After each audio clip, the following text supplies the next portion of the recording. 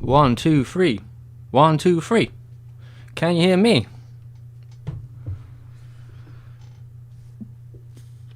I just ate my dinner, maybe a little too quickly. We'll see how that goes as we stream along.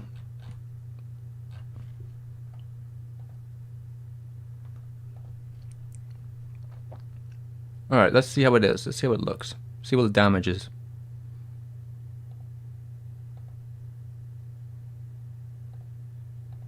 Oh, there we go. Alright. Let's see, let me get a little more. There we go. Move my legs a little bit.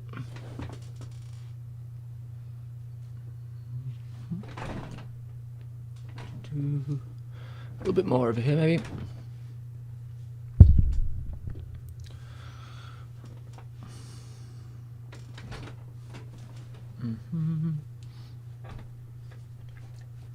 Let's see. There you go. That's my sneeze stream now. Okay, this will do for now. This will do. I'm hot now. I'm hot. Setting up streams is annoying. Just bring it a little closer. There we go. Okay. How are we doing? Let me check. Okay, there's a lot of hellos. Hello, hello, hello, hello, hello. This vibe, yeah. Sonic music is a vibe. I'll definitely give you that. Oh hey, I can't hear you, but you can hear me. I can see you though. I guess at least you got that much going. Oh my god, sweating now. Jeez. Okay. Take a little swig.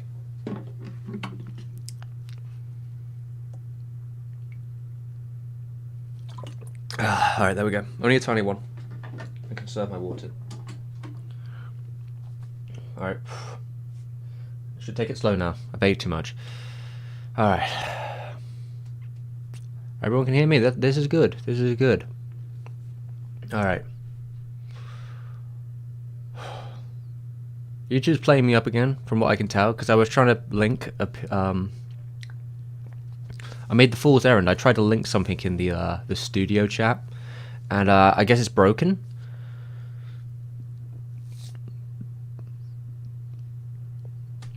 So yeah, it won't let me link anything now. As YouTube is a functioning machine that does totally work, I swear, not really. Let's turn that light on as well. Okay, there we go. I'm gonna try something different today, depending on how the light goes. Just by the time I stop, the light might not even be dark, so I might not even be able to try it properly. But yeah, oh, what was I even saying? Take a minute. Okay, well, I got my thoughts together. So, last week, we released a video. That's a surprise, right? Haven't done that one in a while.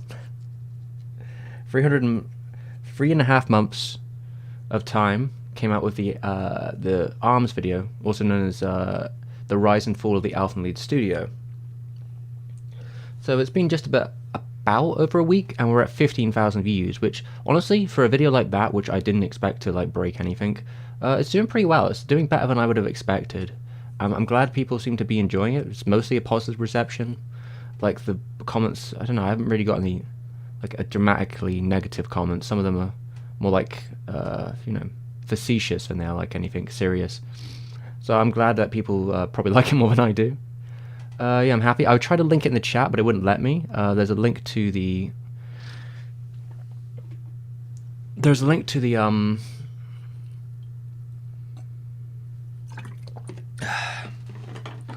the more uncensored version from my Patreon in the description.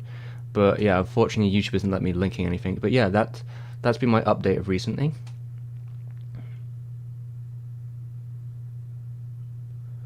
So let's see, where are we at? People can hear me. Apparently Richard Donner died. Is that Richard Donner like the movie director?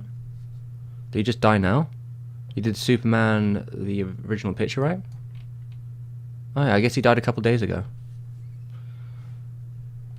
I mean, I'm a big fan of Superman 1. Apparently did he do the Omen too? Jesus Christ, what a surreal. Interesting. Yeah, well, happens to us all. I mean, he was 91, that's a pretty good age. I have not been to Cambodia. Why do people ask me where I visit? Doesn't matter. Who cares? I don't leave my house, guys. I don't go anywhere. Michael. I'm planning to get Ghost in the Shell 1 and 2. Yeah, I had that pack somewhere, Michael. In England at least, there's like a double pack. You can get Ghost in the Shell 1 and Ghost in the Shell Innocence together for a pretty cheap price. So there is like a merit to that. It's convenient. Oh my god. What do I think about the Chainsaw anime coming out? Honestly, Cammy, I probably won't catch it, just because I don't really watch shows that come out like on the new. But I know someone who's working on it, and I hope it's a really good experience for them. Even though Mappa is infamously bad at treating its staff, but I think he's on a contract, so at least he'll get paid pretty well. But I hope Mappa can keep its schedule together, which they usually don't because it's terrible, and they at least treat him well enough that he can get on with the project without any like major interruptions. And I know they're paying him pretty alright in comparison, because you'll hear that a lot of other people in the industry will say what is like 3,500 yen per cut from Mappa, which is stingy as shit.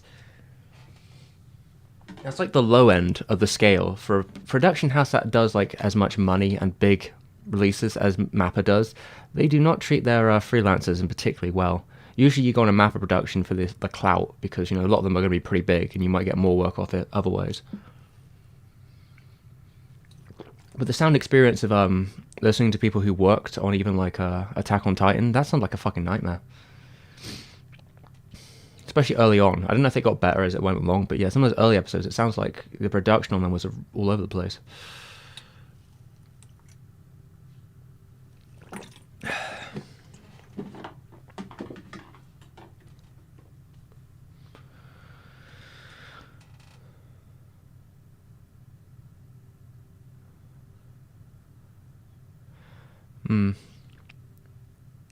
Yeah, so it was the movie director. Yeah, that's unfortunate. The Dono went, but I'm trying to use.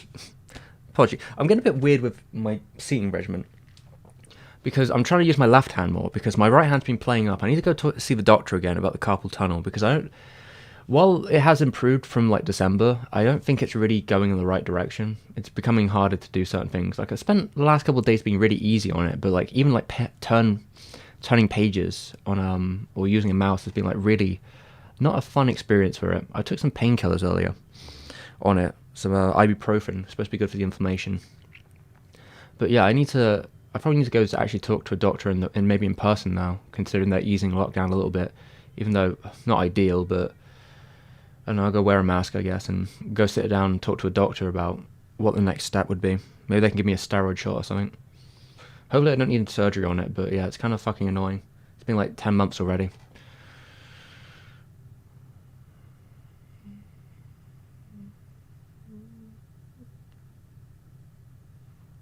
The only good studio treats its animators like humans is KyoAni. I mean, I don't even know if that... It's debatable. Well, KyoAni has a pretty good representation, but like, animators are still animators in the industry. If you're working on TV anime, the deadlines are still going to be harsh. The pay is still not going to be great. So, I mean, KyoAni is definitely a better place to work for a lot of these animators. I mean, you could also argue maybe that, like, places like Ghibli have a good atmosphere and they pay pretty well. But yeah, it's very up and down, a lot of these places. I mean, Bones too has a pretty alright representation as far as I know. But again, I've said it before, you should probably never trust an anime studio, because they'll only disappoint you in the end. Like, most of these studios are out to make, dollar bill. It's not a very profitable industry, to be honest. So like, the people who get the short stick are always the animators first. I mean, even if it was profitable, they still wouldn't give a shit. You see how they treat video game designers.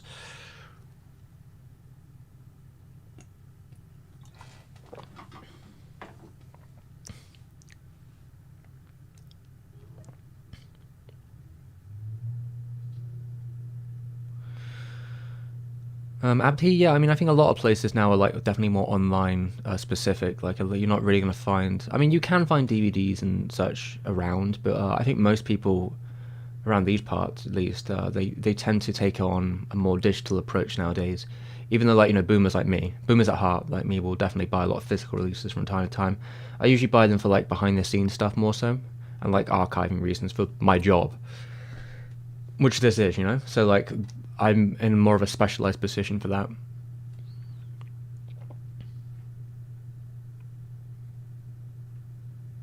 I mean, yeah, Castle Cagliostro is pretty interesting to watch. In fact, it's funny because I'm having to look back on it a little bit since the next video I'm doing is on Nausicaa. So, like, the through line between Cagliostro and Nausicaa is quite connected because that's where Suzuki meets Miyazaki, and that's where they sort of take that line that later then becomes working with Animage, who then becomes making the Nausicaa manga, which then becomes the people who work, the people who own Animage or whatever, funding the movie to make Nausicaa, the movie. So like there is and it's a second directed movie, of course. Between those periods, there's a bit more TMS stuff, but we're going to be like streamlining to the main points before we get to the actual stuff.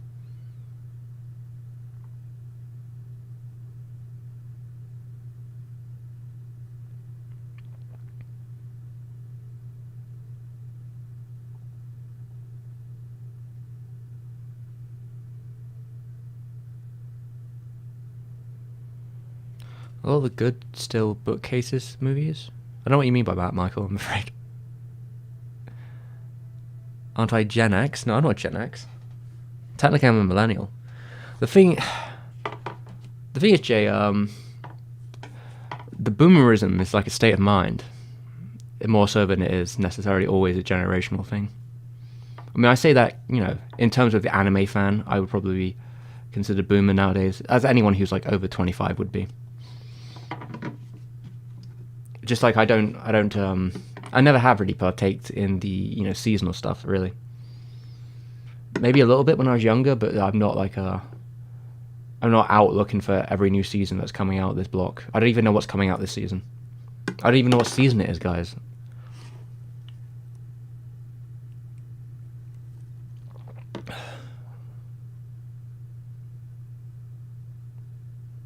Mr. Bright, the AAA budget does not go to the game designers. No, it goes to the execs.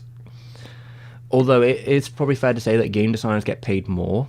They get paid probably a better rate, depending on the country, than, like, say, for example, an animator would. That is true.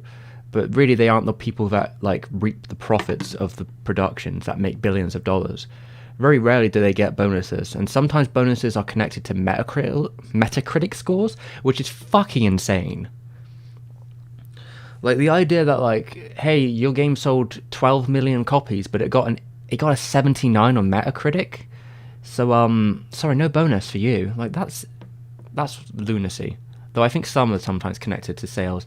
It's kind of complicated, obviously. But yeah, regardless of whatever money they make, if you spend all day and all night at a studio, what compensation really is worth it? And I mentioned this last week about, like, the stress. Obviously with my wrist as well, that doesn't help. But, like, I was having heart problems after the last video because of just I think I just overworked too much. I went too hard for too long. And, like, your health is kind of like the most precious thing you have as an artist. So, like, no matter how much you're paid as a studio, if they're destroying your mental health or your physical health, there's no price you can put on that. I think that's, I'm in a position at least where I can, like, be more responsible with myself. I don't have someone being like, well, no, you have to keep working. I ultimately have to make those decisions. But, like, yeah, it's unfortunate.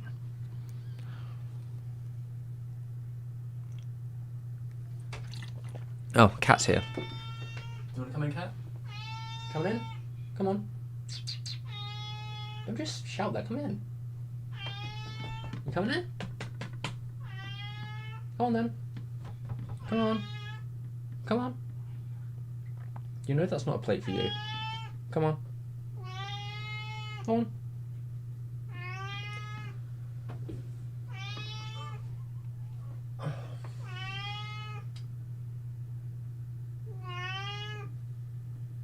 Come on. Alright, let's see if I can get her in shot. I'm not in the right position for you to be in shot. Where have I gotta move this way, I think.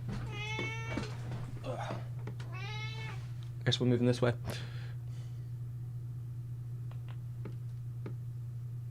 It's your show now, Kat. Tell people what's going on today in your life, Kat.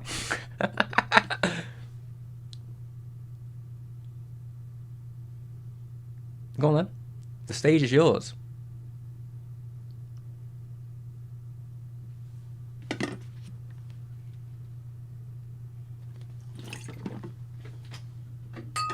Oh. Don, what's going on? I'll give you the mic as well.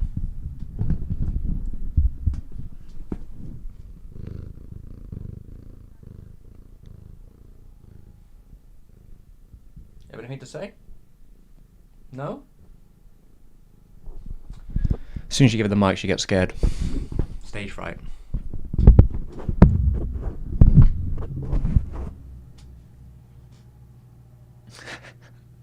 Alright, I guess you exist here now. Okay. Anyway, where were we? I'm trying to use my left hand. I have to keep reminding myself to use that.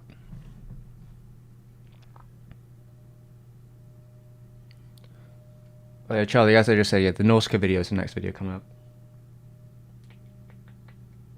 Might take a while, there's a lot to go through. My cat is always talkative. Until she isn't. Sounds so cute. I mean, maybe the novelty would wear off after a while if you have to live with it, but yeah, she is very cute.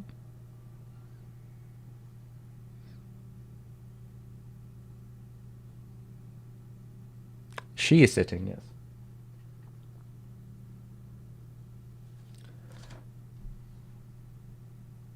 Damn. Michael's cat gave birth to 5 kittens. That's very sweet. Hope you find home. Well, I hope you find some homes for them. Or I guess I don't know if you're taking care of them yourself, but a lot of cats.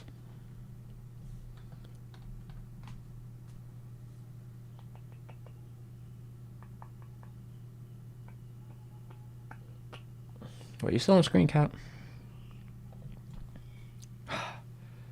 She is kind of, but she's like moved in such a way where she's barely in screen. Cheeky of her. I'm getting really warm too. Jesus Christ! I need to open the window. It's getting hot in here. Right.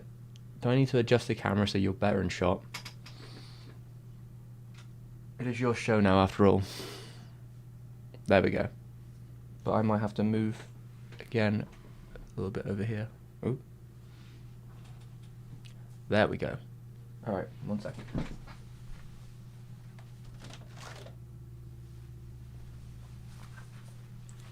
Gotta get some air in here because I am sweltering. It's just very stuffy in here. Alright, back to the chat.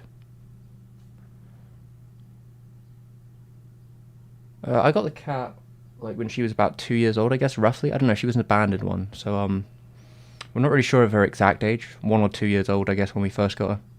But that was a long time ago now.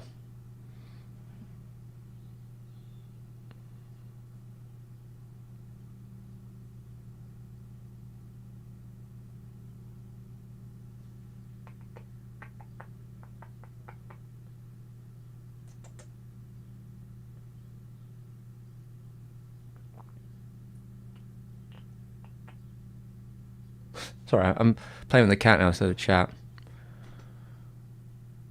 Okay, where were we? The last thing I was saying beforehand was about just on the situation of health. You know, you got to take care of yourself. Last stream I was talking about it because I was kind of just slowly recovering from just like stress. My heart was like not in a great place. My wrist was a bit. So like the last week or so, I've kind of been taking it more easy. I've done a little bit of like small time research. It's been a lot of like reading and sort of chilling out a little bit more. I've been trying to like take it back a notch. I went to see a friend the other day. Someone I think asked in the chat about color design. We were watching the original Berserk series, and I think the original Berserk has really, not always, but like a lot of the time, very strong color design, especially like in the flashback episode with Casca. I think that episode looks great. But yeah, generally, yeah, I'd say the show has a real look to it.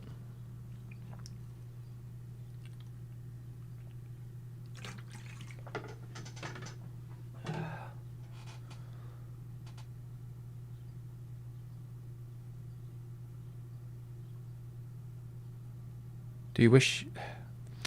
Yeah, I mean, sending pictures of cats in the live chat would be very fun, but I see why YouTube would not want people to be sending random photos in the live chat for obvious reasons.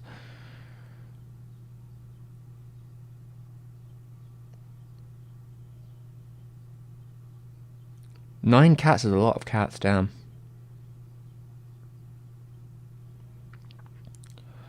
Um, Bright said something about. Yeah, I mean, it's funny you put it that way, but like Murayama's two studios, as we call them, Madhouse and Mappa, are no longer his studios. He doesn't work at either of them. He hasn't for quite some years, leaving Madhouse in 2011 and leaving Mappa, I believe, in 2014. So realistically, they have nothing to do with him anymore. There's absolutely no connection. Seeing them come together, I mean, it has. I don't think it's uncommon just because they had connections beforehand. So it seems like obviously because in the past they had worked together in some small capacity because of Murayama, even though he doesn't work there anymore, there is those like lines of connections. Though neither of the studios have a great representation these days on their own. So it kind of sounds like yeah, it's two big studios coming together, but I don't trust either of them to take care of their staff. So maybe it'll be good, maybe it'll be bad. Who knows? I mean, I'm optimistic about Sonny Boy because I know that at least the One Punch Man director, he's got a little bit of he's got cred on him. So, and he's got the talent and the contacts, and there's like already a very stacked team of people on Sonny Boy. Looks like the colors are cool. They've got Watanabe on soundtrack. The character designer, I forget his name, but he's one of those famous mangakas. I've seen some of this stuff. Hirobari-kun, Stop Hirobari-kun's mangaka. Yeah, it's an interesting like tally of people. So I think that could be interesting.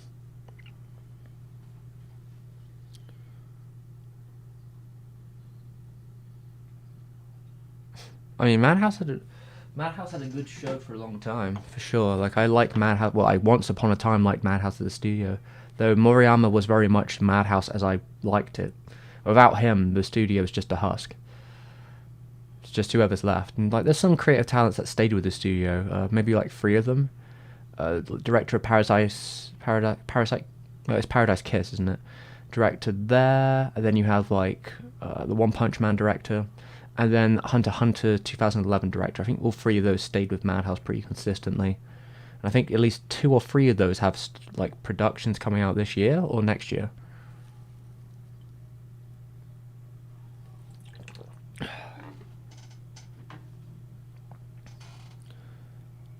Fortuno, you're using Big Four very wrong.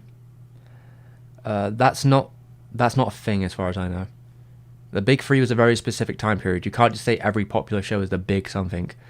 Because I think like yeah, Berserk, Vagabond, Vinland Saga, and Kingdom come from each very different decades, right? Some of them are more new than others. Some of them are not. Vagabond, I don't even think it's in publication right now. I think it's on hiatus still. Obviously, Berserk, we don't know what's going to happen to it. Rest in peace. I think Vinland is still going. Though I'm not as... I'm only familiar with two of them, really. I'm not really as familiar with the other ones. How's it going, Nico? Pink Pineapple is the best studio. Well, Pink Pineapple is definitely the most unique studio that I talked about in the last video, maybe. Let's put it that way. I don't know if they can be considered a studio. I think they're more like a production house. Like they're like a label. I don't think they don't. Pink Pineapple doesn't really have like as far as I know, like an animation studio that is theirs. They have people they like contract.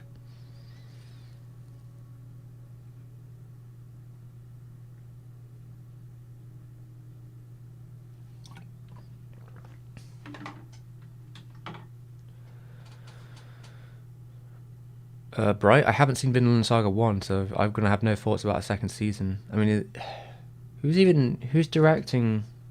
Maybe the chat can tell me this. What production house is behind Vinland Saga? Is it the Attack on Titan one? God, what's their name? Yeah, who animates that production wise? I have a feeling it's them.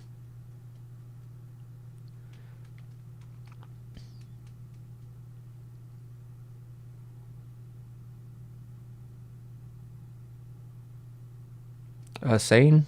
Abe. So yeah, Abe being like, I think we're talking about the illustrator, right? So Abe was Madhouse producer for weirder anime like, well, I think you're getting very confused here because a lot of those shows you just mentioned aren't from Madhouse.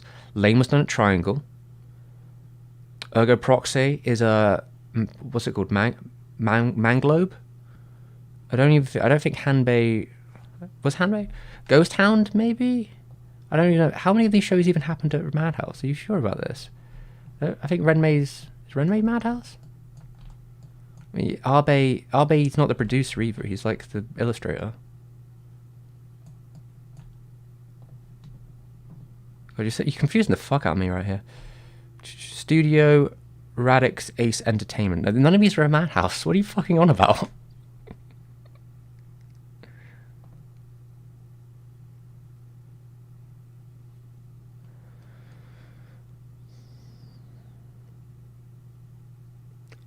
Saying what are you on? Oh, Wit. Oh yeah, Wit. So it's is it Production IG or? Oh, okay, Wit. It is Wit. Yeah, I mean, I think Wit came from IG, right? Isn't that how it goes? That Wit was a split off. Sleepy cat.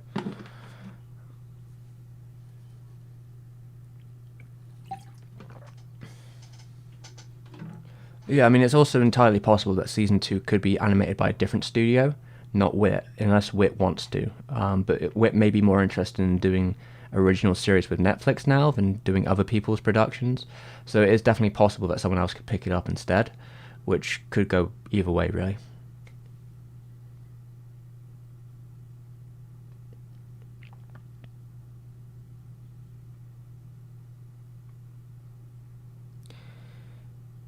Oh, God. Mappa doing it, that would be horrible. They haven't got enough to do already. I mean, they take it, but...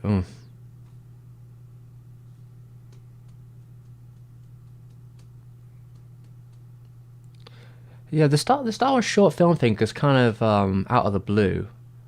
It's a weird decision from Disney, I guess. It sounds like something that George would rather do than Disney. I guess Disney's just looking for like niche. Maybe Disney's looking to get on the anime train in some way. Maybe they're like testing the water. Like anthology films don't usually happen too often. I mean, Animatrix, Halo Wars, etc. Batman Gotham, is it? Whatever the Batman one was called. There's a couple that you see here and there, especially when it comes to like American productions and anime studios. I mean, I guess it's good. It's good for the animators. It'll give them something to do. Maybe some of the shorts will be interesting. I'm a little apprehensive with Disney holding on it. I hope they just kind of let them do what they want, I guess, the animators, and just sort of just go with it, because, you know, I don't know, studio interference seems to be the bane of these sort of productions. Yeah, I mean, Triggers is probably going to be cool. Not really sure if I don't know, my investment in like modern day Star Wars is pretty low at this point, especially from Disney.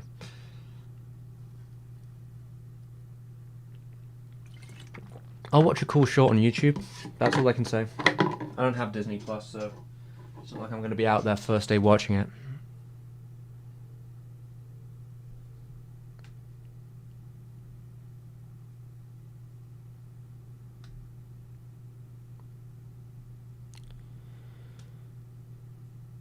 Where are we at?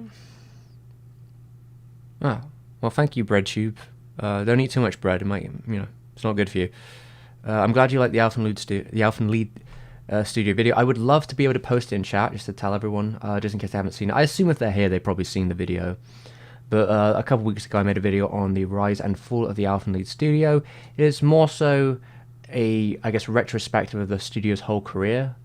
which started in like the early 90s, kind of became their official name like 96, and it went until I guess technically last year when they filed for bankruptcy, but very much so they peaked out in about 2015 and then basically slowly stopped making content after that and becoming more of a production house assistant. They did a lot of like secondary keys on like Mob Psycho and Boruto and all the other Perro shows.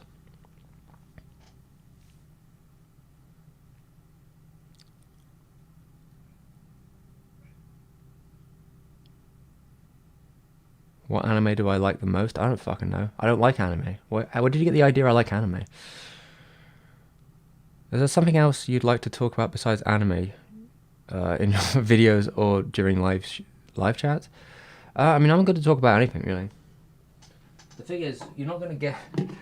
If you ask me like random questions about anime on chat, I'm not going to give you very enticing answers because most of the time, like I think it takes time to really think out a position, and I'm not a very particularly off the head person when it comes to stuff like what about this thing, what about that thing, like. I don't do that stuff. My brain kind of very scattered. So the idea of being like, list me 17 anime about chihuahuas, and I'm like, I don't fucking know one anime about chihuahuas.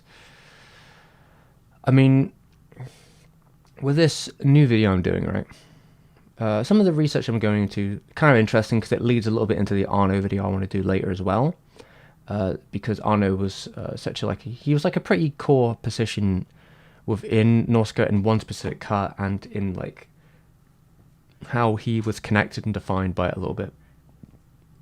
Like I was reading today in like an interview where Arno was basically saying like he lived in the studio. So it was Topcraft. So Topcraft had recently finished working on a movie for ITV, and so it was like I guess a co-production. It was called The Last Unicorn. They'd finished doing that. I assume someone had seen it or knew about the work at Topcraft. I think some people at Topcraft had worked Toei prior and other places. So like they had a reputation and they started doing Nausicaa, and Arno lived in like he had a flat I think in Osaka. But obviously all the animations usually done in Tokyo, so he was like living in the Topcraft place. He like slept under his desk for 2.5 months to do his cuts. And he'd done something similar beforehand because he'd been working, I believe he'd been working freelance for Macross and a couple other places. So this is kind of a common thing for him, but it's pretty wild to think about, even so. Like, I props to the dedication. Probably not the healthiest thing to do, but I guess when you're a young man of 24, the world is your oyster. Bye-bye, cat. Come back soon.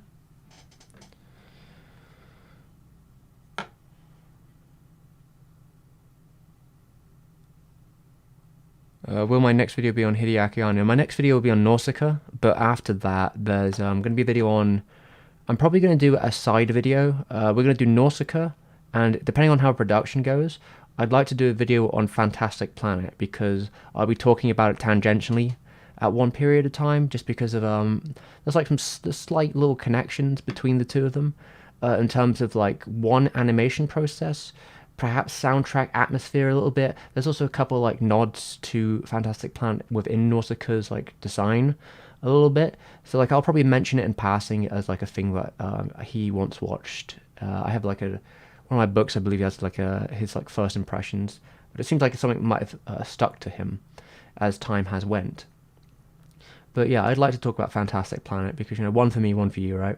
Let's talk about more weird French animation, because that seems to be a little caveat I seem to get into from time to time. I own it on 2 different releases, the English one and the American one, because each of them have different stuff. I also have a prior DVD that has some other information in there. I'm going to see if I can bring it all together and do like a shorter video, maybe like a quicker, shorter video just about Fantastic, because Fantastic Planet has like a fascinating history, which is pretty fucked up. About how long it took to make, how it was made in Czechoslovakia during the time when the Stalinists like invaded and they wanted to kill the director, and it's fucking insane stuff. And Rob Topper, I think it is, who's like the guy who also helped do a lot of the designs. He's like secondary mastermind behind it. He doesn't usually get a lot of play. There's some definitely interesting things to say. It's also a fascinating film. Definitely one of my... it's been a while since I've seen it, but I've always regarded it as like one of the animated films that left a real impression on me, like one that I really like because of its weirdness.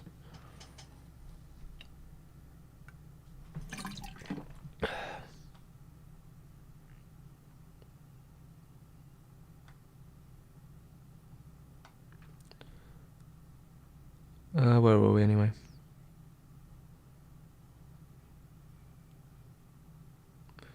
Well, okay. Do I still animate? Nero is asking this. Are you more into creating video essays? Well, like, I animate for the videos these days, and like with my wrist being fucked as it is, like carpal tunnel, I'm not exactly doing any like casual animation on the side because I can't. So like if I'm doing any animation, it's usually for a video I'm making, any cuts or little bits and pieces. You know, maybe I'll do some drawing off the set of it, but depends how my wrist is that day, really. But you know, sometimes, you know, if I'm hanging out with friends in Cool or something, you might do like a draw stream thing, like we just hang out and draw a couple of things really loosely.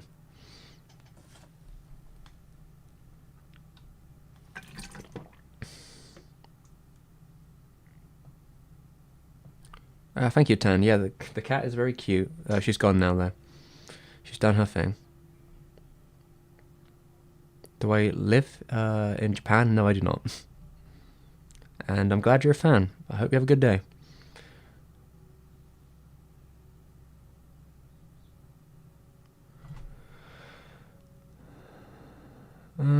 Mariok, I don't know if it's necessarily confusing that Miyazaki and Arno are friends. They definitely are like different kind of people, but I think maybe that's what attracts them together. I mean, if you listen to them talk about their history, I think it becomes quite apparent about why they are like the way they are.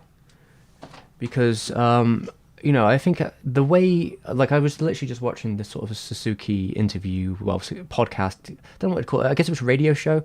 Arno and Suzuki, like, sat down for, like, 40 minutes and just shoot the shit in, like, 2010, 2009, somewhere around that time.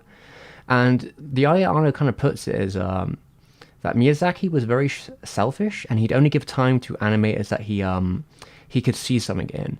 And I guess what he saw, you know, from what Arno would have gave him, because I think they put a note out in the paper, in one of the magazines or something, they were looking for more animators, and, you know, Arno came, they sat down and they talked, he saw, like, some of his work that he sent with him, and obviously Miyazaki saw, like, the potential in Arno, and I mean, Arno, what's that thing Miyazaki said, like, he was like an alien, like, he came to me like an alien, like, a man from a different world, and they talked quickly, and, Miyazaki had said something like, can't you come now? And he's like, well, I live in Osaka. And he's like, I want you here now. And for whatever reason, in some ways, you could say their relationship, at least the way Arno presents it, is that it's kind of like mentor and student in a way. Like that Miyazaki gave him this really important cut because he trusted him, and sort of working together and figuring out their ways and sort of the up and down of that. But like apparently Miyazaki just really liked Arno. Like he thought, I think Miyazaki is a guy that finds people interesting, even if they're like radically different than himself. He likes interesting people that he relates to on a creative level. And Arno and him kept in contact, and they continued to talk. And there's a little sweet story in there. I mean, usually you'll hear stories about him being an asshole, Miyazaki, and I think that comes out very bluntly, but in almost no way that why Arno likes him. Arno says something that, like, after production, that someone, like some lady, some animator, was just like asking him about Nausicaa, being like, is it really okay if all the humans die? And Miyazaki's like, yeah, fucking who cares? Like, you know, as long as something survives, it doesn't matter if all the humans die. Who gives a shit? Like, that was his kind of perspective. And Arno was like, he's very blunt, and obviously that he saw Miyazaki as a very openly earnest man, in a way, or a man that sees nature beyond humans. Has a bit of an edge to him, I think was the quote he said. And Arno liked that about him. So, in the end of the day, unlikely people attract, I guess, when their visions are similar. But even like there's the nice story. That's not the nice story. The nice story allegedly that is Arno was when Arno was incredibly burnt out after finishing Ava. He was in this position where he was like, I never want to do animation again because I had such a horrible experience with it all. Miyazaki like got on the phone with him and like encouraged him and be like, hey, just take 6 months off. You need to take 6 months off. You just need to like, you need some time to like really heal. Like, do that. And gave him like a bunch of encouragement. So like yeah, they may be of different worlds and different genres, and you'll probably hear both of them being like quite critical of the other's work. But that's how Miyazaki is with his friends. Like there's an interesting part of the interview where like Arno talks about how he thinks the layout in Princess Mononoke is really bad because he thinks it's so flat. And I think this has to do with like how Miyazaki uses planes, and Miyazaki's all about like spatial planes that move horizontally, not like through. And I think Arno is really much more about through lines of depth and scale. But yeah, it's a very strange perspective, I guess. But I guess he'd know more than most. He's very particular about that sort of stuff. But yeah, like he had very specific opinions about all the works, and I imagine Miyazaki has said similar as him being like there's that interview when they were in the desert, and he was talking about how like he thought Ava was like too much of a pessimistic work. It's too much of a downer in comparison to like Nadia before it and all that sort of stuff. So yeah, I think they're an interesting duo, very opposites, but you can obviously tell that fucking Miyazaki likes him, because why else would he get him to be the main voice actor in his last film?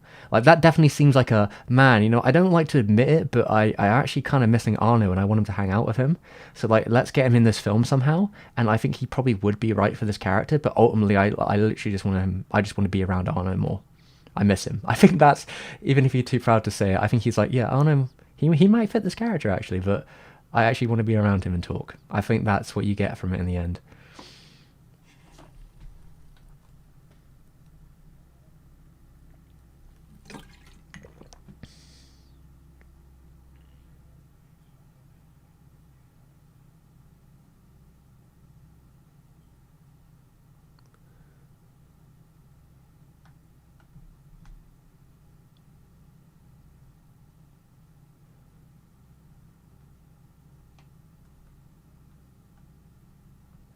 Sorry, what were we? Yeah, I live in the UK. I mean, it seems to me that yeah, like it depends what you mean by otaku, I guess. I mean, Japanese translation being like what, like a nerd, like interest nerd, like very specific interests in if it's guns, military, manga, anime, etc. I've had my first vaccination.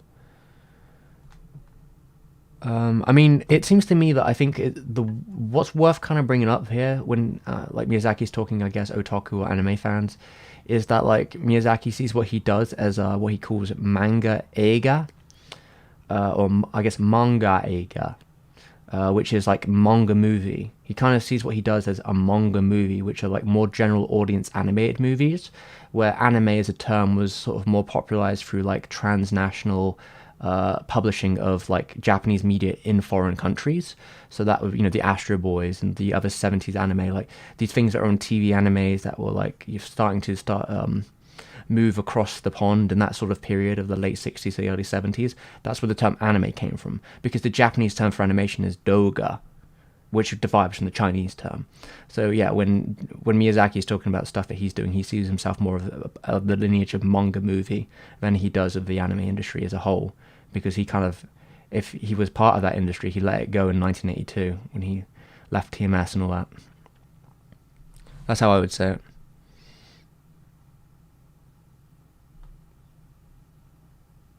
I mean, otaku for Miyazaki is living alone. I mean, possibly. He also kind of mentions it as people that don't look beyond their own nose, right? People who don't do like life drawing or observations, or if their interests just are too, for him, they're too like close-minded. But I think Miyazaki himself is a form of otaku. I mean, even if it is like European otaku, or train otaku or plain otaku, like he's got his own like niches that he's very much into. He's not that far away from them, though. I think he does like to expand his horizons, perhaps more so. And I think there is something to be said about looking outside of your medium for like stuff to be inspired or interested in. I mean, even Arno himself isn't exactly like he likes anime, he likes special effects movies, he has a very specific taste, and obviously Arno would look beyond simply just Ultraman 1963 or whatever. Though obviously those things still play to him, but his works are definitely more of a greater thesis than they are like specifically resurrecting the past.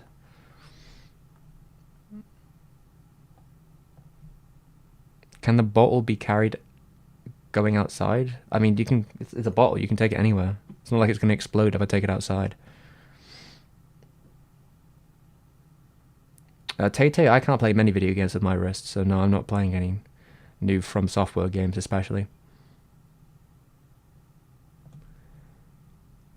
Anime means animated show in general. Well, it depends what we talk about here, because in a Japanese context, like I said, the word anime is derived from the period in the late 60s and 70s when they were exporting Japanese animation to foreign countries, and they used a more modern term to do that. And as time went by, it became more like a generalized term in Japan for animation, for sure. Though I'm assuming most people in the chat here are not Japanese. So like when we say anime, it's a product of marketing. And that product of marketing is that, when trying to sell Japanese animation to gaijins and Westerners, they needed a new name for it, right? And sometimes some people start calling it Japanese animation, or Japanese technical animation, or something stupid like that. Some called it Japanimation, and there were some other terms that were kind of thrown around for a little bit. And ultimately, anime is the one that stuck from like 92 onwards, more or less. That was a term that people tend to use now, and that's what it means. It isn't a style per se, because anime can look any way it wants. Like there's no in-house style. Decade to decade, things change. Really, in its purest form, it would mean Japanese animation if we're talking from a marketing perspective. You're only muddying the waters when you pretend it's other stuff, because then it moves into like Orientalism, because you're saying like, because if that's anime, then everything's anime, right? Either you use it like the Japanese, or you use it as a term to signify Japanese animation. Yeah, Miyazaki playing otaku, definitely.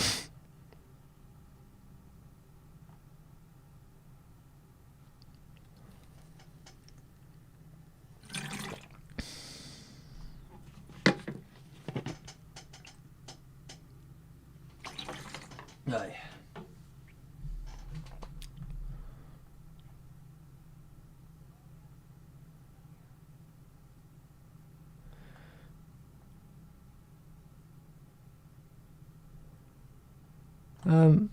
Yeah, Meriog, like, there certainly seems to, well, I think Miyazaki very much loved Takahata, though I think they squabbled and they argued and they annoyed each other and frustrated each other and rubbed against you. I think that's how Miyazaki is, though. Even with all his people that are like self-described friends, he's like always like that. I mean, I don't even know if he's been arguing too much or shouting too much at Arno. There are some like funny comics that Arno drew where like Miyazaki is very like that at times, especially when he's working. He becomes a real asshole. But you can see that with Takahata and his relationship. A lot of it is shit talking each other. But in the 2000 like that radio interview, I mean this is I guess 2010 whatever it was. I remember Suzuki basically said like 50% of what Miyazaki says any day is about Takahata, good or bad. Like he just talks about him like non-stop. Like this is the man that I think had inspired him the most. I mean, if you look at anything, like they were talking about the idea of like a rival or like something to like work towards as like a driving point for these directors. And they were talking like how Oshii was like, Miyazaki is somewhat that to me because he makes those films, I can make my weird films. And then Arno talks about like how he sees in some ways like there was a somewhat competitional spirit at points, like with End and Ava and Princess Mononoke coming out at the same time, but mostly it is more like a mentor master kind of thing going on, more so. Though someone like Takahata and Miyazaki's obviously seems to be he's been chasing the Takahata for it seems like his beginning of his career, like that whole horse stuff, the remaking of Horus 1,000 times. It seems to be a constant for him as a man.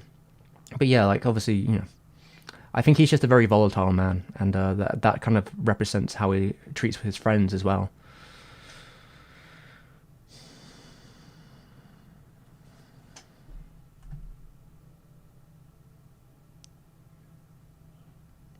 Didn't Suzuki pitch the idea for Arno to be in the film? I think Suzuki may have brought it up, but Miyazaki is the ultimately one who made the decision. I think, but like Suzuki may have made that decision because he knows he likes Arno as well. But like Miyazaki, he sort of jokingly thought about it. So I can't remember if, I don't know. You'd have like a lot of it's obviously you see bits and pieces of that in like the Kingdom of Madness and Dreams and all that, but it's hard. It's hard for me to pinpoint. Like, obviously, as a documentary, they're kind of they're rolling with it a little bit, so it's hard for me to tell like how much of it's on the money and how much of it isn't. But if it was Suzuki or Miyazaki, it was ultimately Miyazaki's decision who plays that role, and he decided that Arno was the person that he wanted after consideration. And I think a lot of that is that he wanted to hang out with him.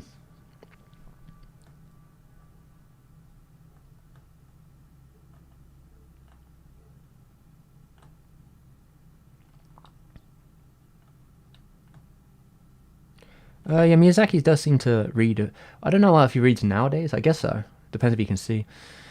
Um, yeah, I mean, there's a funny bit in the end of the Nausicaa manga where there's like a little translation, I guess, from like volume one or whatever it be, where he talks about how he once upon a time was reading this like Greek, like a Greek compendium of like mythology, about the history of that, and they brought up Nausicaa, the Greek character from the Odyssey, and they devoted 3 pages to Nausicaa. This character is very small within the Odyssey as a whole, sort of a character that's in and out. But apparently Miyazaki was sort of like brought to life by this 3 page like description of Nausicaa as a character, and was like, "Whoa, this sounds great!" And then when he actually read the Odyssey, he was quite disappointed by how limited her appearance was in the whole story. It didn't quite capture his imagination like the original description, like the original analysis or description of it did. So he wanted to bring in Nausicaa that brought those qualities to life in his own work. Hence where the term Nausicaa came from, and her like her personality, her like beliefs. Some illustrations kind of paint her to look somewhat similar with the hair and the gown, but that's debatable, I guess. But yeah, like Nausicaa definitely derives from that Greek, from the Odyssey in some ways, even if it's in disappointment. No problem, 10. Hope you have a good day. I've never actually seen anything from Studio Ponok 10, though. Maybe in the future I'll do a video on the director, like the head director from there. I've forgotten his name now, but the guy who did like when Marnie was there and that. I think that at this point, whenever his next production comes out, I guess there'll probably be enough to like talk about his trajectory, as like in some ways he was kind of I guess shooed as like I guess a protege for Miyazaki at the time. Miyazaki, he worked with him. He did the script for that video, like the movie, and then he was left to do like everything else, the storyboard included. And then he went off to do his own thing there, and eventually he left the studio. I think maybe because of Suzuki, if I'm honest. He left some pretty harsh words on the guy for about how when Marnie there was like underperformed and aiming for the wrong audience and stuff like that. And I think maybe he saw the writing was on the wall and was like, "Fuck this, I'm out. I'm leaving to do my own shit. The studio looks like it's going to shut down," as it was at the time. So they went off and did their own thing and created their own studio, and good for them. But yeah, I'll probably try and consume it as a whole. I think that would be a more interesting way for me to sort of see the trajectory.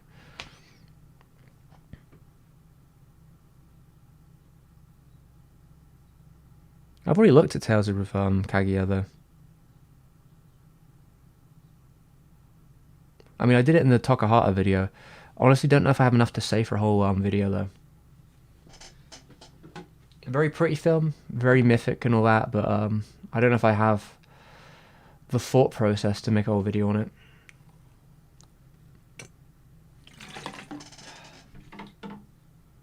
It's beyond me right now.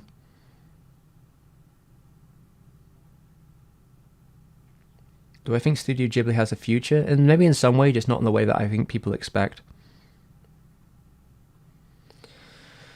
The thing about successor to Miyazaki is that there's like a lot of talented people who've worked at Ghibli over the years. Like hugely, there's so many of them. It's just most of them don't stay in the studio. They leave and go somewhere else because, I mean, if you've heard it, so the studio's kind of, I don't know. It sounds like getting a movie made in Ghibli is very difficult, to say the least. It seems that way to me, at least. When you hear like Hosoda talk about trying to make House Moving Castle and how they were kind of just like, no, just do what Miyazaki did. Like they wanted him to puppeteer a Miyazaki film. They wanted him to do something very close to Miyazaki. They didn't want Hosoda to sort of stretch his wings and do his own thing. They wanted a Miyazaki Jr. That's what they hired him to be. And that didn't work out. His ideas, his pitches, they were rejected, and he left. I mean, probably a bad move for them, because I think having someone like Hosoda at Ghibli would have been a good move long term. He's definitely a creator that would have been useful for the studio to have. But yeah, there's been plenty of incredibly talented people. Most of them left the studio though. Like, the director of Oko's Inn, he'd worked with Ghibli for years in Madhouse. Just hire him, whatever. Or what about director of Cat Returns? Bring him back. Also pretty solid directors. Like, there are so many different people they've worked with over the years, co-directors, assistant directors, pianists. They have plenty of people that they could bring up if they really wanted to. Just a lot of them don't have that star power name, I guess.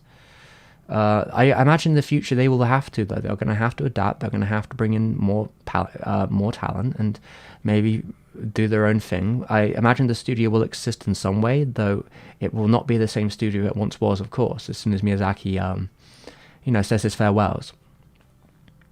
It will be different, and I guess they'll evolve and survive however it needs to be, if they do survive. That's just life, baby.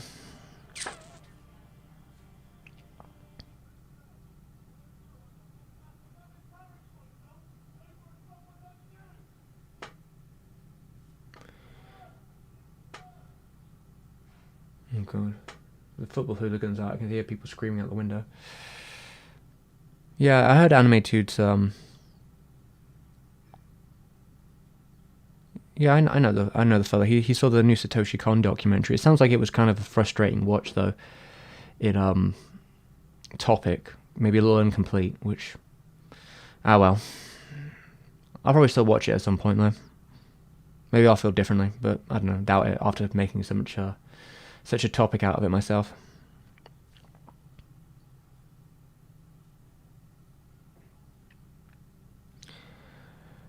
Yeah, like from what I understand in the Odyssey, she's like on an island somewhere, and she helps Odysseus. Is it Odysseus?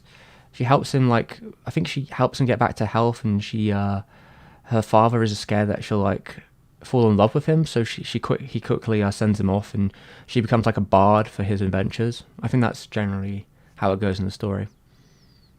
How's it going, Greg?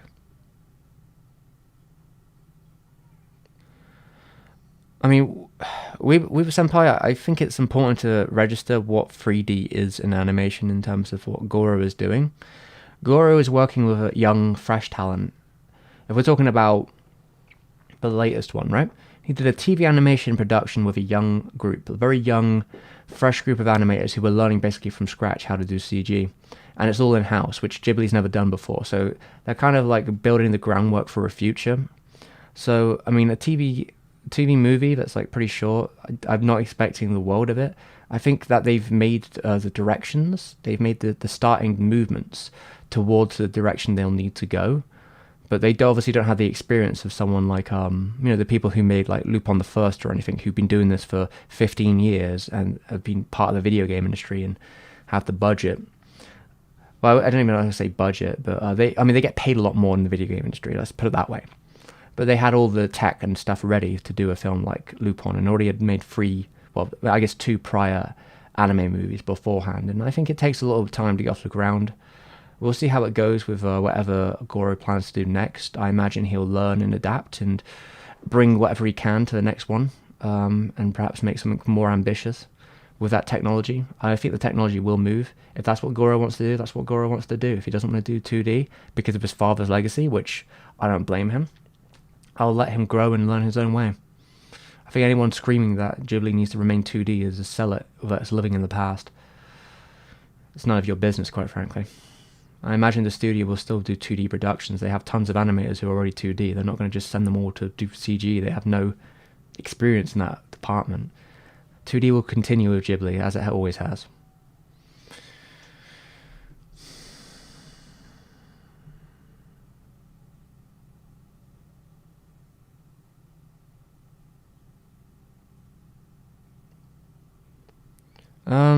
Happy, I hear Instagram's fucking dead anyway now. Yeah, my account like got like attacked. I don't know how to put it. My account got like 1,000 fake followers that ruined my feed, and Instagram wouldn't do anything about it, so I stopped using Instagram. It wasn't fun to use anymore. It was a mess. So and I always found it incredibly annoying to try and get photos onto Instagram, because you have to, if you want to do it from a web browser, you have to use a weird third-party thing and figure out dimensions, and my camera on my phone was shit anyway, so I was just not interested in using Instagram anymore. And it seems like it's going the way of the dinosaurs anyway, so nothing lost, nothing found, or whatever.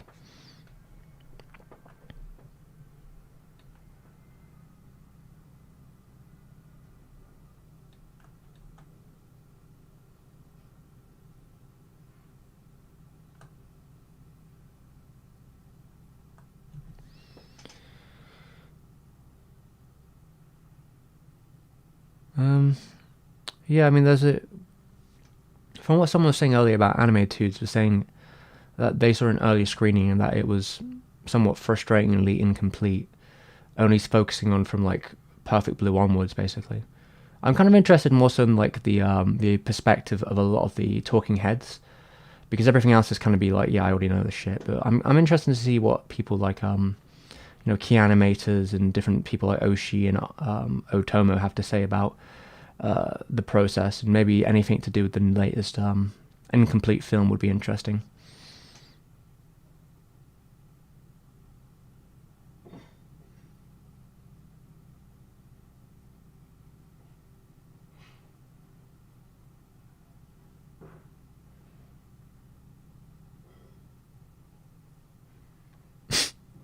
Greg, it sounds like you don't really like Gundam. I don't know why you keep watching it.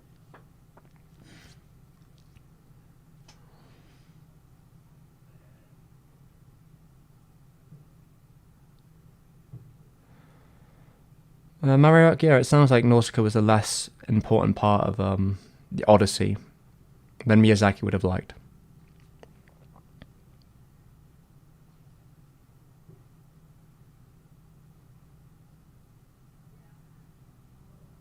I got enough to do, my man. I'm not looking at other people's work. I've done my piece on the film. I'm not really. I don't know. I've got not much else to say about it right now. It's not on the cards. I got a lot of other stuff to do. I mean, I like Gundam. I like the tone. I mean, I know people who say that like Gundam is very much a Tomino projection, right? It is a Tomino thing. It's the mind of Tomino, and he's kind of a madman. He's all over the place, and he has very specific feelings and things that he wants to convey in his own way. I guess you could say he has a style of his own. I see why people would like compare it to Lucas, because they both have, I guess, galaxy brain in a way, especially when it comes to their dialogue. Oh, the cat's back. You coming in? Come on. Stop screaming. Stop screaming and come in. Hey. Hey. I'm right in front of you. You can see me. Come in. What are you screaming about? Oh, you're wet? Is that what? Is it raining outside? Gosh darn. Coming up? I can make sure you're in frame again. What are you doing? Hey, chill out. Chill out. Huh? Ow! What the fuck? She cut me. Calm down. Hey, no, don't run too... You're gonna hit something. You know you're blind. What are you doing, Sliping? Oh, come up. Chill out. Chill out. Chill out. Hey. Chill out. Alright? Stop screaming.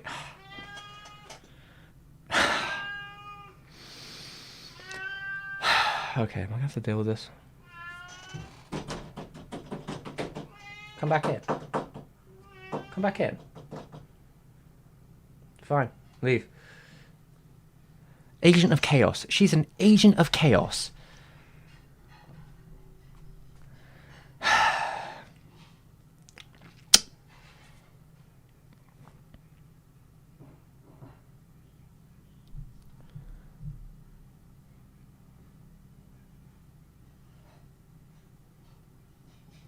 Okay, where are we at? Loud honker. Yeah, you've arrived for the cat to attack me and run away.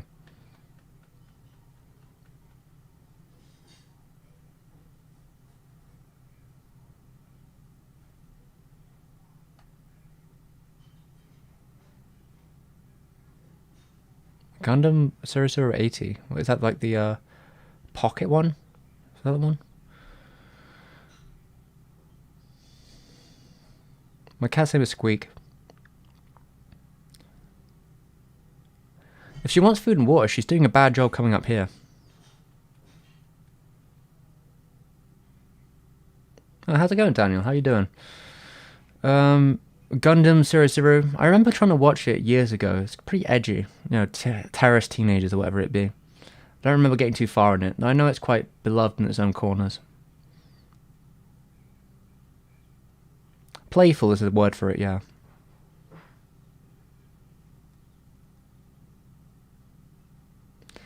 Aggressive. I don't know. She's not necessarily aggressive. I think she's just having... She's having like a moment. Sometimes when she comes in from outside, she goes a bit manic. Like, you know, she's like in beast mode. Sicko mode, you could call it, when she's just running around. And like I said, her vision isn't too good, so I think she's just like attacking anything. Because she's in, you know, feral mode for whatever stupid reason. Still, she hasn't like chilled out. So sometimes she'll run around and do stuff, but like she doesn't see too well, so she shouldn't be running around because she's gonna bash into something and hurt herself.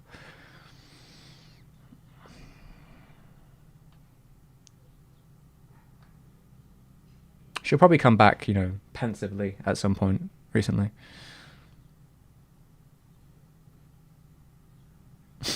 Cat training you to shut her up with... I mean, sometimes that's the only way you can deal with her, quite frankly. I have a cat that is stray, but a family of cats. It's great fun to watch them play. Oh, that's nice.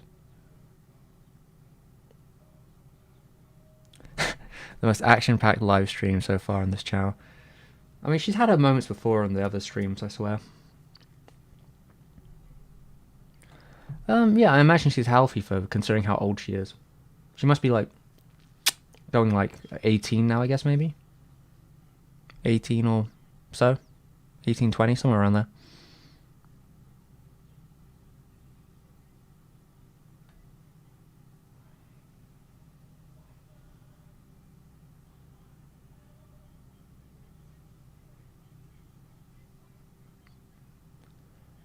I don't know, Greg. I think there's a lot of nuances in talking about Tono. I think saying the only good one is 79 is kind of losing a lot of it, quite frankly.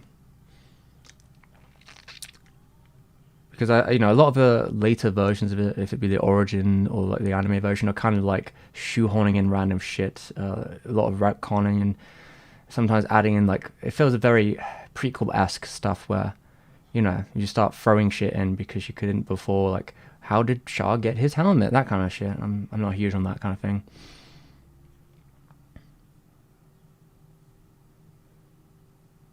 Is there a lot of action in Gundam? It depends on the series, I guess.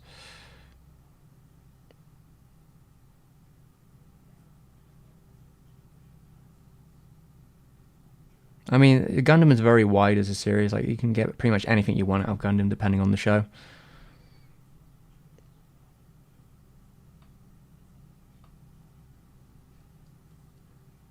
Yeah, she's probably like 18 or 20, I guess. She's quite old. Daniel says his cat's 23. Oh, okay, he's no longer with us. Rest in peace, cat. That's unfortunate. Yeah, she's pretty healthy for a cat her age, as long as she keeps taking her medicine.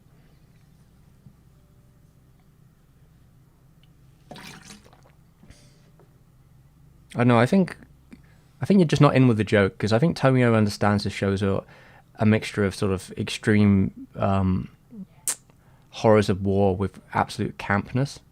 It's kind of his whole thing, right? This sort of weird mix between these two. It's almost memonic. You know, it's heightened memery.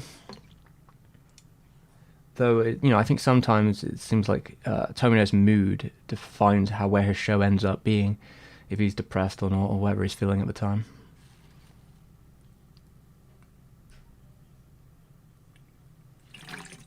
That's okay, Daniel. I hope you're doing alright. Hope you're getting along, but you know, I understand we've all got shit to do, right? There's a life to live. But yeah, hope you're doing okay. I'll go close the door again. Until cat comes back. Close the door.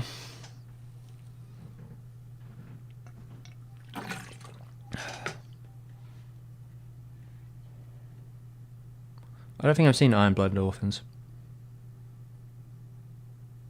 Gundress. Not familiar with Gundress, I'm afraid. Wait, who's going? Oh. Did I miss something?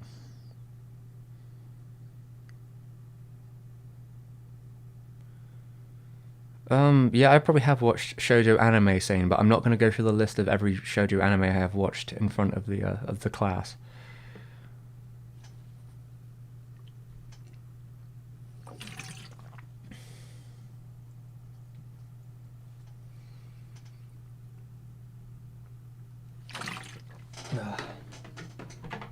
It's good hydration. Well, what we say before the cat completely derailed my train thought, my thoughts of everything going on. I don't remember. Was there a conversation before that? I don't know. My brain is all over the place. I mean, I suppose. What have I done the last couple of days? I read like 560 pages of Nausicaa yesterday because I was going through both volumes the last couple of days. That is unbelievably dense. I think my brain melted a little bit, but I did get through the whole of volume 2. And yeah, it was a lot. But yeah, I mean, it's for the video, so what you're going to do. I think, was Iron Blood Orphans the one by, is it Mary Okada? I know, like some of the newer Gundams, sort of, I guess, were doing their own thing. Thunderbolt, Orphan, definitely have their own sort of fan bases for specific things.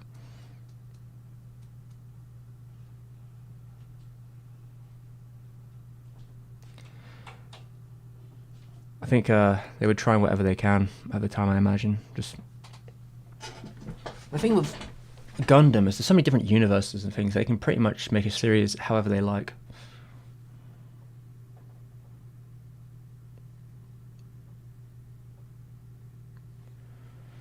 So that's the thing.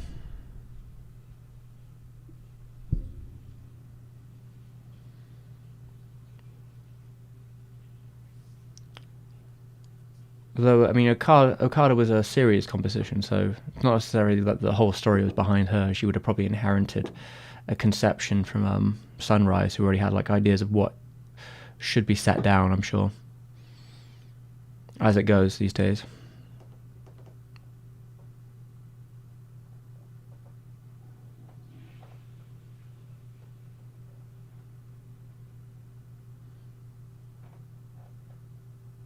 Okada will be good or not. I guess everyone's work will be good or not. I guess it depends on your preference, right? She's pretty well established. Like, some of the stuff I've seen from Okada I like. Though I'm not exactly the biggest, what would be the word? Not exactly watching every project she's ever done.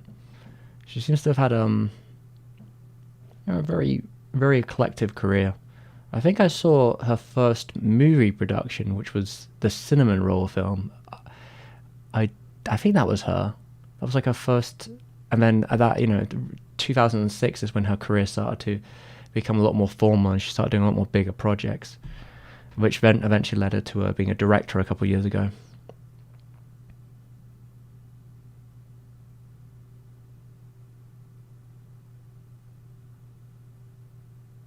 Yeah, I mean, she's worked on a lot of stuff for a long time. I wouldn't expect anyone to have seen it all, like, unless you're like the biggest fan, for whatever reason. Have I seen Corpse Party? No. And Weaver Senpai, when it comes to hype, I don't really care. I don't know, like, if you ride a hype train and it doesn't live up to your expectations, like, that's kind of on you, don't you think? Like, if you're willing to buy into hype as a construct and, like, the idea of people upping up something that's going to be the best thing ever, and then you end up disappointed that it's not the best thing ever, I mean, what do you expect to happen? Like, I don't know, I think it's a bit silly. I don't really, I'm not really interested. But again, this is probably because I don't really look at things like the trends happening day to day. I'm more interested in, Do I like X creator? Are they making something new? What's it about? Does that sound interesting to me? Oh, okay, yeah, I'll give it a go, and then we'll go from there. But I'm not exactly the most timely people, so by the time there's a hype train or not, I probably didn't even know if there was one to begin with by the time I watch it. So, but yeah, I think you can be quite clouded on a first view if you have certain expectations of something that are, unhealthy.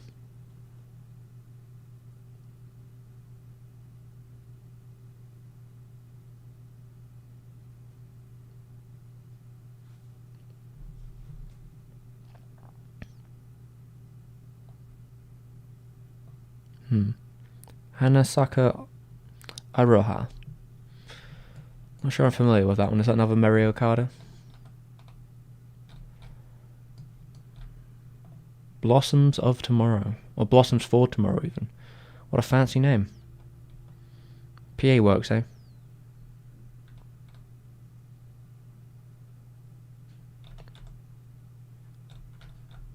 Was it like a slice of life or something? Yeah, it looks that way. Alright. Well, that's nice.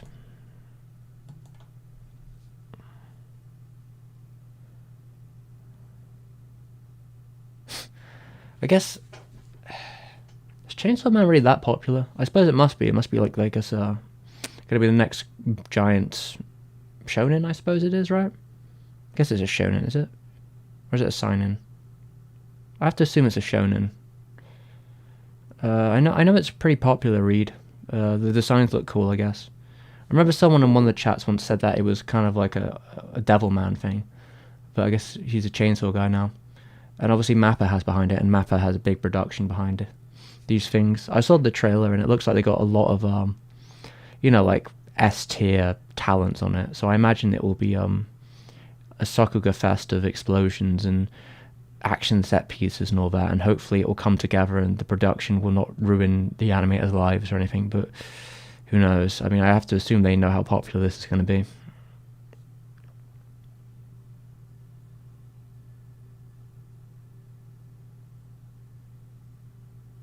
I kind of liked it until one of the girls chocked another one, and no one saw anything wrong with it.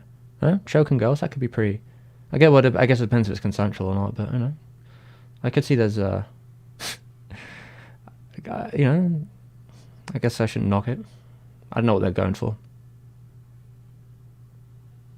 There's a shonen but really gritty. I mean, yeah, but there's a lot of shonen that are really gritty.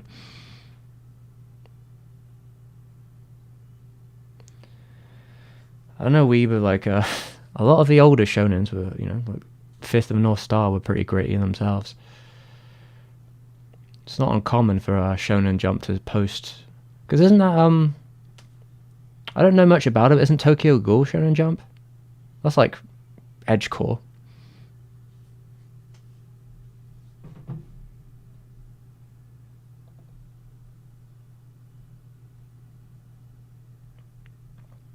Like Gunhead? I don't know what Gunhead is. It's pretty popular. Fujimoto, who had made Fire Punch before, which was well liked but never super popular. Chainsaw Man is pretty popular in the manga sphere.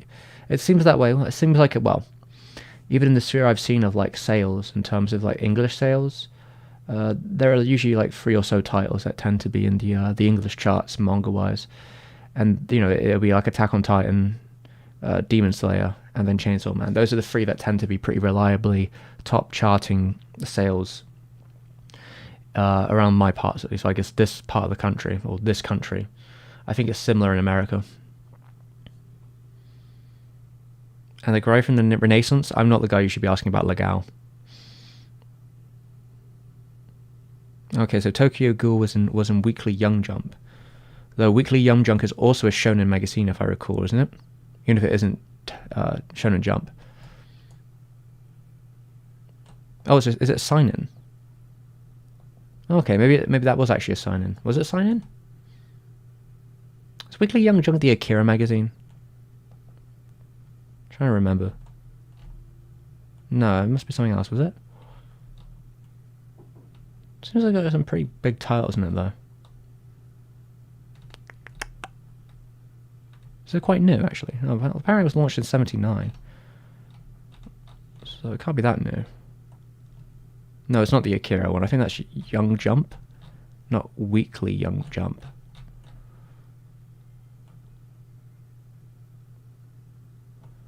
Oh, Brumhilda, wasn't it, though? And Elfen Lied. Oh, this is the lead title. Oh, okay. Yeah, this is the lead magazine. Guess it is signing then.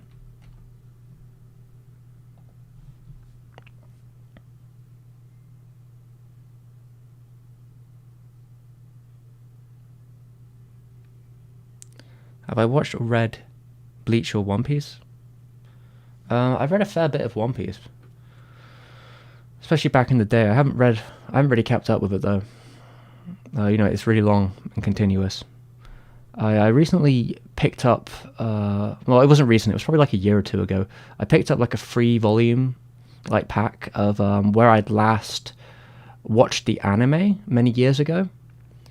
It was just after the time skip and their first arc. So it was getting into the like Vegapunk stuff, I think.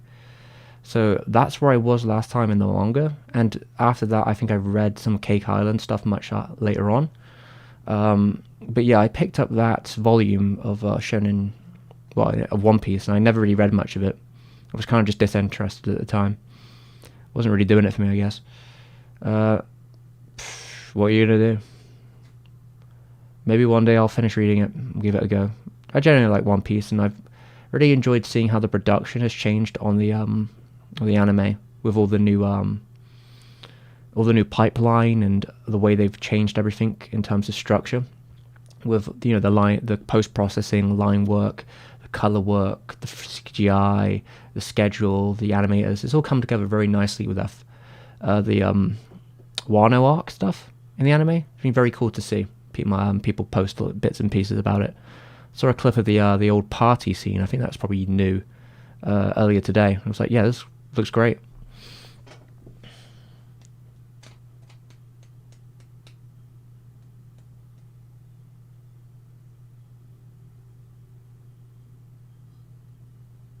Do I have a favorite anime soundtrack? I wouldn't be able to tell you off the top of my head. Never do.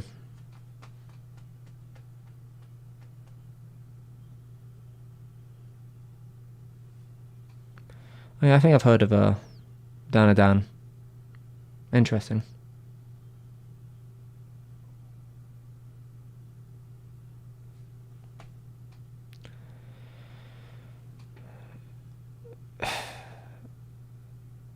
Sirifrak, what the fuck are you on about? It's been made digitally now? Yeah, of course. One Piece has been made digitally now for like, what, 15 years now, probably?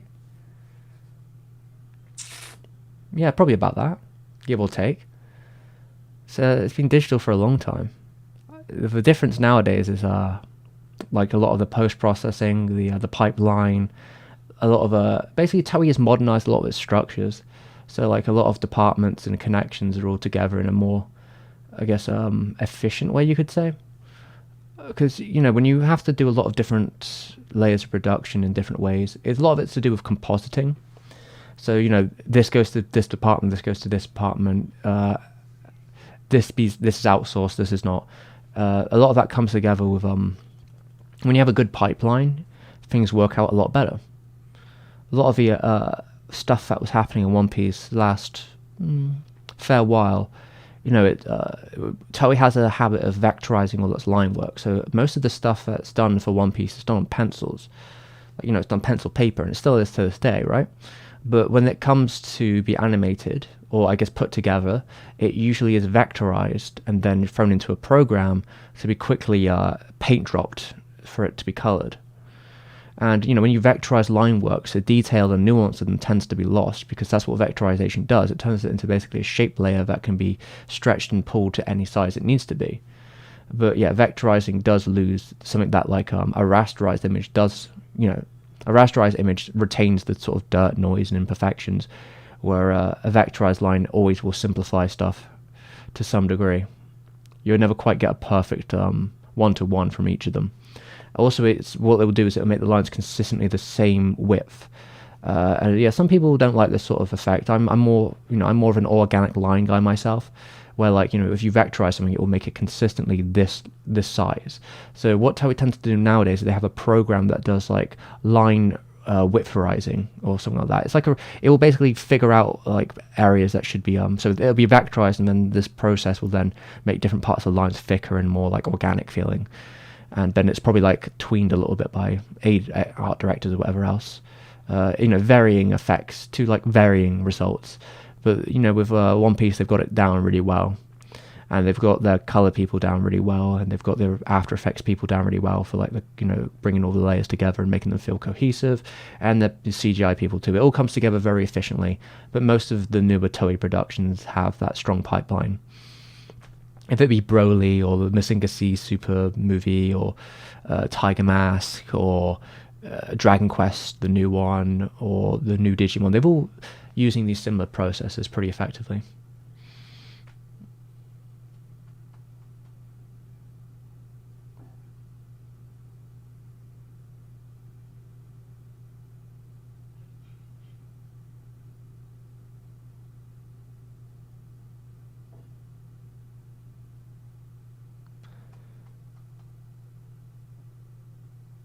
Do I know why some digital apps have extremely pixelated lines? I'm not really sure what you mean by that.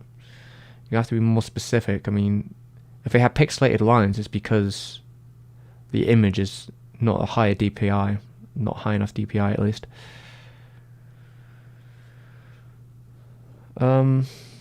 Flare, I know a little bit of Clamp, but I don't really keep up with them. I liked the X movie by Rintaro. Cardcaptor Sakura is pretty cool. I watched a fair bit of that recently. Well, I guess it was probably like a year ago now, maybe a year or two ago. I was rewatching Sakura. Although it was a very terrible English dub, the one they did later on, it was the only one I had. I don't know. It was streaming on some like British like streaming service, and I was just watching it out of like repetition. But yeah, I mean, it's a very vibe. Oh, there's the cat. There she is. You here to apologise for ripping my finger open? You seem a little pensive.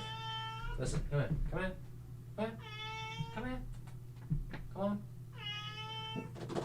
come on. Hey, no scratching, all right? No scratching. Come on. All right. We good now? We good? Huh? Huh? I think she had a worm stuff put on her neck today. That might be why she's a little bit all over the place. Huh? You calm down now? Huh? I hope so. So go to bed.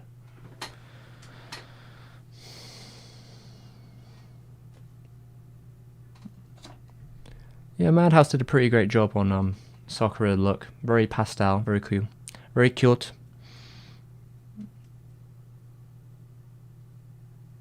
Honestly, honestly saying, I don't even know if I've seen any horror anime of late. What is even considered horror anime? I don't know.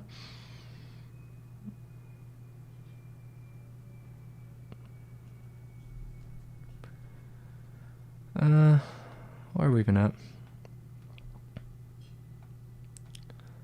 My brain is not with it today, guys, I'm afraid.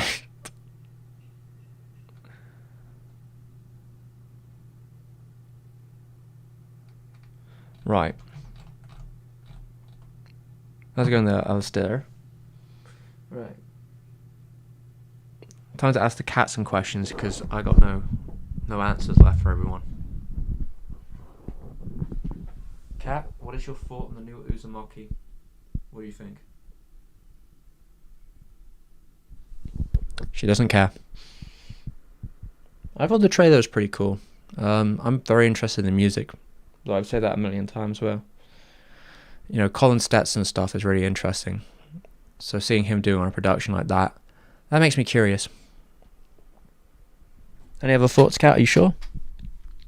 Got anything to say? I think she's going to bed.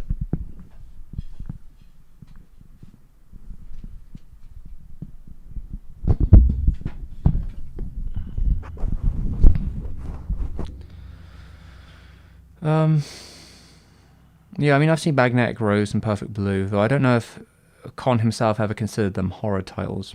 I think he said they were kind of like what do you say, psycho suspense or something like that. Though maybe he considered Magnetic Rose to be. I mean, Magnetic Rose is kind of like a kind of sci-fi, I guess. Though there are like haunted house elements to it. I wouldn't say either of them are like scary. I think probably Perfect Blue comes closer to being like psychologically unpleasant than like Magnetic Rose does. I mean, I like both of them. They're good. I think I was probably more disturbed by Paranoid Agent, I think. There are certain episodes where I thought were more uncomfortable probably than both of those in ways. No, I guess, yeah, Perfect Blue is probably the harshest on like paper. What are you doing, cat? See, now she is calm as an ocean. If this was like Nausicaa, this would be the moment, you know, with her little creature like bites her hand, and then she goes all like calm afterwards and becomes her pet. That's what's happening here. She's now part of my domain.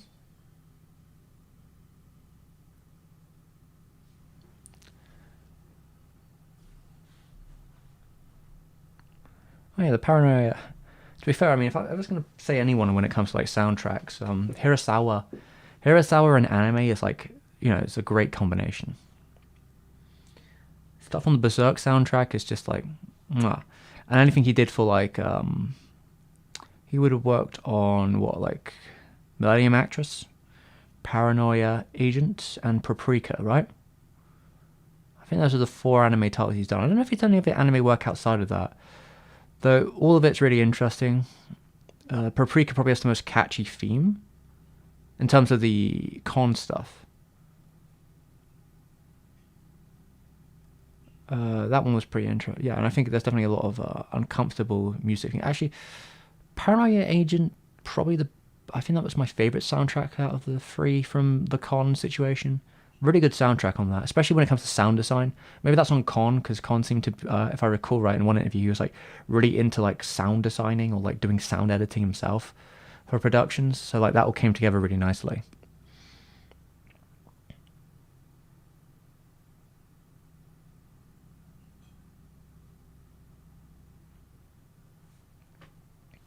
Spence, you know, I mean, Rintaro is cool, but like I've talked about like every single Rintaro movie, I believe. Maybe like one. I think I haven't talked about the second Galaxy Express film, but I think I've talked about like every movie that Rintaro's made. I think the OVAs are the only stuff I haven't really covered in his TV shows, which there's a fair few of those to be fair. But yeah, I mean, I'm probably a bigger fan of Rintaro than most, especially like X and Metropolis. Ho-Oh, that was pretty cool.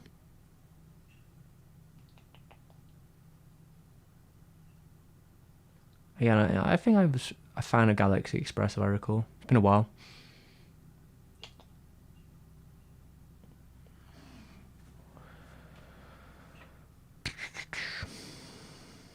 Yeah, Hirasawa works on Berserk, but I mentioned that earlier.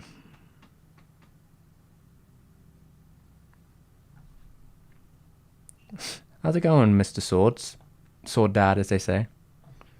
Do I have a, what, Hiroyuki Sawano? Composer-wise, what did he work on? Honestly, I don't know the name off the top of my head, so like it's probably a bad sign. I'm gonna have to look through his work right now. What we talking about, like anime work? I'm assuming he worked on anime. Claymore, is it? Okay, anime works. Let's have a look. Let's see if I've seen any of them. No, no, no, nope, nope, nope, nope. Oh, Killer Kill. Yeah, I think Killer Kill. The soundtrack in Killer Kill is pretty great. Attack on Titan has its moments, I guess. Though I am not familiar with anything else as far as I can tell. We're still going through the list, but Primari, Kingdom. Damn, I mean, did he work on Attack on Titan for like 4 seasons straight? Credit to him. Oh, and he worked on Halfway Flash today. That's pretty cool. 86. That's pretty new as well. And nope. Let's see this video game. So I played any of these video games? I have not. I guess I am but a humble scrub and have only seen stuff from Kill la Kill, really. Put my glasses on. My glasses are on. What are you fucking talking about? Hirasawa, the one who made the song Forces for Berserk. Yeah, he made the whole soundtrack for the original TV show. Forces in particular, though. Forces is the one where Kon did the OS, what would you call it, AMV? Kon did like the AMV music video for Forces, which is pretty cool. I think Hirasawa did everything for Berserk besides like the OP and ED, soundtrack-wise.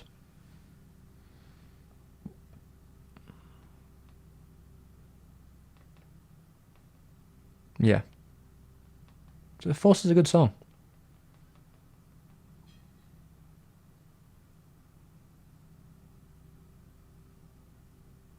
Do I think the modern anime industry has become stale? No, I think that's a boomer take. I mean, if you're finding it hard to find something, then you should look harder. That's really all I can say. Like, there's more stuff coming out now than ever. Like, either you have very particular tastes, or you're just not looking very hard. Like, there's plenty of stuff coming out, and even if so, like, I don't know why you'd need it to be new. Like, there's probably thousands of titles that you haven't even seen yet, so the idea of constantly, like, having to pillage into the news streak because I guess other stuff is old or, I don't know, like, dusty. I don't know, I'm not really a fan of the mentality. Like, if you can't find anything new that's out seasonally, then I don't know what to do for you, but there's always going to be something that's interesting for you. I think it would probably be best to, I don't know. There's plenty of recommendations out there. There's plenty of places you can go to look for recommendations. Even if it's just like finding titles that you already like and looking at things that are like similar. Or looking at like directors. I think this is probably the better direction, is to look for writers and directors. And, you know, maybe studios even that you like the work of, and have a look through and see what you can find. The idea of it being stale when the industry's never been more diverse is kind of laughable.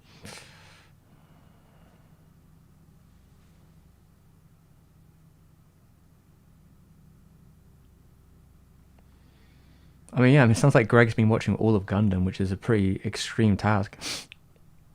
And it sounds like you liked some of it at least, so there's something about it, right? I mean, I know a lot of people like that War in the Pocket one. I know you said it was your favourite.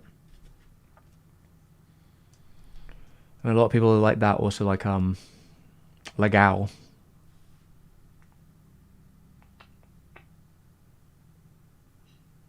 mean, I'm not particularly that interested in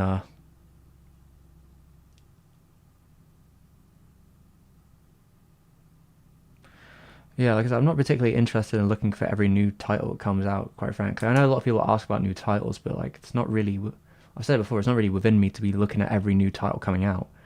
Like, out of stuff that I know is coming out and people ask me about, like I've said before, like, Sonny Boy seems like it would be an interesting show, but I'm not going to watch it until it's probably all together. And then maybe I'll watch like an episode of Chainsaw Man, I don't know. Maybe. Just because I know someone working on it, so like it'd be interesting to see what cuts they do. Maybe I'll watch an episode 2 there, but again, I'm not exactly obsessed with like watching whatever's coming out this season. I know a lot of people like Odd Taxi. Looks kind of cute. You know, the only show I've watched this year that's came out this year is what's it called? Toshimi? The short show that's like a minute long that's on YouTube about a cat, like about a stray cat, a stray fat cat. He's animated like an After Effects, it looks. Everyone else is kind of like a 2D cutout, but like the cats are all sort of these they look like they were puppeteered, like a cutout puppeteered sort of thing. They got like very high detailed textures. Looks like mostly like an old school, kind of reminds me of like a Yuri Norenstein kind of feel to them. They're just like these 1 minute shorts, where there's a fat cat, and sometimes they're funny, sometimes they're sincere, sometimes they're sad. But yeah, he just sort of hangs out in this lady's house. He was a stray, and he eats food and has a good time. And they're a minute and a half long, so nice and easy for me to watch. That's the only show I've watched this year, as far as I can remember.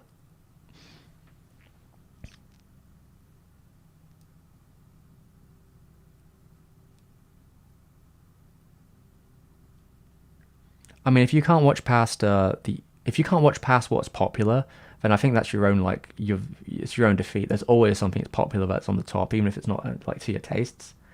If that be a generation ago being like shonen or slice of life shows or light novel adaptations or XYC, right? We can go through the list of trends of the last 20, 30 years. There's always going to be very popular shows that are like going to rise to the top of that generation. But if you're really going to look for stuff if that isn't to your tastes, then you got to look a little harder. It's really how it is.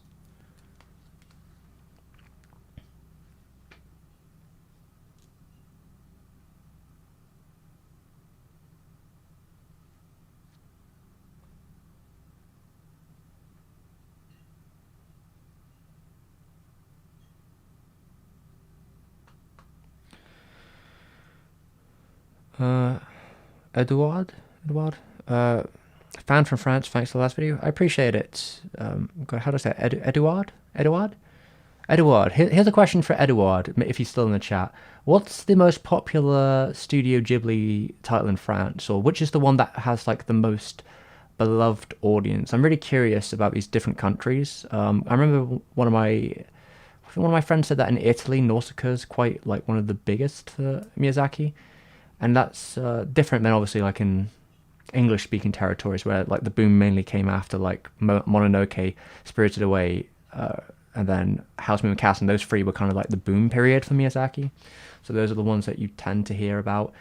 Specifically in England, there is like a small pocket of people I know who are big into The Cat Returns, because that was like one of the earlier ones in art, like people who are my age. It was like one of the first Ghibli that was shown on like Film 4.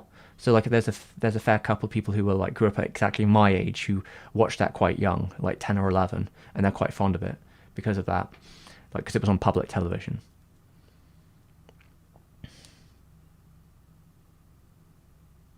I'm a friend from Cancun. Cool. Hope you're having a good day anyway. So yeah, I mean, as Gabriel was saying though, this is pretty common for a lot of people. Looking up Mal for recommendations. I mean, some people that might not be enough, but like as a starting point at least. I mean, there are different. There's like Anime DB and these other sort of sites for recommendations. I mean, there are like giant graphs as well that people will make on like forums too, and I don't know. Like I said, like I'm more of a kind of sometimes I will find a studio. This is what I do on the channel. Like sometimes, right? I'll find a studio and I'll go through their movie career. And usually I'll find a studio I'm interested in because I like the talent behind them.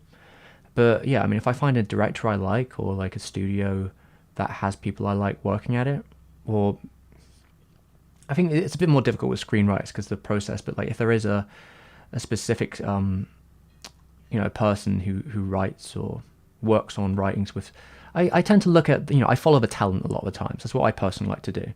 But you can't necessarily go wrong by looking for a show that you like and looking at what other shows that people like that are similar. That is a very easy way to begin, but there's a lot of ways to find stuff.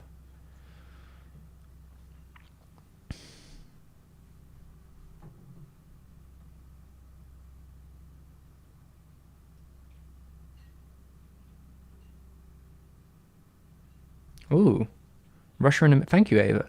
So in Russia, it is Spirited Away. I could see that because Spirited Away did a lot of money everywhere. Though, yeah, it doesn't surprise me with that one. I'm kind of curious about see what gets me, yeah, is usually the period of which Miyazaki stuff hits a country. And I know like a lot of nations, especially, you're probably going to hear like Mononoke and Spirited Away, that kind of period. I think with Italy, it may have hit a little earlier. I mean, technically, like in America, right? What's it called? Winds of the Warrior of the Winds, right? That was like the original Nausicaa. Allegedly the seventh anime movie to hit America. Obviously cut to shreds, and I guess there was definitely a group of people who grew up with it, though a lot of them not very happy with it, who are fans of the original because of how... I mean, the original movie is already like quite condensed in terms of like, if you look at the story, right? We're talking, I'm going to say 1,100 pages, give or take. I'd say about 1,100 pages is Nausicaa, and 200 pages of that is the first movie. So we're talking about a fifth. All right, cat, go on then. Yeah. A fifth of the total story is told in the movie. So, like, when you take another 20, 30 minutes out of that, like, what are you left with?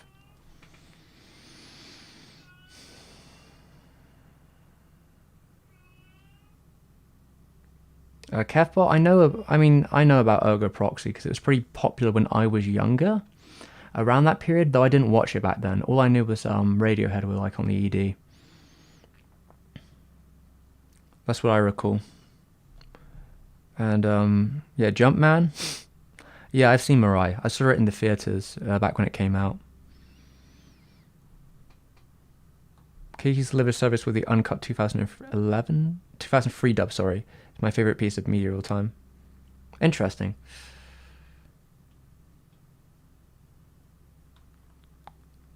Yeah, I mean, I'm a big fan of Porco Rosso too. And I think Greg's got a pretty good list of, like, to be fair, this year, I guess this kind of year, there's been a lot of unique shows that have came out if you're looking for stuff. I mean, yeah, like Pui Pui Molcar is a very unique show.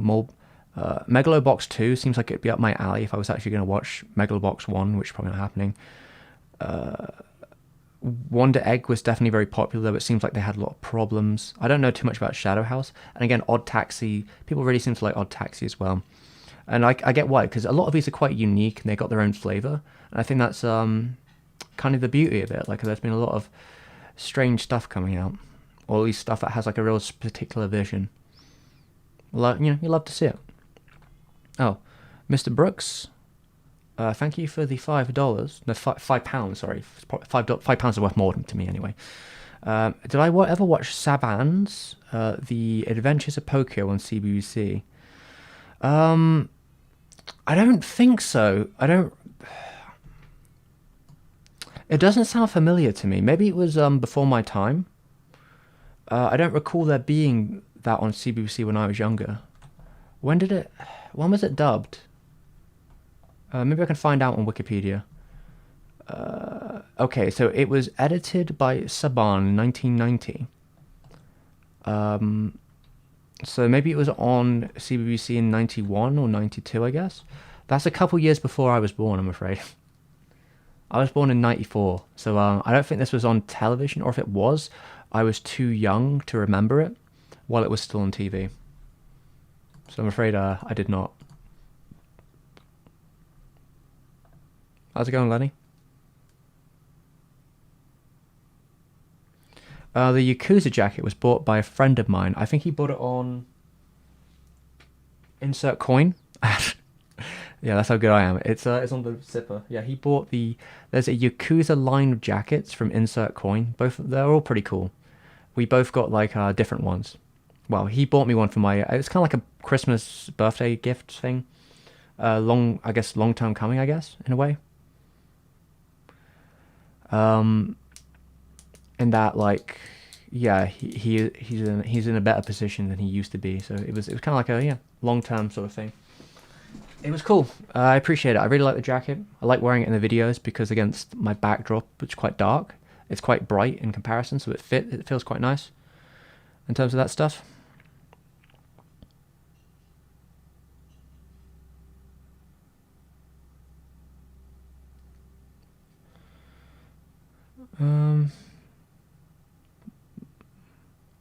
What's all this sci-fi stuff? Oh, okay. Someone ask a question about something else. I'm lost here. Oh yeah, and Kovai. I like Broly, the movie. I watched it in the cinema with my friends. Favorite non-anime movies? God knows, there's too many fucking movies. What do I know? I like Akira Kurosawa and other stuff. I like a lot of movies. I'm not going to name them all off the top of my head. I think Greg's got a list here, and I think I like most of this stuff. But I've seen, like, I like Blade Runner and Alien. I never saw the Before trilogy. I've seen some other stuff from Lincoln Lake? From the director of, I think it's Lincoln-Later, isn't it? I like out of the stuff I've seen from him, I probably like Scanner Darkly the most. And Bruce is pretty cool. I've seen the movie Love, it's alright, yeah. The Live Love is pretty alright. I mean, you can go on forever. Charlie Murphy. Charlie Murphy. Brother to Eddie Murphy. We have a Nujabes video. I made that a long time ago, didn't I? I did a commentary for that recently, so I had to rewatch it, and I appreciate what I did for it. I think there's some stuff that's a little bit sloppy. I didn't know how to use this mic back then. It was the first video I used this mic on it, and I set up the mic terribly wrong. I used lines instead of XLRs to get it going through, because I didn't know how to... the way it was set up confused me in terms of like the ins and outs. So I didn't put the cables in the right spots, and it confused. So I would try to figure out from my interface. I was like, oh, well, it doesn't look like I can do it from my interface into the back. I had it the wrong way around, basically, when it comes to in and out cables. So I tried to put lines through to connect the mic to the interface and the preamp, and it came out sounding really bad. You're not supposed to do that. So yeah, it came out really crusty sounding. But yeah, this is how the mic is supposed to sound. This is what it sounds like now I figured out how to use cables. A friend of mine, in the end, I should have asked them earlier. I was just embarrassed, I think. I should have asked, because she was like on music production, I should have just asked her and be like, hey, I've got this problem. I don't know what I'm doing here. How do I fix it? I'm going to take some photos. Can you tell me what I'm supposed to do? And I would have had a much better audio track. And even then, I remember having huge issues with the audio. I had to record it 3 times. It took 3 hours for a 24-minute video. Ugh. What a nightmare. But yeah, I guess it came out alright.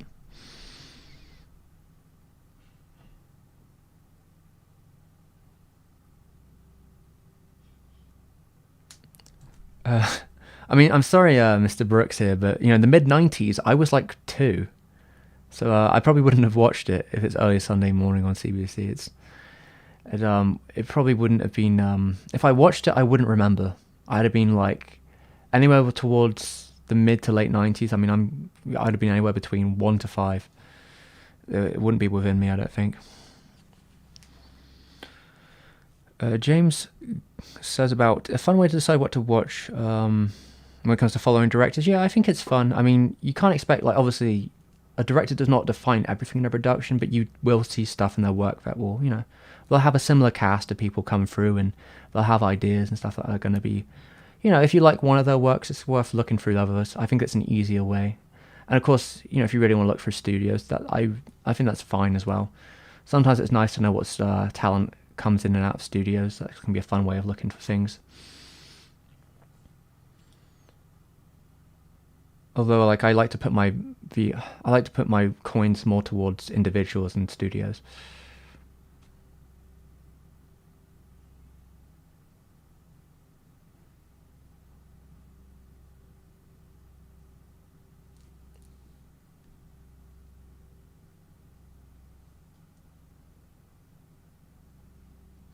I'm assuming you mean Cashern Shins, right? Not Sashern Shins.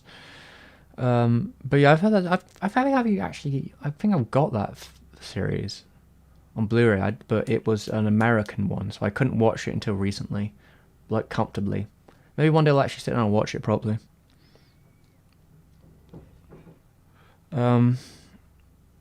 Okay. Edward, here's the moment of truth. I would said for regular people the Moving Castle, so I'm guessing that's House Moving Castle, or Porco Rosso, because Jean Reno, yeah, so Leon the Professional was in it.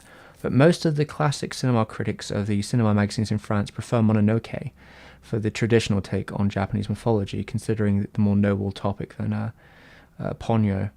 Yeah, I mean, I guess, yeah, critically, Mononoke is pretty popular even around these parts too. Though, it's interesting you say Porco Rosso, because Porco Rosso really isn't very big in, like, English-speaking countries, because it came out just before the absolute rise. So because it's the one just before and its topic's a little different, it was kind of overshadowed by a lot of his other stuff. So it's a little bit more like the niche Miyazaki choice, even though when it came out in Japan, it was like the biggest film Ghibli had made at that point. But Mononoke was so much bigger, it kind of like overflowed to a crazy amount.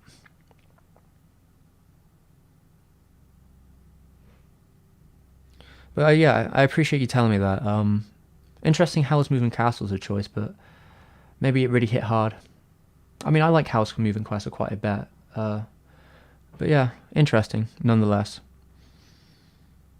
Am I a fan of Italian neorealism? What are we talking about? Filmmaking or painting? What, like Bicycle Thief? Okay, you're talking about filmmaking. I've seen a bit of Bicycle Thief. I'm trying to think if I've seen any other Italian neorealist stuff. Maybe, I don't remember.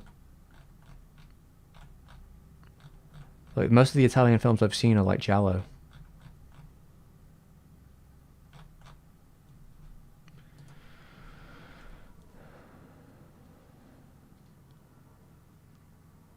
Got Vivid Animation. It was made in '72. Yeah, that sounds interesting. Although, yeah, Brooks. I think the issue with Pinocchio for me is I have like I don't know if I want to call them the repressed memories, but it's not the Disney one. The Disney one didn't bother me, but there was this like comedy parody of Pinocchio that was made on like British television that was on a VHS tape somehow when I was younger, and I remember seeing it and being like, that thing I was not okay with watching. There's a part where they like cut up Pinocchio, like they like chop him up. I think it's supposed to be a joke, like they cut him up into pieces and like he's like annoying, and then they like kill him. I think that's like the bit of the thing, but I remember just being horrified by it when I was younger. Also, it's really uncanny because it's like it's like an adult actor like painted up to be like a wooden guy, so it looks freaky as fuck. Yeah, I just remember that really put me off seeing anything Pinocchio wise ever. So yeah, I'm not really a fan of rewatching Pinocchio meter, I guess, because of my repressed past.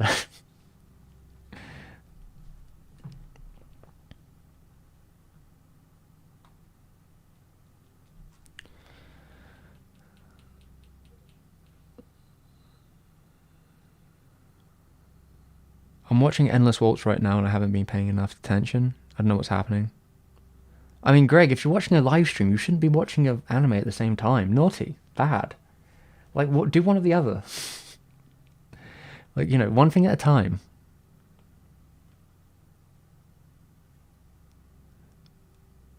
You can watch all the episodes on YouTube, can you?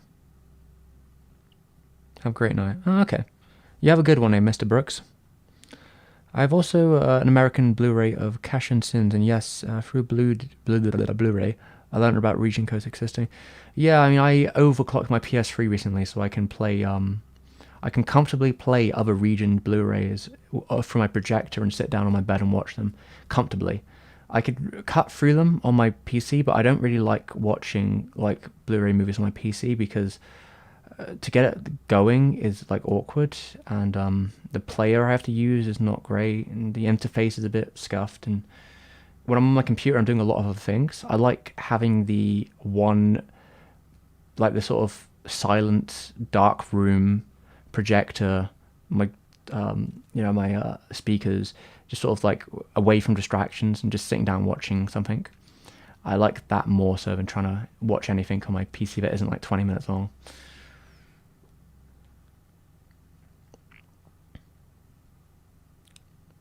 Abdul.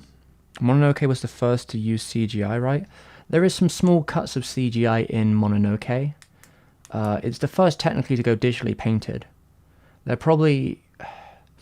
If there's any CGI in Porco Rosso, it's probably very small, like little after shines or something.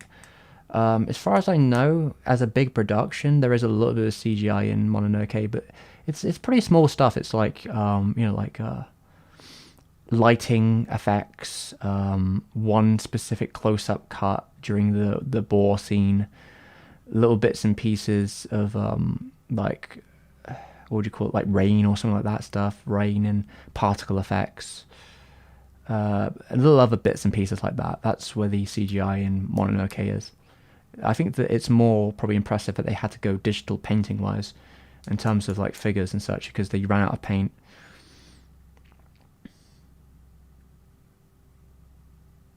In my case, I love Nausicaa Valley of the Wind. I'm doing a video on that very soon, so that's pretty good. Partly because the influence on sci-fi aesthetic comics of Mobius. Aha, yes, we'll be talking about that too. Yeah, there's definitely a little bit of Mobius in Nausicaa. Probably like more like Azrak, is it? Azrak? I've got a Azrak somewhere, but I think it might be in a different language. But I have the comic somewhere, and yeah, there's definitely a feeling of it. And some of his penmanship, I don't know. I didn't. I feel like Miyazaki draws a little different than Mobius. Mobius has like a much flowing, less heavy approach than Miyazaki does when he's drawing. Like Miyazaki's drawings in comparison feel a bit like chicken scratch with 15 a panel, until about 400 pages in, where he starts using a lot less panels and gets a lot more like flowy. There's like a very interesting switch in Nausicaa the manga, where the beginning of it is incredibly dense and sometimes quite hard to read, just because of how much is going on and how many panels per page. Like each panel in itself is fine, but together they don't make like a cohesive whole. And then about 400 or so pages in, he starts using less panels. It's probably because that's around where the break happened, I'm guessing, where like he came back after so many years. But yeah, he kind of gets a feel for stuff a bit more like loosely. It's a bit more, I guess the second half is just a lot more visually based than the first half. Oh, okay, the cat's at the window. All right, prepare for the cat to run around like a mad woman.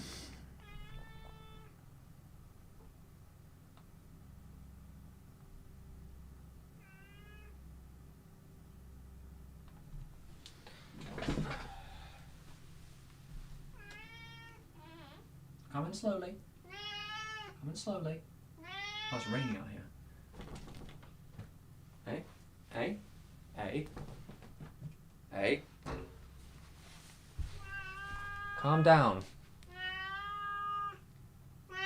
Chill out. 1 second, everyone. What is that?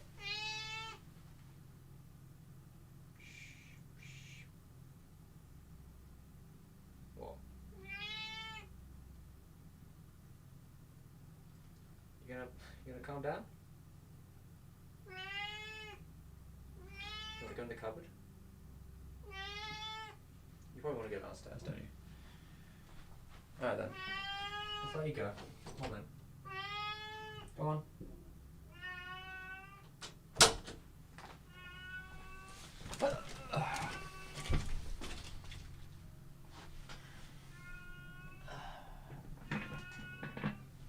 She's a real live wire today. Alright, where were we? How's it going, Cameron? Battle of Angeles? Maybe I'll see it sometime. I don't know. Finding Italian movies or stuff like that can be quite difficult in these regions. Finding like, you know, foreign films. Like there are certain ones you can get, but it's usually a lot more of a struggle to find stuff like that.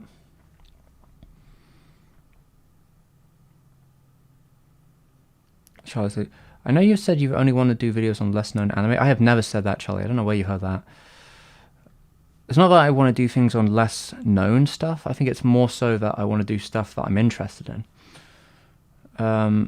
Would I ever do a video on Neon Genesis Evangelion? I'm not interested in doing a video on Neon Genesis Evangelion on itself. I'm interested in doing a video about Hideaki Anno's career, which will then involve me talking about Neon Genesis Evangelion because of how important it is to his career.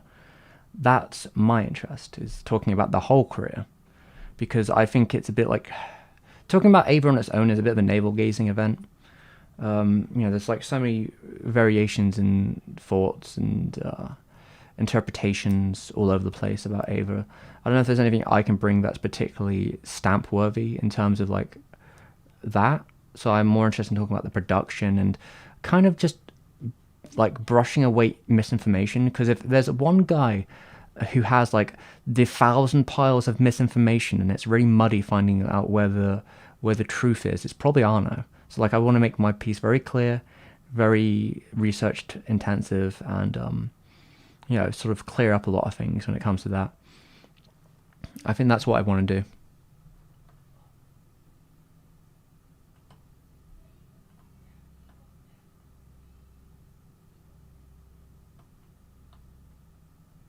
Oh. Oh, Jesus Christ.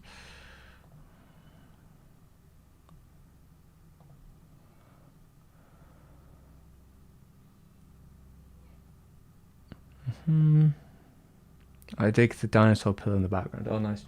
Yeah, it's an old bed. Don't really know what to do with it now. It's kind of like an old little extra bed, I guess, like a for sleeping on the floor. Do I have any kids? No. How old do you think I am? I do not have any kids.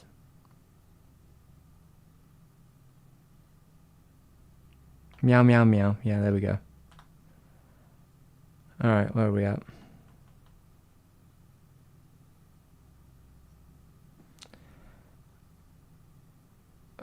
Do I plan to do any more Tomino? Do I plan on doing a Tomino video? Maybe.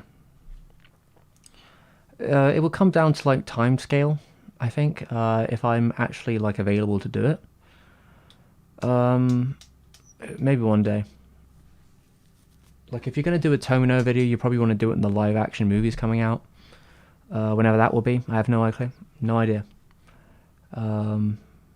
If it comes together, who knows, maybe. I think he's interesting. But yeah, that would be a story for a different day, I guess.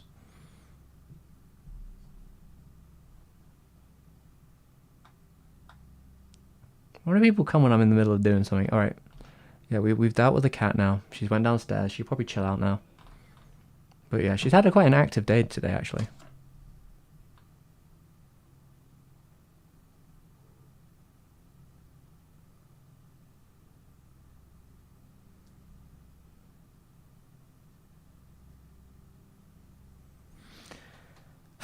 Alright. Eduard? I know what you mean when you say technically, what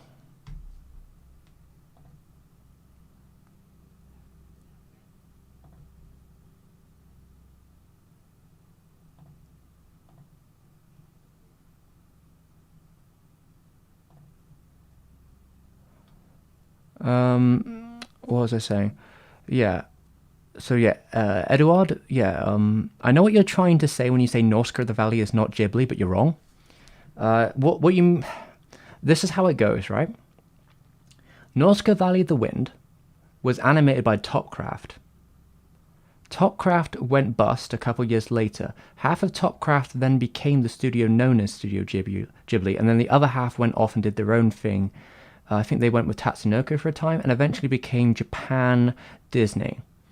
Now, who owns Norska Valley of the Wind? It is Studio Ghibli. If I get out, and I can do this now.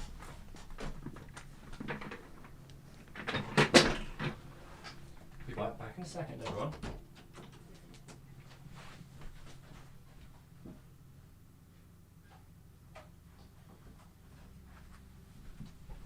Alright.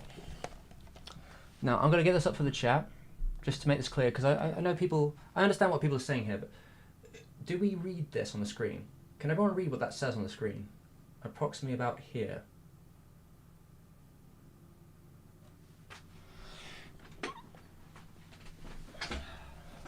Nausicaa is in a position similar to what I consider Toy Story. Disney owns Toy Story, but technically Pixar makes Toy Story. And Pixar made Toy Story the original before Disney owned them. But as it states now, if you're getting a copyright claim for a Toy Story video, it's probably going to come from Disney, rather than Pixar. And if I'm going to get a copyright claim on this Nausicaa video, which I will, it's not going to come from Topcraft, the company that now doesn't exist and went bust. Studio Ghibli is going to be striking my video, and they will strike my video on Nausicaa. And I'm going to have to play with that, and hopefully not lose that video forever.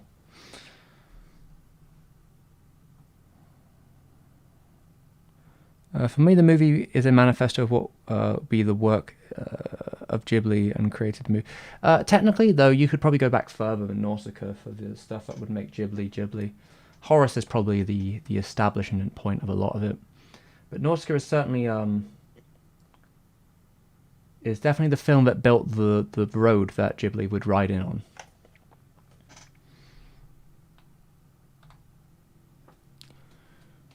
Would I ever do a video on Gurren Lagann? Imaishi maybe, probably not Gurren Lagann though. Well, to be fair, if there's a spammer attacking, it's the same guy. It's just the same dude. It's probably just an alt account or whatever. Have fun. Thanks for the nice comments.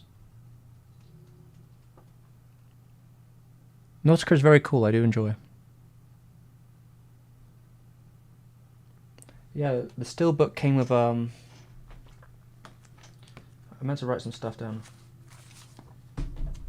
There's a little booklet that came with it, which has a couple little bits in here, including what's interesting in here. There's this little story here from Suzuki. So this is from like 2010,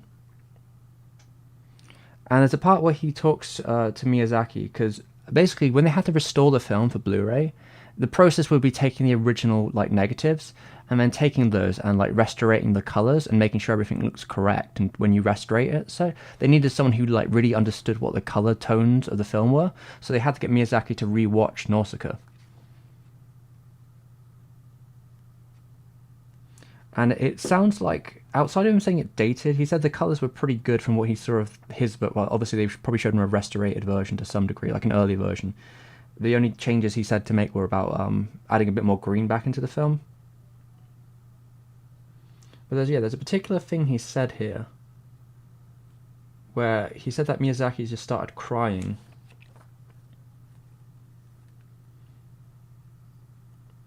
Yeah, so the only single request Miyazaki had is he wanted to add some more green to certain places. One day after Okui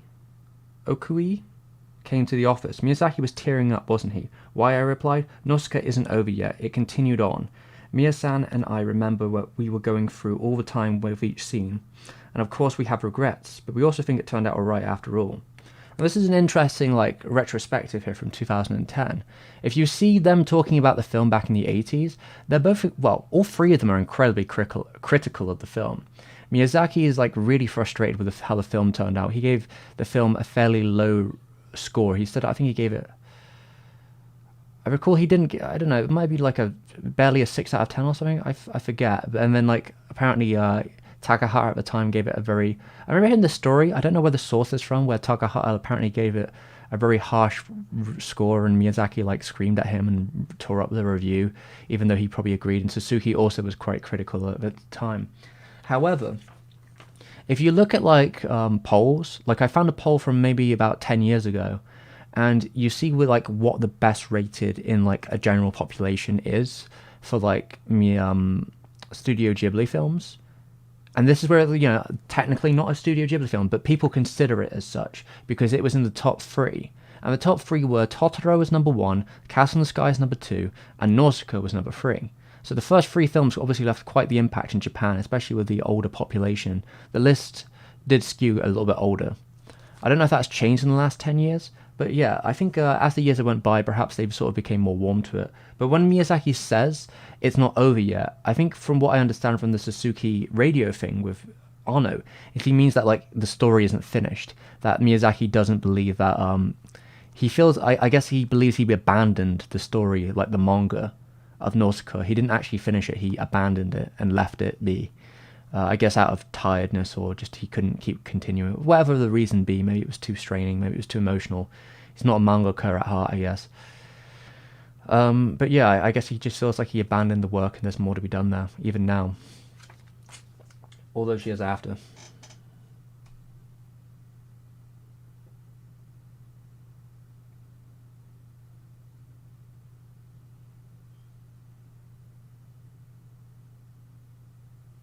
Yeah, I'm glad you could read the words. I know you could read the words on this steelbook because I checked.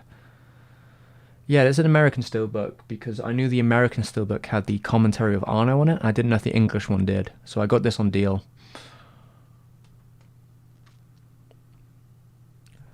I mean, yeah, the point would definitely be semantics, I suppose you could say.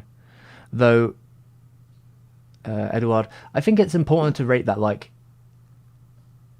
here's another piece of semantics, right? Semantics, right? Here's another point of semantics I don't think many people know. Technically, Studio Ghibli doesn't own Grave of the Fireflies.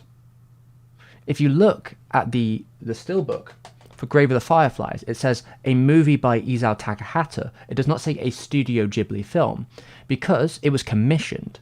So while Studio Ghibli did animate Grave of the Fireflies, they do not own it, which is why it's never part of the collections you'll see on like HBO or Netflix or whatever. It's always the film removed. It's not because it's like too dreary, it's because they literally don't own it, and it's a different studio entirely. commissioned Studio Ghibli to make that film. So technically, it's not part of the Ghibli canon.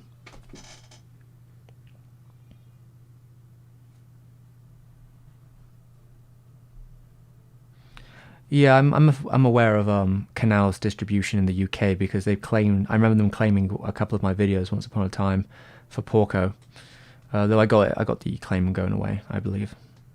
They were pretty picky about that.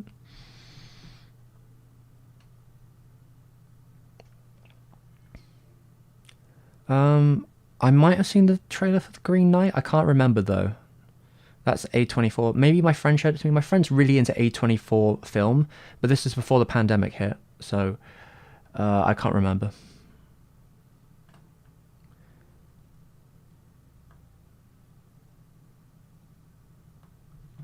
I think Oshi animated some important parts for Nausicaa. Oshi isn't an animator, my friend. Don't know where you heard that from. He's a director, not an animator.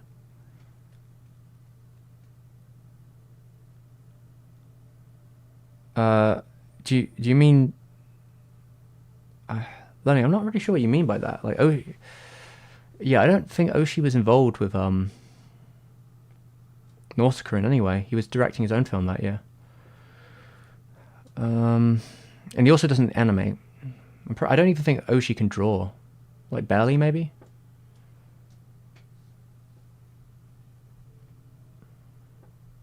Not very well.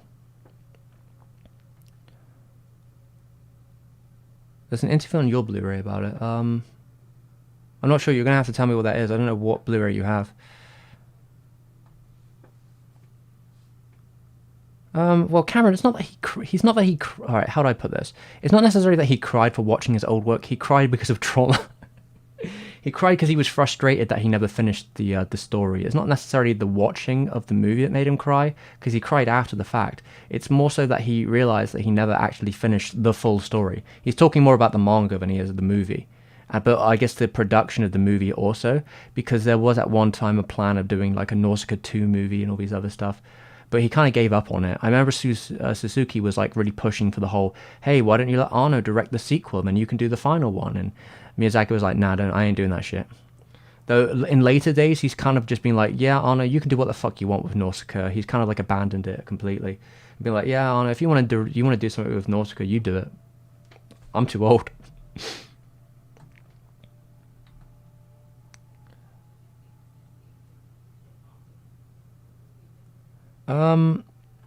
Ava, you might as well watch it before the video, but like it's up to you. I mean, I'm probably gonna be talking about the manga as well. I don't know if you want to read the manga. I might be spoiling it in the video. Just I don't know how else I can talk about some of the stuff in Nausicaa without maybe spoiling some of the details later on. I guess I might be got a bit vague, but like Nausicaa is like a head trip. Like I said, this is only 1/5 of the story, and it only like unfurls and goes wilder as it goes. It's It is like the most dense and widest piece of Miyazaki in that like there's probably a lot more of himself perhaps in it, just because he doesn't have to like. I think what you'll notice a lot with Miyazaki's movies, and he said this before about like he's kind of a pessimist, but like he makes films that have like optimistic endings because he makes general audience films. He tries to like pull himself back a bit when making these films to try and make him, like with the help of Suzuki and his own responsibility, he kind of he pulls back a lot of his more harsher edges when he's making his movies, because again, like he said, he likes to have films that have optimistic endings, and maybe to his detriment in some ways, but there's always something quite hopeful in the end. And I think that's perhaps the most troubling when it comes to a film like In the Wind, what's it called, Where the Wind Rises, where I think the ending is bittersweet, though there is a somewhat hopeful tone in a weird way, even though there's nothing to be hopeful about. I don't know. It's like a Schindler's List situation. Well, all these people died, but what are you going to do?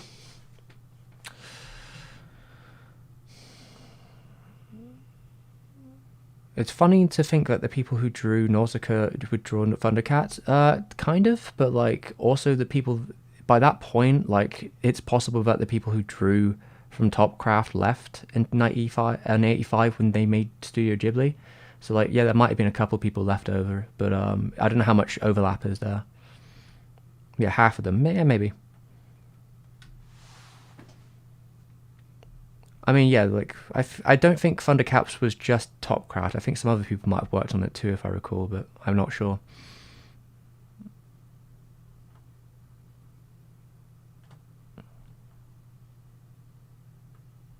Man just wanted to make planes. I mean, that is the way in some places. Although, like, it is a little ahistorical. I think there's some truth to the idea of man wanting to make planes, but I think if I remember right, the original story goes a bit more like man wanted to make planes, then the war happens, then he gets horrifically guilty, and then leaves by 1940 before they use his planes as suicide bombers, and then lives with the legacy of his planes being used as suicide bombers after he'd left. Which is, yeah, it's pretty bleak.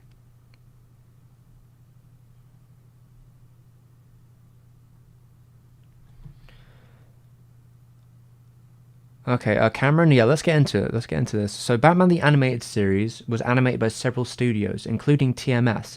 TMS, also known for Lupin and Castle of Cagliostro. It is true that at least 2 or 3 members of the people who worked on Cagliostro also worked on Batman the Animated Series, including the car director, the car animator from Cagliostro who did the epic car chase, directed the opening sequence for Batman the Animated Series. And another artist who worked on a lot of the food scenes was a constant animator. She even became director on a couple episodes of Superman the Animated Series. But yeah, TMS, including Telecom, did work on a fair few episodes of Batman the Animated Series. Some of the more like crazily animated ones for sure, because Telecom is a legit, pretty cool place. Yeah, they've got a lot of very talented people working at Telecom. Yeah. Arno did the God Warrior cut. Apparently, it paid above board of what he was used to at the time. Because apparently Macross was paying him like half the wages or something like that. Like, even though I believe Suzuki was like they didn't think they could pay him much, but I guess it was more than he was getting paid from TV anime at the time. These movies they do pay better than the standard cuts.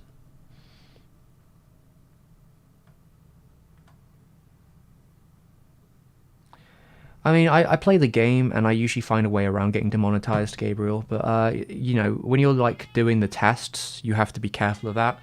I think some of my earlier versions of the Porco video got demonetized by them, and I found a way around it in the end. But then my video was demonetized for a short period by Sony for me using musical clips to critique in the video very carefully, and then being a sneaky little fuck. And they took one sequence of the video where I used 4 different segments of a song and said it was all the same part of the song. Little fucking... God, they're so fucking conniving. You coming in, cat? I'm not going to go out and grab you. Can you just come in? Jesus Christ. Cat, come in and sleep. Alright, there you are. God, this is like the 5th time you've came in. Please, cat. Please, just sit down. And oh, God. Okay. Chill out. Chill out. No, what's that song from the show with the DJ? Chill out. Chill out. Chill out. We're gonna chill out, alright? Chill out. Chill out, okay? The interview is called The Interview with Toshio Suzuki and Hideaki Anno. Yeah, I watched that literally an hour ago. I got some notes on it, but they didn't really mention Oshi in it in terms of... I think you might be meaning Anno. Yeah, Anno did an important cut on it, for sure. Cameron, Miyazaki is certainly a pessimist. A pessimist with a sort of... I guess a realist perspective. I think in some ways he has like an idealist. At one point, I think Miyazaki was an idealist, but I think as time has went by, he's become more pessimistic, and now he's kind of a man living in an age that he doesn't understand anymore. But yeah, pretty sure he's a pessimist. I think he said so himself. Though his films tend to have optimistic messages.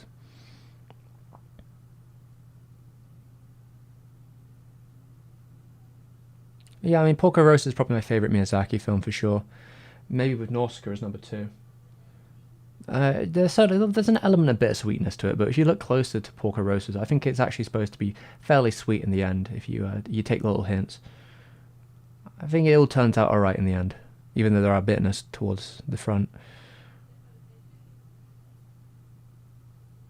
Yeah, I mean, well, uh, Rani Ari, yeah, like the stuff that was the Rudolph stuff was done at Topcraft as well, I believe. It's like same studio, so yeah, I wouldn't be surprised. How's it going, Derby Daily? I still don't know how I was down to watching Nausicaa or Netflix last year, despite wanting to start the manga first. I guess I just forgot to. Um, I mean, it's probably easier to start by watching the anime, because it's a lot shorter. Like the manga is very dense, and I tried I've had the manga for a while. Think I recall buying it. I might have bought it. Maybe someone bought it for me. Either way, I got it, and I knew because that one day I'd probably make a video on it. That was my main drive to get it, and I tried reading it like maybe a year or so ago, and I just remember being like, "Oh, I can't read this." uh, I think I was missing the colors and the sweeping shots of the original movie, but yeah, I didn't get very far into it, and I just forgot to keep reading it. So like, yeah, the last couple of days have been a very interesting process getting through it, and I think it was definitely worth the read, and it's pretty wild. And I understand when Arno says stuff like that, like Nausicaa the manga is a better representation of the man Miyazaki than any other of his works. I could totally get that, especially with like it seems like an internal conflict that he's having towards the end.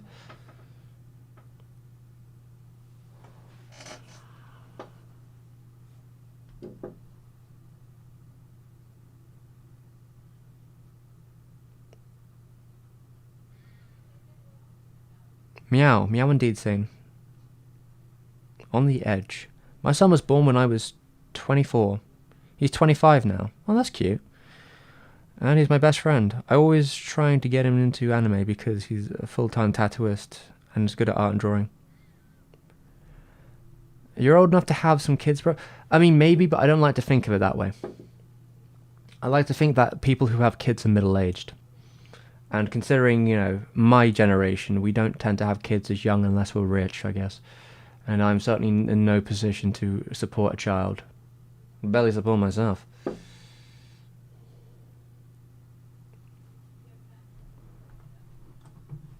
So, yeah, I'm not having any kids anytime soon.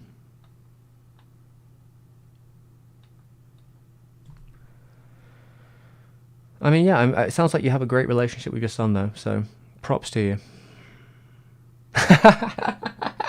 Study of swords. The sword dad himself. I mean, you probably had, well, maybe you had kids when you were my age, but I'm not married. Also, I'm a recluse. I don't go outside very much, so chances of me having children are pretty low. That's a good cat. Unless I end up adopting one.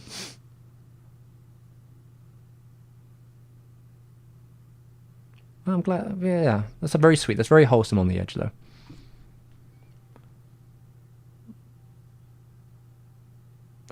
Chicory sugar. My cat looks like yours. It is not. It is my cat, but maybe they're like kindred spirits. To be fair, my cat's pretty generic looking, all things considered. It's just that she has funny things like little mittens and a bib.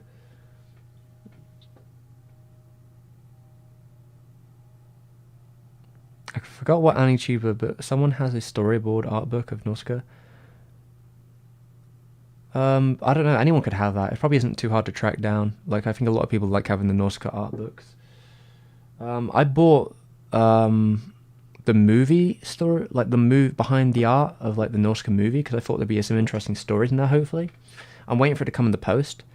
I bought a fair few things because I've got my Nausicaa manga, I've got the Blu-ray, I have a book from Sasuke on his period of being a producer at me there. I've got my book Starting Point, which also has some stories of Nausicaa in it. I've got a fair few little collection of Nausicaa related goods now, I guess. Oh yeah, the Future Boy Conan shit sounds pretty fucking hype. I was thinking about this earlier about like I wanted to do a Norska, sorry, not Norska. I wanted to do a Conan video for quite some time, but I wanted there to be an official release before I made the video. I've seen a little bit of Conan already. Anyway, I watched a couple episodes back in the day. But yeah, now that's happening. Who knows? Maybe next January I'll talk about it when they've just released the whole thing. That might be cool. And I know someone who might be working on it as well, so that might be a fun story to put in the video.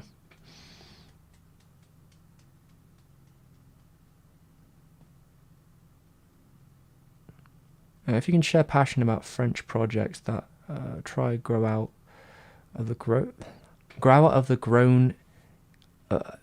Avoran Quest, an adaptation of a popular fantasy novel here, and the character design has a real Ghibli vibe on it. I mean, I wouldn't be surprised. Man, hog, and the general atmosphere. Interesting. The thing is, I don't tend to spend too much time looking for like Ghibli light material, just because like if I want to watch some Ghibli stuff, I'll. But I think the vibes, the influence is probably inescapable to some degree, and you can kind of take that as you will. So like if the project itself is good, I could probably look past that, because I think everyone in some part has a small bit of Ghibli influence, especially of this generation or before. Grown out of the grown. I mean, it looks like French animation's been doing pretty well lately. I mean, for their industry's size, at least. Which I'm all for, because the French are. I've always said I think the French are some of the best animators out there. I'm very much for them. I hope they thrive. I mean, look at this picture. This looks pretty cool. Especially these backdrops. Like whoever's working on it, very beautiful sense of design. At least from these storyboards, I think I'm seeing. Looks great. There's a little trailer here somewhere. I don't know if this is out yet or what. I don't know. I probably shouldn't watch the trailer without having it on screen, and I can't be bothered to do that. I'm gonna just skip to like a bit where I can see it moving.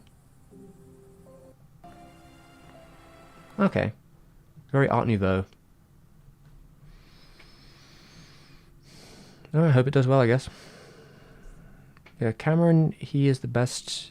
Ah, okay, that's your son, is it? I'm so proud of him. He's a great person. Good to hear a bit. Oh, wait, it's not Cameron in the chat, is it? Wait, we have a father and a son in the chat? That'd be very funny. I think by the time I'm 30 years old, I'll be wise enough and financially prepared enough to have kids. I mean, if you want to do it, Cameron, it's not really in my forte. But, if you want to go out and have kids and all that stuff, go for it, my dude. I think you can get the storyboard version on the... Oh, yeah, there is a storyboard in the Blu-ray, actually. There's like a full storyboard of the whole film that you can watch. Like, I think the idea is that you click on it and you watch the whole film with the storyboard, like an animatic playing. So, like, if I wanted to, I could look through it, I guess.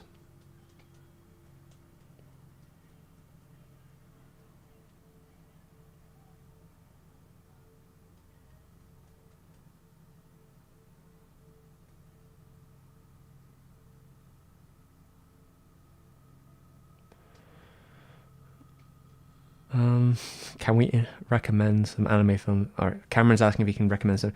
You guys go for it. I'm not very good at recommendations off the top of my head. Like, if your son wants to check out a film, you should probably watch one of my videos and see which one he vibes with.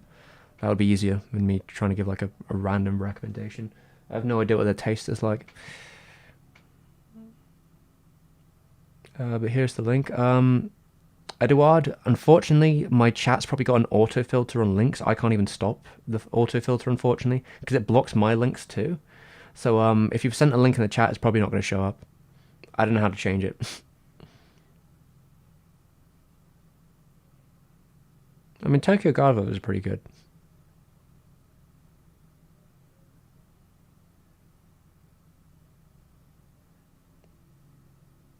That was a good film. Where are we at, anyway? Alright. Cat's sleeping now.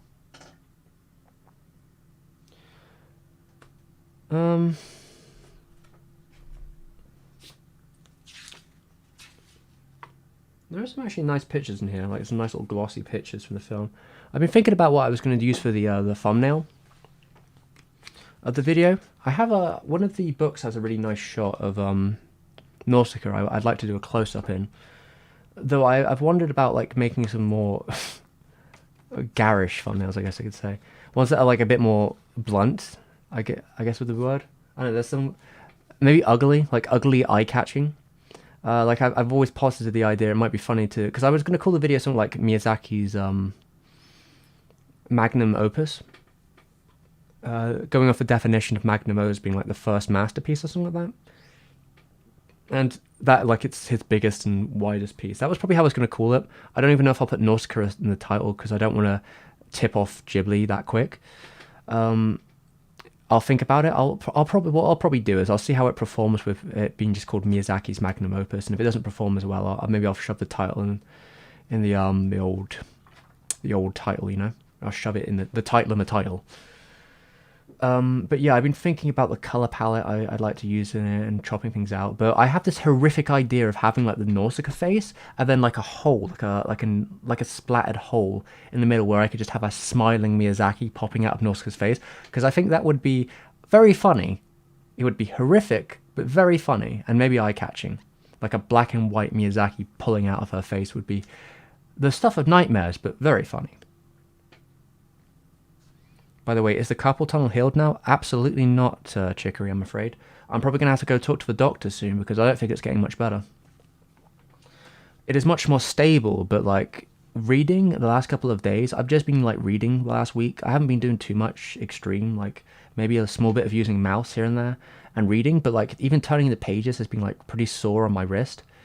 Though I was writing earlier and that didn't really hurt, so I'm wondering if there's a part of my wrist that's really like not liking the whole twisting or whatever. I don't know, but I might have to go talk to a doctor in person and get their like a personal opinion of it. I was riding a bike the other day and I didn't wear my brace on the way back, and I think I suffered for it. It was my wrist was pretty sour after that, although it was felt alright in the morning, but I guess it's not great. It's been worse for sure. Like I've had periods where like my whole arm up to here, like waking up with shots of pain all the way up to my forearm because it was all tight. Nowadays, like the pain scepter is kind of like here to like, if I was to take this off, like now, I guess it's because of using my laptop. Like the pain is kind of here because like my laptop, you have to do like that. So like there's some pain inflammation up here. It will be like around here as well. I've had it all over my arm. It's really weird. Sometimes the pain is up here. Some of it's in the fingers, like your fingers get numb. Now I think it's usually down here, like the wrist area and up here.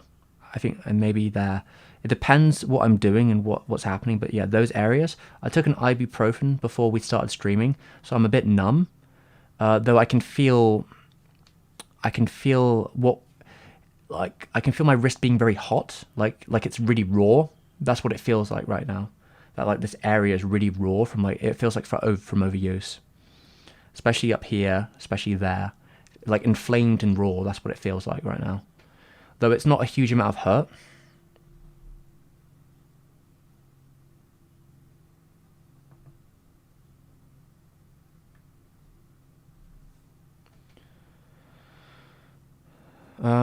But yeah, you got to deal with it. I've been trying to use my left hand more in terms of like, because right now we're kind of in a casual spot, so I'm not doing anything like too crazy. A lot of it's just research and watching stuff. So like I will have to probably like write my notes with my right arm, but I'm trying to avoid using the mouse for casual stuff. So trying to use my left hand more. In terms of turning pages, well, I guess as well, just doing like random shit. Shouldn't put any weight on it either.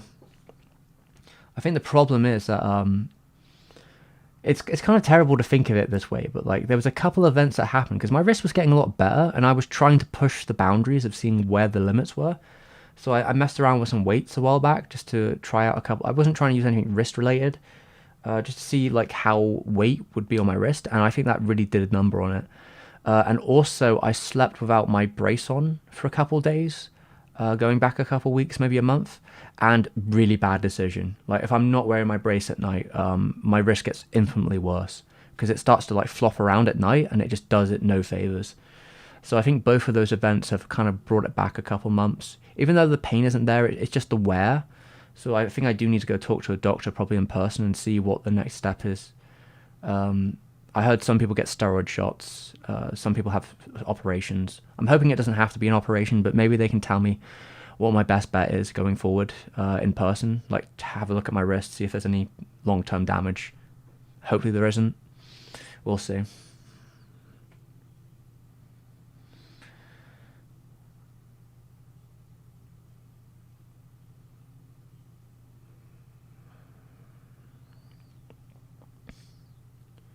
Yeah, those are a good list of recommendations. I mean, you know, I'm sure you're. I hope you're on the edge. I hope your son likes them. Those are they're pretty popular ones for that sort of era. A lot of 90s stuff there and a couple of later shows.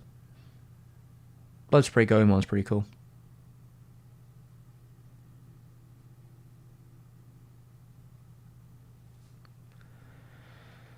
Yeah, going to, of course, of course, Study of Swords recommends the sword title with the stranger and his sword. What a surprise! I've never, funny stories. Study of Swords. I actually got a copy. Oh my god, I got a DVD like rip of Sword of Stranger 11 years ago, and I was gonna watch it with one of my friends. I was going to sit him down and make him watch it, right? Never fucking happened. That fucking bastard. I probably haven't seen him in 11 years, to be fair.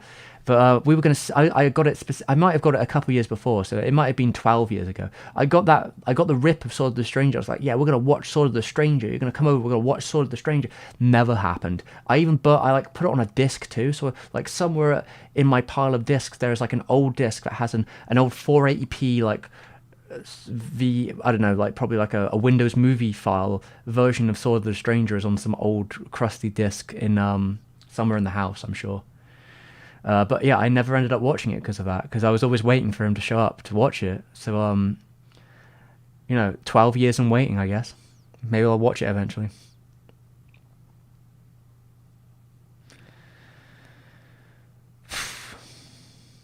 How's it going, Hayden? I'm trying. That's the key of it. I was just saying about, I probably need to, on Monday, I might try and set up a doctor's appointment to go talk about my wrist. My heart's doing a little bit better, but now I'm focusing on the next project. Making do. Hello, cat. Oh. You going again? But yeah, my wrist is seen better days right now.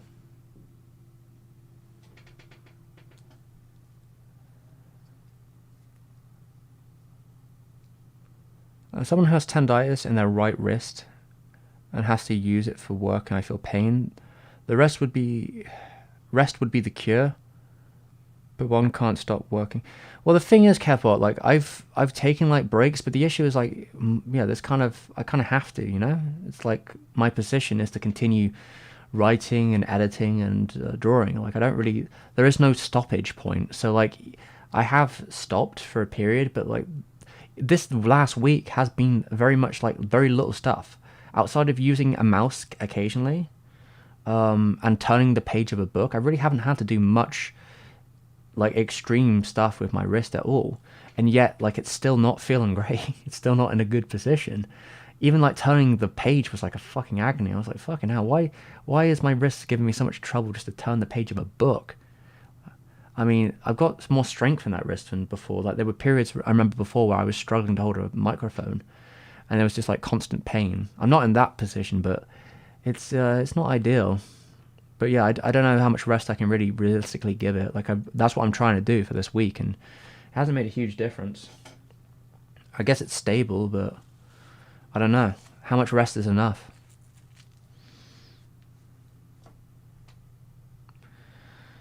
I mean, Hayden, I was kind of worried when it happened to me. Jesus Christ. I was kind of like, oh God, all right, my heart's like this now. Is this my new normal? Have I fucked myself? Ugh. But, I'm making the best of it. I've been, again, trying to be really slow with stuff. The only thing I've been doing this week, again, has been reading, and watching a couple of things and making a couple of notes and just like keeping a good eye on research. But like I've been very, very like laid back for the most part. I mean, the most I've done is I cycled to a friend's house the other day. So that was I want to say I did like 10 miles that day. So that was the first like really long term thing I've done exercise wise. And I dealt with it all right, though it was up and down. I wasn't like dying or anything. I just got very sweaty, but I could deal with it. Like my heart wasn't exploding or anything. So but that day was mostly, I took it very easy on both ways because, just in case as well. But it was probably good for me to do that exercise. And I've been trying to get out for more walks as well, just to like, it's good to get a bit of exercise in you. I tried to go on a walk earlier, and I did like about 10 minutes and it started raining. So I came back. So I haven't done that much today, to be fair. But outside of that, I've been mainly like looking up stuff, reading, making notes, just trying to take it easy.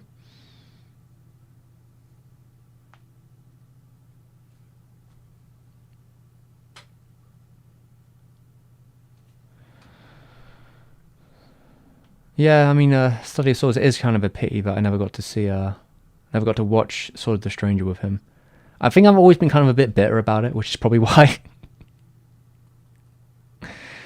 Probably why I never actually ended up watching it in the end, because every time I thought about watching it, I'm like, that fucking bastard never watched it with me. So like I never did. That's, I'm just being petty. I know Tekken Street, but I never watched it myself.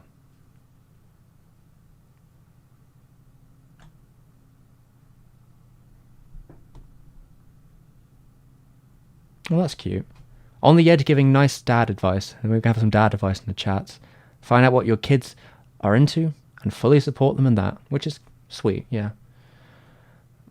My nephew's kind of getting to the age where he's finding his interests. Like my nephew, he's I see him a fair bit.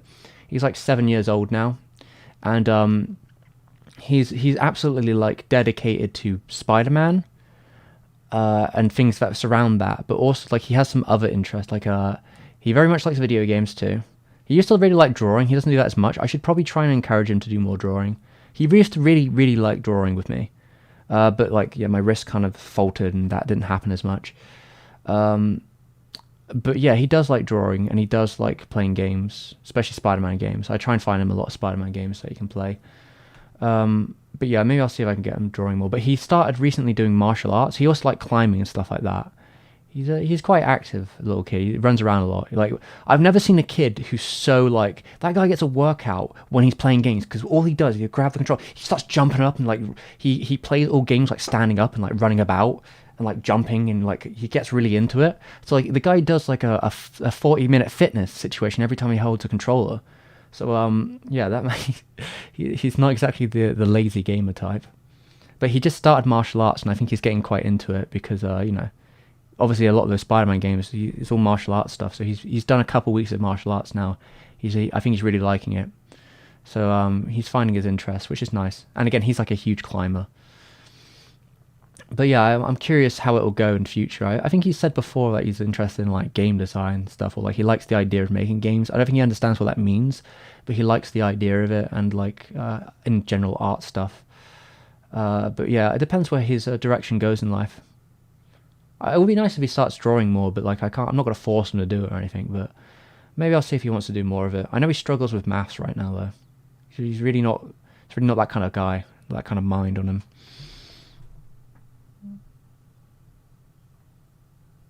Man of taste, yes, very nice.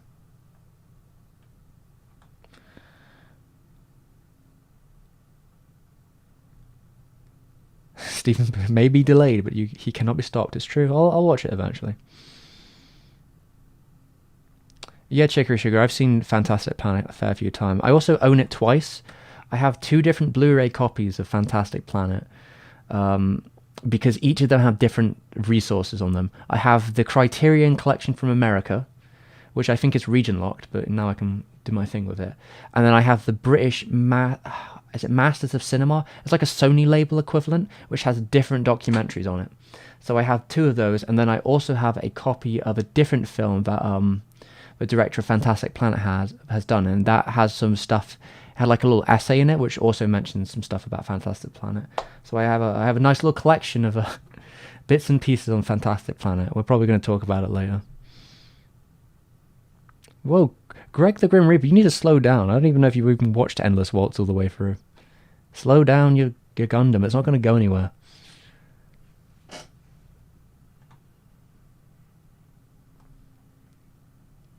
You know, Lenny, I see you're breaking the mood in the chat with your not liking the sword film.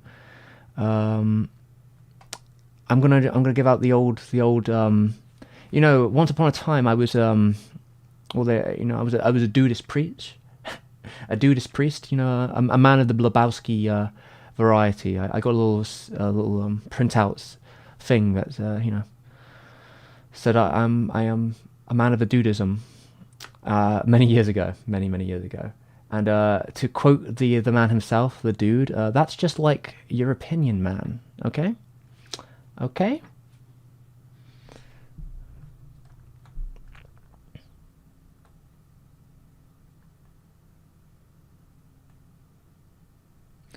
I will take care of myself, Hayden, and I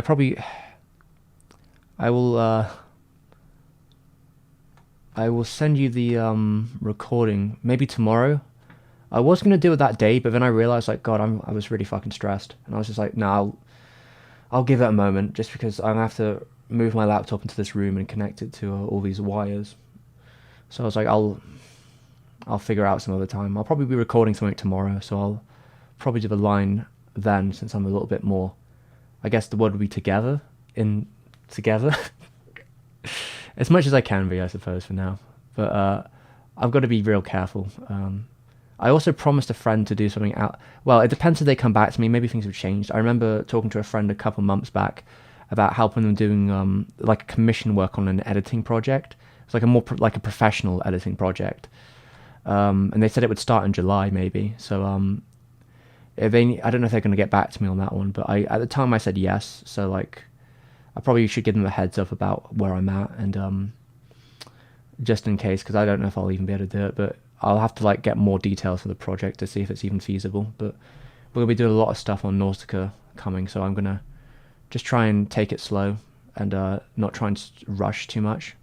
I think that would be a big problem. But yeah, I'm trying to be good with my body.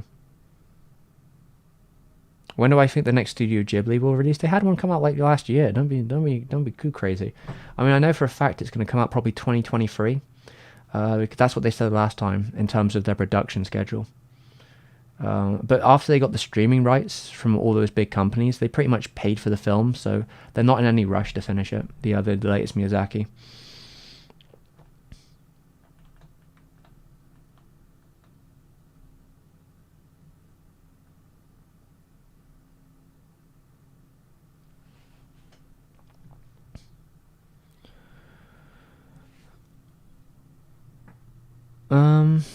It paid off. Oh damn! Your son bought you a Harley motorcycle. That's very sweet. That's very wholesome for your 50th birthday. It's so weird to know that people in my chat are like 50. I mean, I think I appreciate it. I appreciate that people are coming from all different ages, but it's always fascinating. I've seen the stats. It's usually a little bit more rare.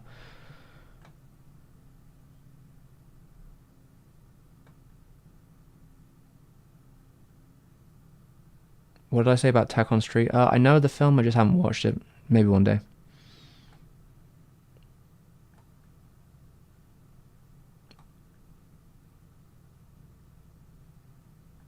Big Lebowski is a good watch.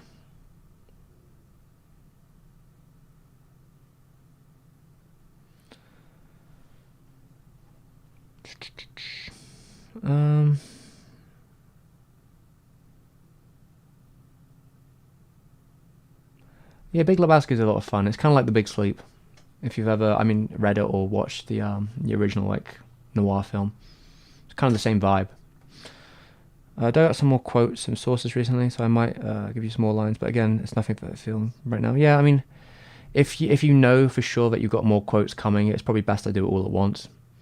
If there's like one or two, I mean, it wouldn't be too bad, like, because it's a pretty short line anyway, if I remember right. I say it's 78% done with the script. Yeah, if you find anything else quote-wise, yeah, it's probably best to do them both at once, I guess.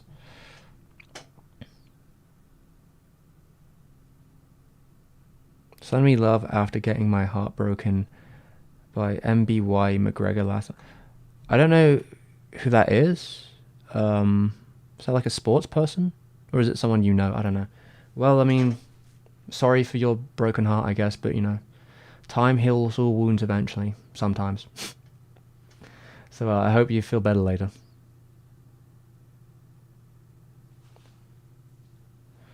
Yeah, I mean, Big Sleep's kind of confusing anyway. I've got the book too. I don't know if I ever finished reading it. I remember I was struggling with it because it's old fucking noir speech. It's pretty similar to the movie though.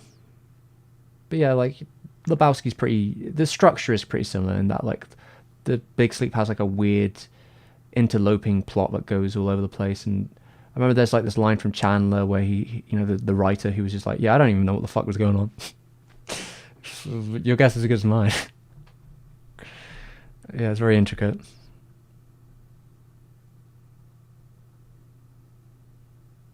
Nassim, I watched Perfect Blue last week, for the first time. I've been putting it away since, I'm guessing putting it off since it released in the 90s, and now I have closure. Oh, I'm glad. I hope you enjoyed it.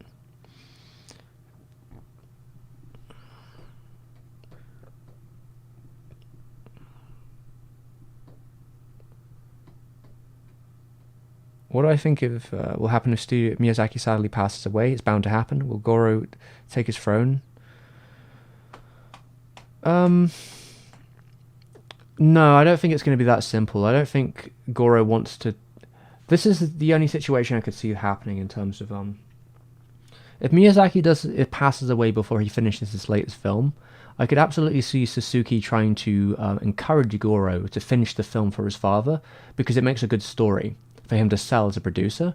And as Suzuki came from a very tabloid background, and he kind of feeds off that sort of stuff in terms of like scandal and drama and all this other stuff, and I think he likes the narrative when selling something. So I could absolutely see Goro being suggested to finish Miyazaki's movie if he can't himself. Although if Miyazaki does pass away out of nowhere after he releases his next movie, I imagine Goro will continue to work at Ghibli as he does on his own productions and try not to live in his father's shadow and carve his own path. That's probably what will happen. And I imagine Ghibli will probably downsize, but they'll continue to exist as long as they can, as long as they're still making money.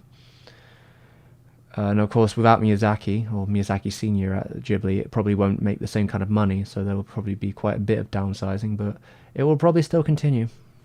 Because brand recognition, and even if it exists as a legacy brand in the end, they'll do what they do. I'll send everything when it's complete. Okay, that's a good idea. I'm pretty proud of what I've done so far. That's pretty cool. I think I'll tell you a pretty compelling story. Oh, nice. I hope it all goes really well. I know that writing can be a bit stressful. I know that more than most. I hope it all comes together very well. 7 is a great age. Super cool. He's into climbing martial arts. Yeah, like anything that makes him more closer to Spider-Man. I've drawn some stuff for my nephew in the past. I'm really fucking tired of drawing Spider-Mans. I'm sorry. It's just like if I'm gonna draw him anything, he wants the Spider-Man. Like God, I'm just so tired of drawing them. I need to probably get back on my anatomy too because Spider-Man's a really anatomically like a difficult character to draw if you want to do like a dynamic pose as well. But maybe I'll draw him a Spider. If he wants me to draw him a Spider-Man for some reason, I'll draw him one. Just anyone but Spider-Man.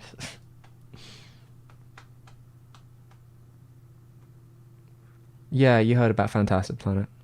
Fun fact: since I'm a kid, the DVD only exists in the US and UK because it's more known. Oh, is it more known in there than in France? That's really interesting. I remember hearing there was a DVD that had some more stuff on it I couldn't find. Thanks to my dad and early childhood, it marked me kindly as a kid. I mean, I remember hearing that like when it came out, it must have lost a bit of a boom because it was the first technically French animated movie to come out since The King and the Mockingbird's original version in '53. It'd been 20 years in France without like an officially state-based animated movie. Now, yeah, it definitely has a representation in America and probably Europe too, and England definitely. Like it wasn't hard for me to find a copy of it for sure, and I'd seen it at an early age because of its infamy. probably, when I was just getting out of like high school or whatever, I did see Fantastic Planet, and I was really into it. And now I have 2 copies of it, so take that as you will. And I'm planning to do something on it. But yeah, I think it's a very fascinating movie. I have a thumbnail planned out as well, and I'm gonna. To be fair, the Criterion cover is actually really nice, so I'm thinking of just editing that and doing a little extra with it. But yeah, it's cool. If it's not Spider-Man, it's Batman. My nephew doesn't like Batman really. I mean, he likes Lego Batman. He doesn't really care much for the DC stuff. I mean, if it was up to me, I'd try and get him to Superman, but he's been tainted by Lego Batman. That's already telling him that Superman sucks. He's getting that fucking anti-Superman propaganda. Can't stand for it. I mean, Ghibli has new blood, Greg. It's just they don't tend to get in higher positions because it's very old school. Ghibli has a ton of very talented people who've worked through it for years, but most of them end up going to other places because, like before them, getting in a position of like directorial stress from a Ghibli production is usually not worth it.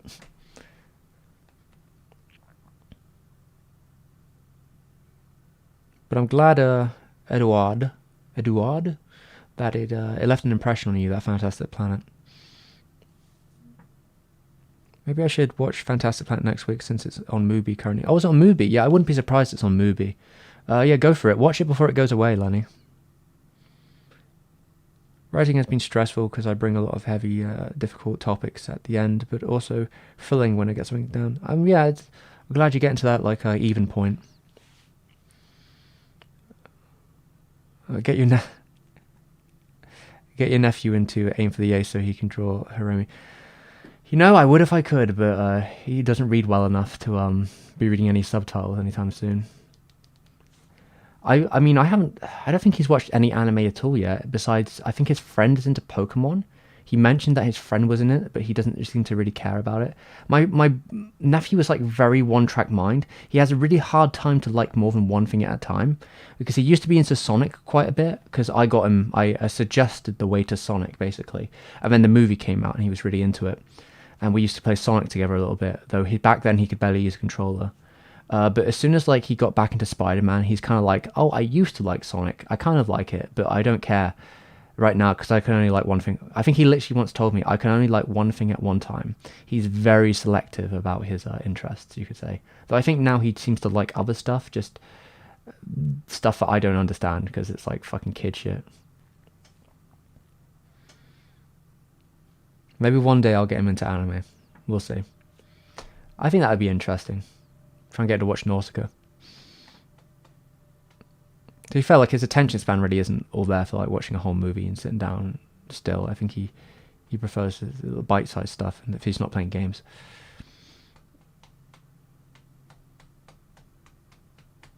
But I mean, I'd sit down and watch Aim for the Ace with my nephew. I'll see. Like as he gets older, I think I have more leeway to show him different things. Have you ever thought about making a little side project, music animated movies? Yeah, I would like to worlds to some degree, but my wrist would not. My carpal tunnel will not. I'm not in any position. Also, I don't do good at like 2 things at the same time. So what generally happens to me now, I tend to think about like, well, if there's something I want to do animated wise or project wise, I can sort of find a way of bleeding it into my own work, like my own videos, which is something I'd be interested in doing with the Hideaki Anno video. It's bleeding more creative decisions of myself, animation wise and other stuff. I think that's an Arno decision style tactic. Bleed your passion work into your commercial work. Yeah, that's my plan at least.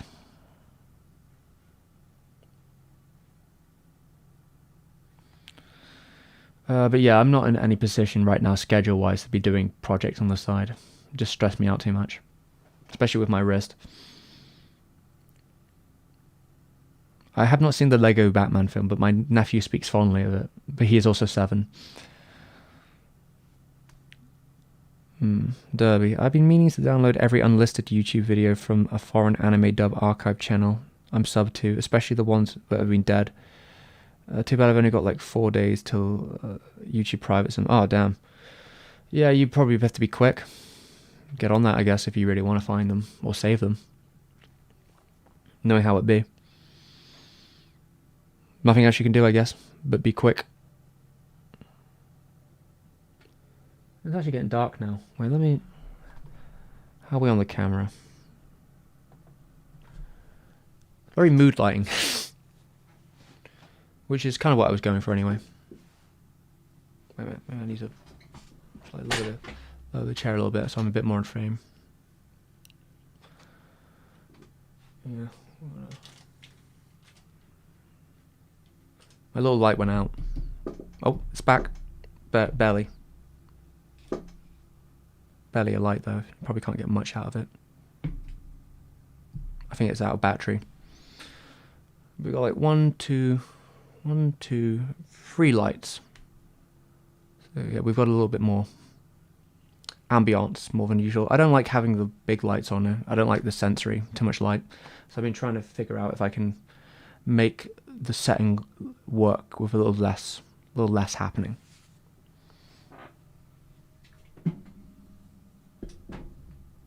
So now it's a bit more blue. See if I don't want to point at me though, there's a lot of excess light. I'll probably get some backlight though. It's interesting if I point it that way. Like the secondary light.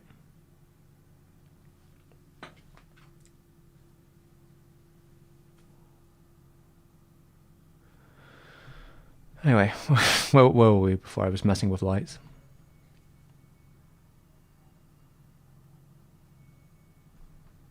It's the bi-lighting we like. Blue, purple, pink. This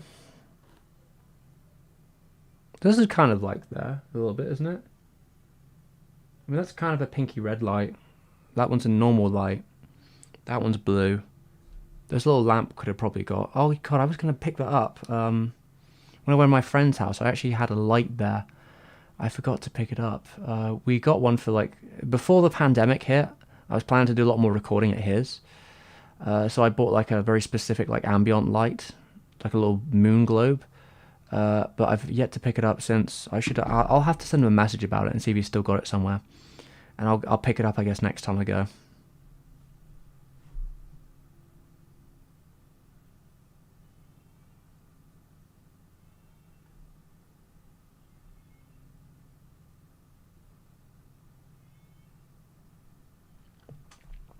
What happened to my wrist? The Satoshi Kon problem happened to my wrist. The problem is it broke my wrist. Well, at the time when I was making that video, the Satoshi Kon problem, I was doing a lot of animation for it. Among other things, there was a lot of drawing and other stuff. I had sort of worn my wrist out, and a lot of the rotoscoping and such. Like, I was drawing like 100 frames a day or whatever it'd be. Like, it was a lot, and I had a small tablet back then. So it was probably not the best. Like, it was straining out my wrist, and some other stuff I was doing was not helping my wrist. My wrist posture, like my wrist posture for like, I used to do this horrible thing where I'd splay my wrist down like that to use the mouse. And I was playing some really intensive games at the same time instead of taking proper breaks. I basically was using my wrist far too much for too many different things, and it was really hurting. And I had like a week deadline because I wanted to get the video out by the time there was the anniversary of Con's death. Like, it had been a decade since his passing, and I wanted the video to come out roughly then. And instead of taking a week off and missing that deadline, I decided that, no, I have to work through this, and hopefully I'll just rest this with my wrist as much as possible afterwards. But the damage was already done, and I had to finish editing and doing all this other stuff for a week or so more, maybe a week or two more. And afterwards, I didn't really know how or what to do to make my wrist feel better. I didn't know what the process was for like wrist guards. I didn't know stretches. I didn't know any of that. I had to learn that over the coming months. And yeah, I think that by that point the damage was already done, and it got pretty bad by December. Like I think that's when I was having real trouble. It was getting very weak. I could barely hold things in it, and I guess that was more November.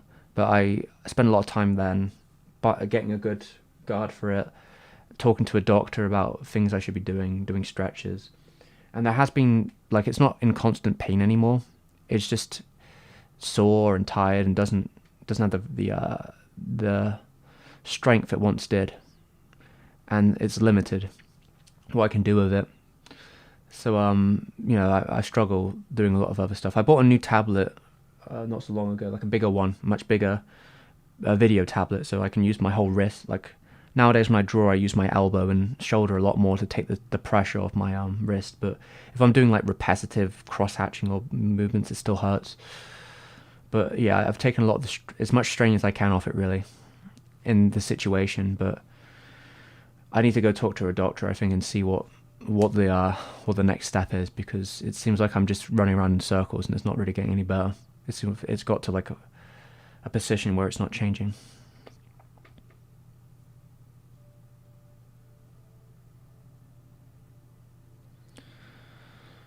Ava, I recently learned, yeah. Yeah, I do all the animations to my videos. There's no one else. I don't know. Maybe I should make that more clear. I don't know. I just assumed people would get like who the fuck else is going to be doing it. But yeah, like any of the portraits or like animation need stuff that's like rotoed of me. I thought that would be pretty obvious it was me, not someone else. But yeah, like these videos are all me. Like I draw everything and I animate. Like I edit. I do the After Effects stuff. I do the voicing. You know, I do everything in them. Unless it's stated otherwise, it's all me. Besides like some voice work, I guess, if I get a guest in. But yeah, don't know. Maybe I'll make that more clear in the Arno video. Maybe I'll like do a title credit crawl where it's like animations by STEVEM, and then like any help that came up. Like do like a opening credits moment so people will know straight away. I mean, yeah, like just how it be with the wrist stuff. Yeah, Hayden, I'm glad the video's doing pretty alright. The con video is doing pretty well. It's moving at a pretty comfortable pace. I think it's sort of lulled. It's found its like equilibrium.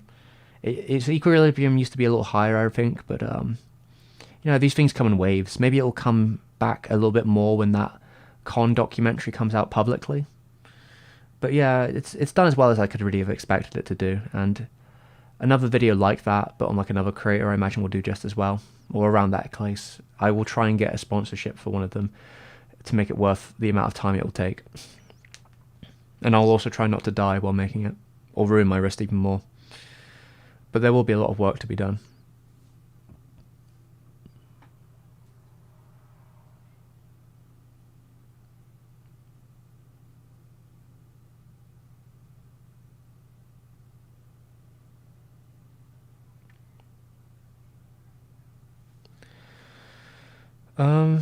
A series called Happy Sugar Life. Not sure if I'm as familiar with this one.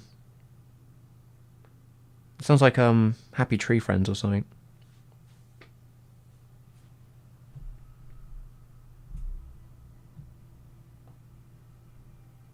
Tetsumu Nihei?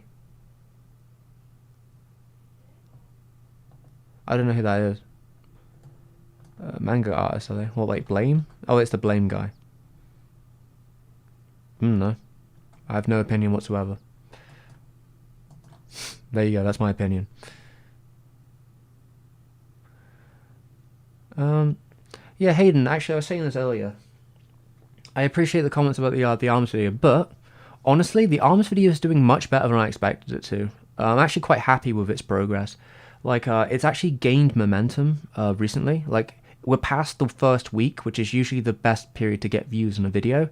Like, usually that's where you'll get like most of your early momentum. But we're past that point, but the video is still doing like 1,000 and a bit views a day. I was going to post it in the chat to pin it, but YouTube's having a funny one. It's not letting me do that. But yeah, the ARMS video is doing like a consistent, like slow burn, dedicated viewership. So like if it stays doing that kind of numbers, it will gain quite like a reasonable amount of views. I imagine by the end of the week it's going to have at least 20,000 views, and that's probably as much as I thought it'd get in its lifetime, just because of how niche the topic is and how I didn't really know how to advertise it very well, I guess, or what to do with it. But yeah, I think the video will continue to grow, and I guess there are definitely a lot of people who liked ARMS, so that's nice. And I imagine as well, if I finish that Nausicaa video, I think the Nausicaa video will do well regardless of whatever happens. I think I'll push it as far as I can. Hopefully it won't get deleted quickly, and if it does get deleted, I can get it back like that and just be very careful about it. Get it back in 2 weeks without worrying about it too much, because, you know, I know the Ghibli process. But yeah, I really like I imagine if the Nausicaa video did well, which I expect it will because it's Nausicaa and it's Miyazaki, what I expect to happen is that video will do really well, and then the video I'd released before that, which will be the video on ARMS, will also gain residual from it, because when a video does popularity wise, it's usually the video that you release beforehand that gains a lot of the extra momentum, and then other popular videos you've done will also gain some momentum. But I imagine it will see a little boost, the ARMS video, as soon as I release the next video. So I imagine it could do quite well, and it's quite long too as well, so it'll help.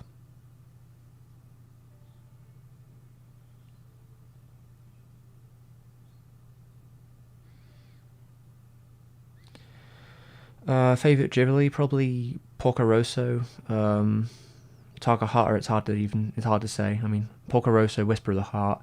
Takahata might be My Neighbor Yamada's, maybe. Pompoko, one of those two.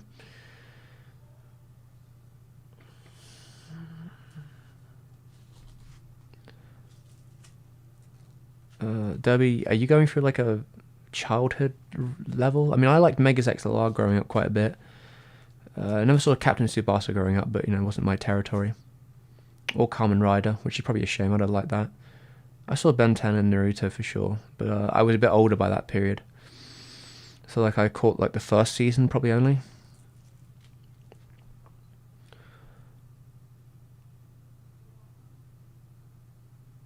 Fun fact, there was a lot of French animated pictures in the 70s, like Fantastic Planet at the time, that were animated in North Korea. It doesn't surprise me because they just find whatever country is the cheapest to produce stuff. North Korea still makes animation for people. The first episode of Avatar: The Last Airbender was animated in North Korea instead of Korea. It was like outsourced. Problem is that it continues even nowadays in TV animation, the year 2010s, and it has little shameful topics of modern French animation. Yeah, I mean, if you export your labor somewhere else to a cheaper country, which is what generally happens. I mean, America does it with the Philippines, right? Philippines, Korea, whatever's the cheapest to throw your animation at. Like you're bound to throw it somewhere that might not be doing it at the most ethical stages.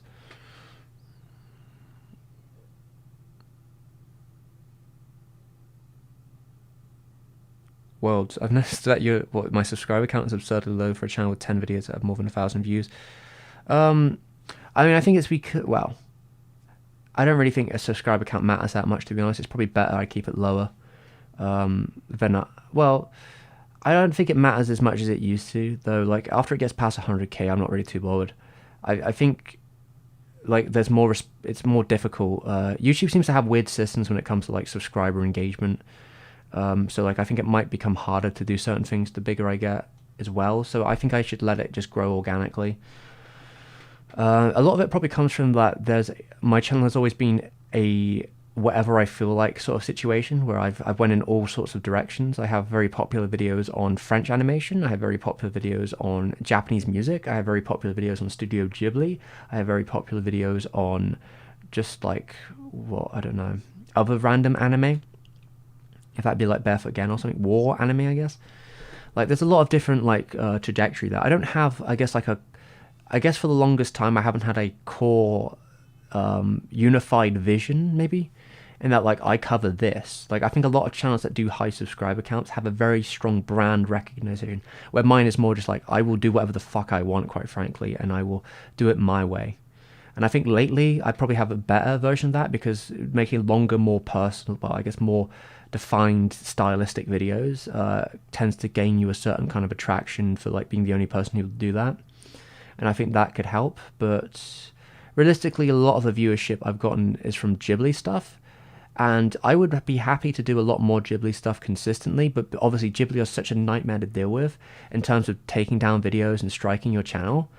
It makes me just not really want to spend all my time like messing with them. So like I tend to do it selectively, or when I have a really good idea. I don't like putting the channel in risk in like quick succession by doing lots of videos that could get stricken, but one after each other.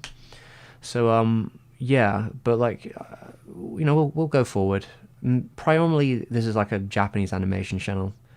I have done some music stuff in the past, but it's very inconsistent to like actually get consistent viewership. So if I'm talking about Japanese music or something, it'll be for something I really care about or like really want to cover. A passion project rather than a view project. But yeah, like it's just the game really. But you know, I think the viewership matters more because you know that's what actually gets you the money.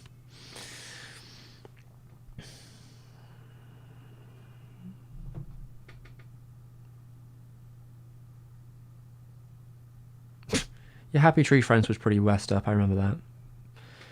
Funny, I guess, in its own way. Then again, like I don't know, when you're 8, like getting traumatized, it's part of the game. I don't think it's not real trauma. It's just a silly cartoon. Like I remember when I was that age, you see all these weird cartoons coming up, like Salad Fingers, and being like, oh okay, and other like strange oddities of the early 2000s in animation. A lot of Newground stuff, you know. It's a lot of strange stuff. You get desensitized to it eventually. Maybe Elfen Lied fans, sorry, and Seeing Kids finally found it. Yeah, probably. I imagine there might have been bouncing off the Hazel channel recommendations. Just because because her video is age locked, I don't think it means that like I can bounce off it recommendation wise very easily. However, I think if people watch her video, they might get recommended mine secondarily because it's like, oh, you watched a video about Elfen Lied, maybe you'll like this video that's monetized about Elfen Lied. So there could be that factor to it. Oh, I watched. Oh, you saw Catnap the other day, did you? For a video that the movie was like Miyazaki tripped on acid and developed inflation fetish. Damn. Is that the that specific director, isn't it? The director of wasn't Catnap directed by director of Serial Experiments Lane, isn't it? Yeah, like Nakamura. Yeah. Yeah, Triangle Staff Nakamura, that's probably him. It's like one of his first movies, isn't it? Oh, no, sorry, I'm thinking of... No, this is the other guy who worked at Triangle. This is the Tree of Palm Man. So there are 2 cat-themed movies I'm thinking of. The director of Serial Experiments Lane made a different cat-related film in the same year. How foolish of me. To mix them up.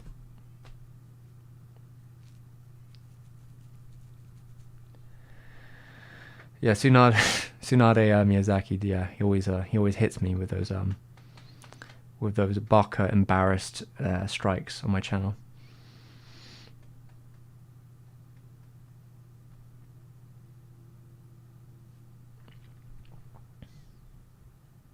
Maybe I'll watch Catnap someday.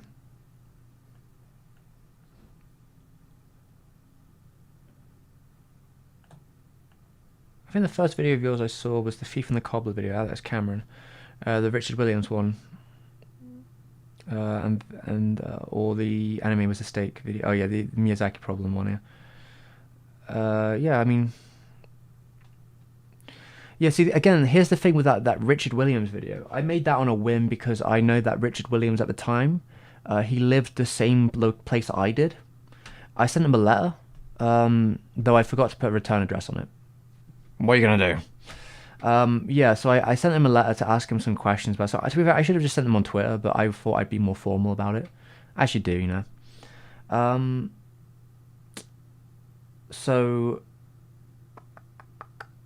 what was it? Yeah, so I was making that video specific. I think someone had asked me to do something about it as well, but like I was having a difficult time thinking about if I'd have watched that video, and I think that video has problems, and I'm not a huge fan of it overall. I think it works okay, I guess. But there's some things about it I'm not really huge on when I rewatched it for a commentary. I think it's one of the weaker earlier videos. Though I think the topic is interesting enough, so that probably will get people going. But yeah, I didn't expect that video, because that video didn't do very well. The first month, that video got 3,000 views. It was doing like nothing. And it gained all its views from 2 random events. One of them is I heard people like there was like maybe a misreporting that Richard Williams had died earlier the year that he actually did die. So there was a period where like out of nowhere the video got a huge amount of views, and I think it's from I was getting some rest in peace comments, and I was like, he's not dead. And suddenly later that year he did die, and then the video blew up again and had a second wave of viewers. And it went from like a video that had like 15,000 views. It was kind of like very mild, viewership to like one of the biggest videos on FIFA the Cobbler, and there was nothing I could do about it. And I was just like, oh, okay. Don't really know what to say about that. I don't really plan to cover much of that kind of animation in the future, but I perhaps will cover more topics where it's like anime productions that gone on, like, well, animation productions that took a very long time. I think that's a cool topic because that's kind of what I did for King of the Mockingbirds as well. So like when the Overcoat comes out, or whatever it's called, by Norenstein, I might cover that. And when they finally release that video, the final like Arbe whatever version of Still Experiments Lane, whatever it's called, follow up, that's been taking like 18 years, anime TV series, I'll probably do a video on that.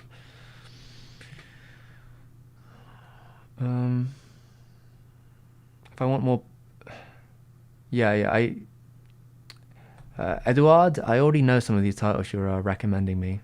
I know Gandahar, because that's the third title by the same one, and I have done a video on Time Masters already. I've seen Time Masters. I own Time Masters on DVD. A very rare copy of it. You can't even find that fucker anywhere. I got it off eBay very luckily for a more reasonable price than I was seeing out in other places. An old version of it from like the mid, I would say it was like the late 2000s DVD of the thing, because you can't get it anymore. It's like out of print. But yeah, I have seen all three of those to some degree. And I also have the shorts from Fantastic Planet Creator as well.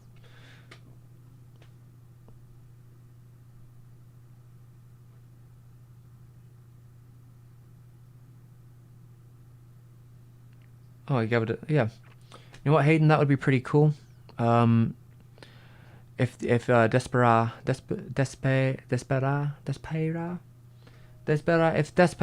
or however they're gonna call it, if that ever comes out, then I'll probably have a look at your sources if need be.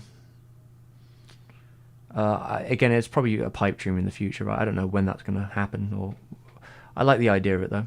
All right, Lenny, have a good sleep. Yeah, Richard Williams passing in 2019 was sad for me as a I think Miura is much sadder because Richard Williams was 84 years old and he lived a very good life and he was very comfortable. Like I know the guy, he did a lot of stuff in like the area where I was growing up, where I was doing uni. He used to see a couple of animation studios. He went to the watershed. He worked in the Aardman studio, and he spent most of his days just hanging out in the Aardman studio with his little pencil, just drawing. They had a little booth set up for him. He was doing pretty well for an old man. You know, he was living very comfortably, and he was doing just fine. He was pretty healthy for his age. You know, but he just, you know, happens. He just died. But you know, he was a pretty good age where like Miura was not well. And realistically, you know, when I was having my heart troubles, you know, last week or so, or when I was having my strain from what, I kind of was like looking into the face of, oh, this is the future that happens to creators that work too much. Like this is what happens to you. Like the revelation of like, this is the beginning of that. You know, this is where that path leads you, you know, where your body starts to fall apart. And it's pretty scary, especially when you do irrevocable damage to your body for like short-term gain. It it really hits you.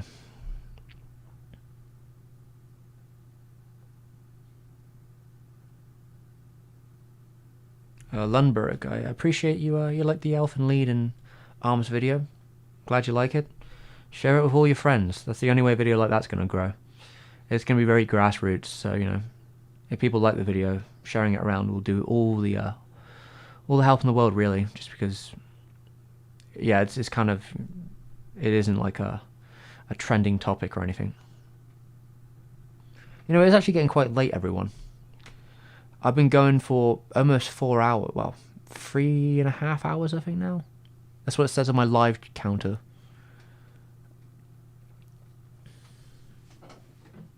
So let me drink my water. But yeah, I'll probably have to wrap it up soon. And then I'll, what am I doing? I'll probably make some more notes from this little booklet.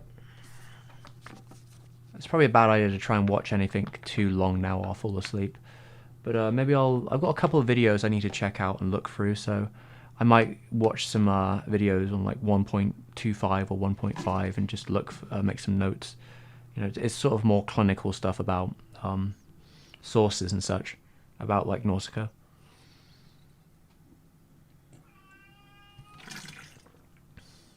It's like 9 p.m. where you are, right? It is 10 p.m. or coming up to 10 p.m. Oh, good night, Hayden. Yeah, I don't know. I'll probably take another 5 or 10 minutes and then I'll slowly wrap it up, I guess. Cat, you come in? I heard a meow again.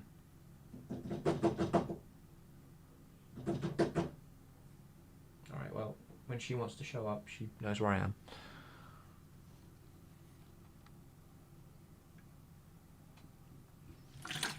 Yeah, you're 1 hour ahead in Sweden. Where I live, it's 4 p.m. Well, that is much earlier than it is here. It's getting quite dark out there now. Since it's 10, this is usually where it starts getting dark now.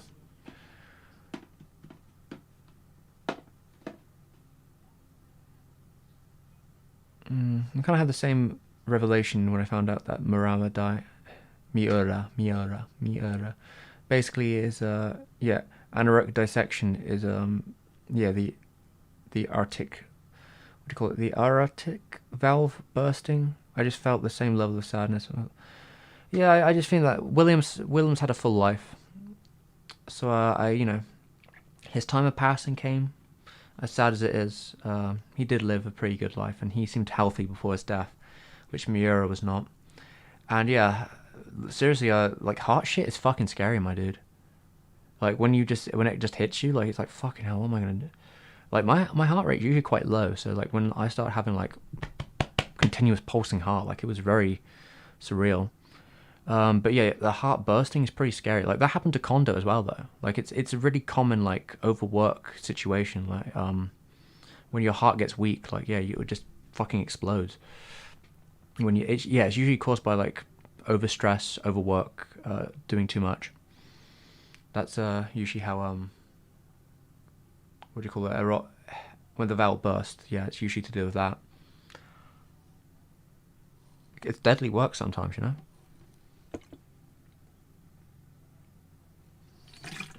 Especially when you don't get out much. Do I know Annecy Festival? Yeah, I think I've heard of Annecy Festival, but I don't know too much about it. It's like a film festival, is it?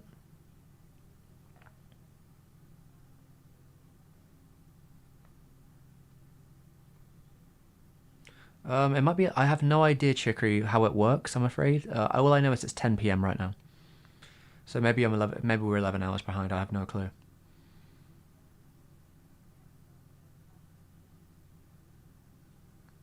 So is it your full-time job doing these videos? Pretty much. I mean, I'm in a very lucky position to do this full-time, but I probably do need to like up my sponsors or whatever. I need to try and dedicate a stronger following on the financial side. I'm sure to keep it going forever.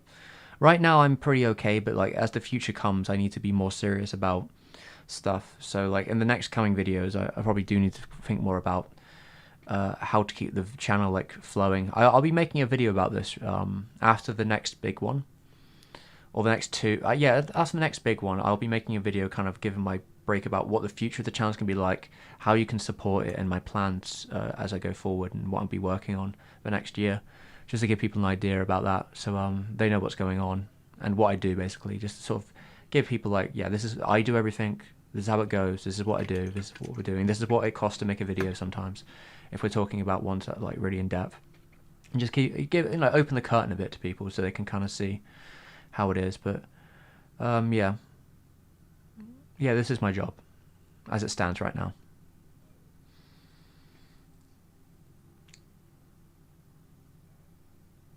Have a good one, Cameron. Yeah, I mean, to me, it's not just like a case of financially, but like I'll probably talk about my health as well, just to be like, I want to keep doing this, which means I need to be responsible with like how I approach a video too, because like YouTube really does want you to make continuous videos, but making continuous videos is a real strain, and it's very stressful. Like I spent a long time making a video like every month, basically, for a pretty consistent year or so, I guess. I mean, even when I was working in other jobs, I was relatively making a video once a month. Relatively, like it might be once in a month and a half, but yeah, and sometimes there were periods where like I was really going ham. Like there was, I think, one month where I made like roughly four videos, but I think one was a Q&A, and it was like three others just barely meeting it or something like that. So yeah, like that was insane. Like running when you're making videos that like take 9 to 12 days and throwing them out, it's a lot to take in, quite frankly. So yeah, I'd rather work on longer, larger, wilder videos that only I could do. I think I think people like respond to them more than me making like a 10-minute video on something that's kind of like polished and neat, but like, it's just kind of what it is. But yeah, we'll see how it goes. I'll make the video on that. I'll make the I guess either the video will be called The End or The Future of the Channel, where I'll just be like, hey, yeah, I haven't stopped making videos. This is how it's going. This is what the future is. This is why. If you want to support, here's where, and here's my plans for the future.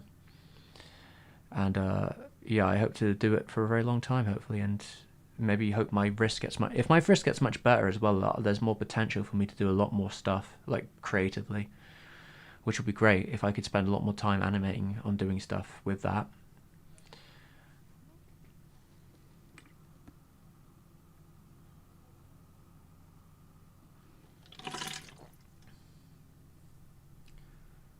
I was scrolling through my subfeed and I saw a Joe video by Retro Crush, and the title is Joe's channel says Inner One Punch Man. Well, that's kind of Retro Crush's thing. That's what they built their empire off, is like very baity titles. And I mean, credit to them. If that's the only way you can get people to watch a video about Ashton or Joe, then fucking go for it. Even no matter how bad the title is, if it gets like 100,000 people plus to watch a video about Joe, I would gladly embolden it, because that's the game you play. This is the thing about YouTube. YouTube is a game, unfortunately, where you have to swallow your pride. There are ways of titling videos I would prefer not to do, but realistically, like if I want people to see them, I think you need to kind of get beyond your perfect title and realistically use the titles that you know will work. Like, I was joking when I made a video with like Miyazaki problem in the title. I was making a joke at a friend. Like, I had 200 subscribers. I didn't expect it would get 1.5 million views. I was laughing. I was like, haha, it's not a funny title. Like, it's what you said in that party when we were talking. And then it becomes the most popular Miyazaki video on the web. And it's like, oh shit. Well, now that's my brand. So like, I don't know if I'll be able to use it for every video, but that has become part of a channel identity, and you kind of have to play with those things with YouTube. YouTube is a platform where you delve into repetition and, broad, scandalous titles sell. The content doesn't need to be that, but the title and the thumbnail need to represent them in a way that they'll click on it. And that's the game. And the game is that, yeah, you have to play within the context of the game. Don't hate the player, hate the game. You have to play by those rules if you want to survive.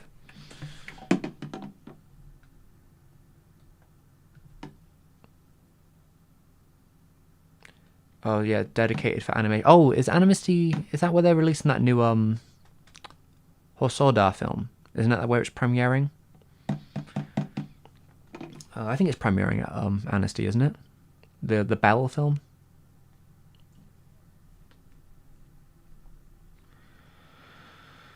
Yeah, I appreciate the comment, Chicory. I mean, I'm not trying to do what the rest of the community's doing. And I remember hearing someone say once about like, yeah, YouTube is it kind of falling, like a lot of content on YouTube kind of is moving towards like documentary edge. And I was like, oh fuck yeah, that's what I want to do. I want to make things that are closer to documentary than like an analysis video, I suppose. Even though if there's a little analysis in there, I think I'm more interested in like the history and like the stuff around it and making things like that. Like almost like documentaries on people or bits of history and animation, and talking about my feelings and how this came to be and the stories behind stuff. I think that's that's what I have fun with. I like telling the stories and like finding ways to like convey that to people. That to me is more of what I'm into than being like, what is truly the themes of One Punch Man? Like, oh, fuck that shit. I can't be dog. I'm not good at it. So.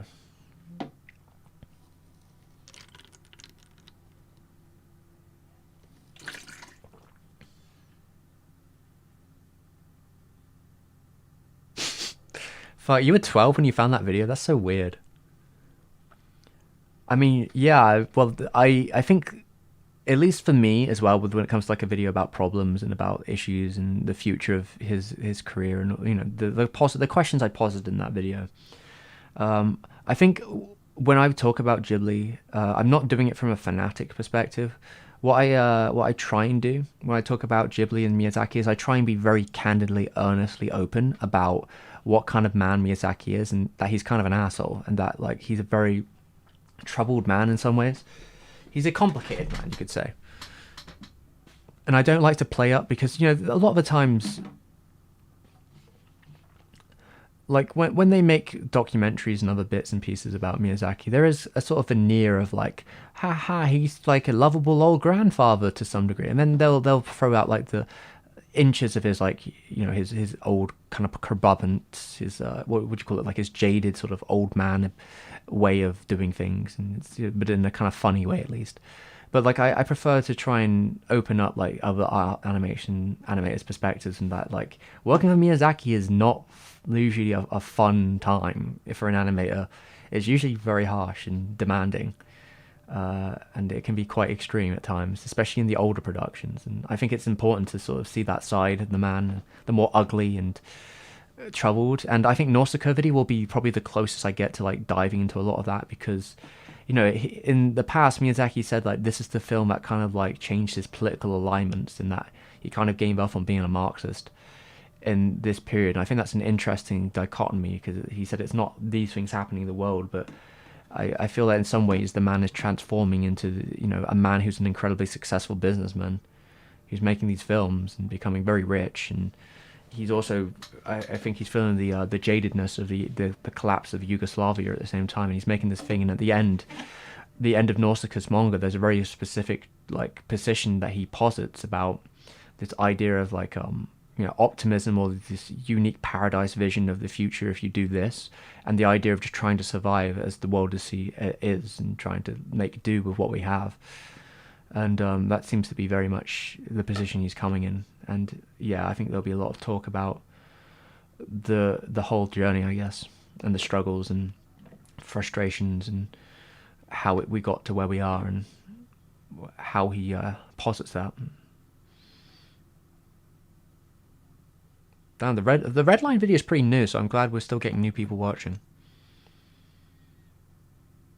Damn, you were 13, Chicory? How old are you now? Well, I guess, wait, that was 2017, I'm guessing? I mean, I have to guess it's like 2017 I made that video. Around that time, maybe? So, what is that, like, so you gotta be like 17 now, maybe? I don't know. 17, 16, somewhere around that. With the Satoshi Kon video, I've been watching most of the videos since. Okay. Most? You should be watching all the videos, Chicory. All the videos. There's not that many. I'm kidding. Do what you want. I don't care. 3 months ago, damn. Well, at least we've got fresh people in. I was a smooth brain, so I thought of the masterpiece artist being the human challenged me. Yeah, like, I think... Oh, 16 now, damn. You're young. Fresh-eyed. Have I been to Japan? No. I mean, maybe one day, but like, you know, there's been a pandemic for the last year and a half, or whatever it's been. I have dues to pay in Japan. I have to go and say some thank yous at some time, but when it's more safe. I know, I hate traveling. I'm a bit of a recluse, if you couldn't tell.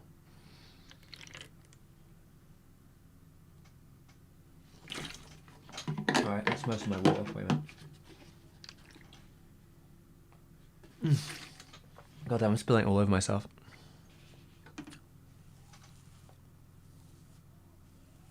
Feels weirder when I'm one of your older fans, while your newer fans are decades older. I'm one of the older fans, well, but newer. Well, I mean, there's like a real variety there. I've seen my statistics. Like most people who watch my videos are like in between 20 and 30. They're kind of around my age. So like the positions beyond that are kind of more niche. Fresh blood, fresh meat, yeah. Well, you know, be careful, my young boy. And actually, I don't know, Chicory, if you're a boy or girl or whatever, it doesn't matter.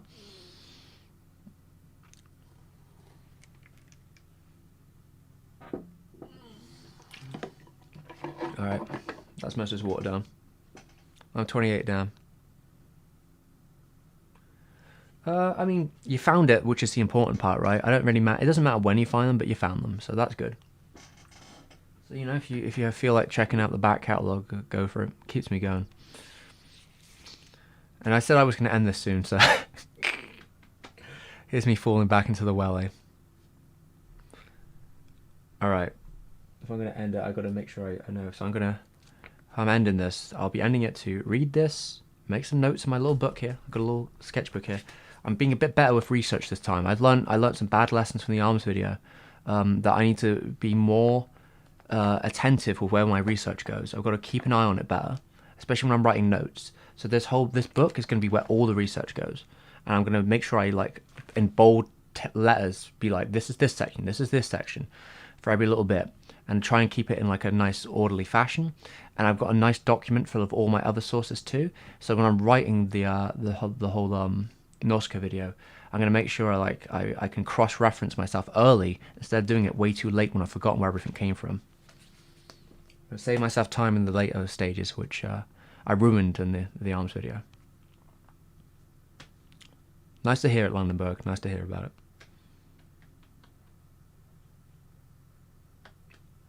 I mean, fair, like, watch what you want, Chicory.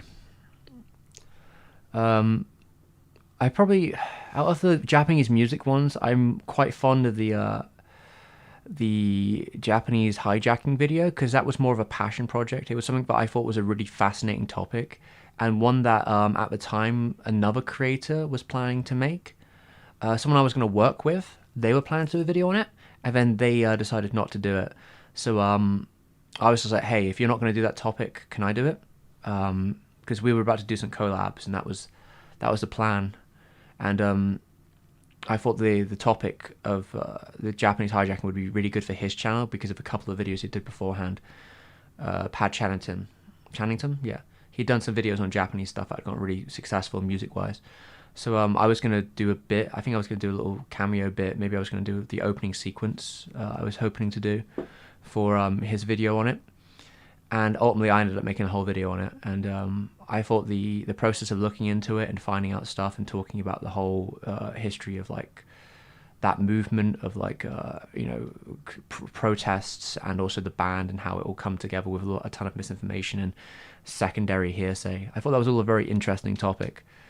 And when it did start getting viewers, it was probably getting viewers from the wrong angle, because I was more focused on the band than I was actually the event. The event was just a precursor. So like the event was more of an interesting catch-all than the actual. I was more interested in the aftermath. But yeah, I think that's my favorite music video I did. Although the response to it was a fucking nightmare, God almighty. The comments were terrible for a myriad of different reasons. But yeah, the actual video was a lot of fun to make. And then I guess the Plastic Love video too. That one probably quite important to me. But yeah, I think I mostly enjoy that video, looking back on it. It was a video in the right direction for the channel, I think.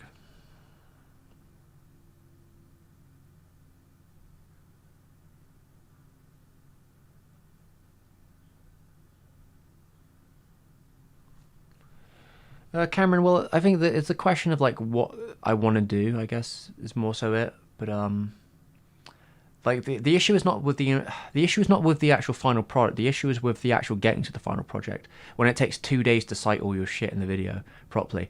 Because first I had to find all my fucking sources and order them like categorically. Because at one point I was like thinking about not even doing the numbered thing in the corner for it because I thought it would take too fucking long. But in the end, I decided I have to because some of the stuff I'd referenced is way too vague, and I needed to make sure I wasn't like doing any like plagiarizing where I was copying words that I couldn't remember copying. So I made sure to be very specific about my citing in that video. So when I was mentioning something where I knew that was related to a prior article I'd read, I could have the number in the corner. So I was covering my own back, but I had done a really bad job at like knowing where everything had came from in the script because I didn't mention it a lot of the time. So I had to do a lot of back combing through all my sources and reorganizing them. That was the biggest problem.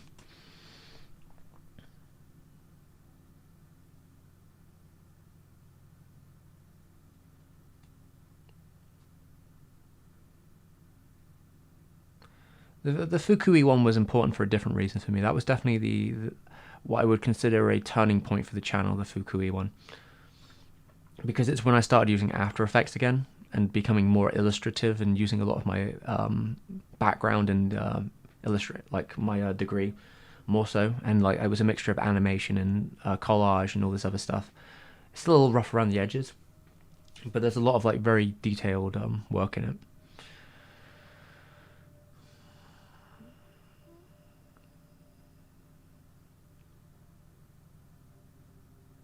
Do I watch other channels' videos on something if they already covered the topic or movie you're researching? Like, no.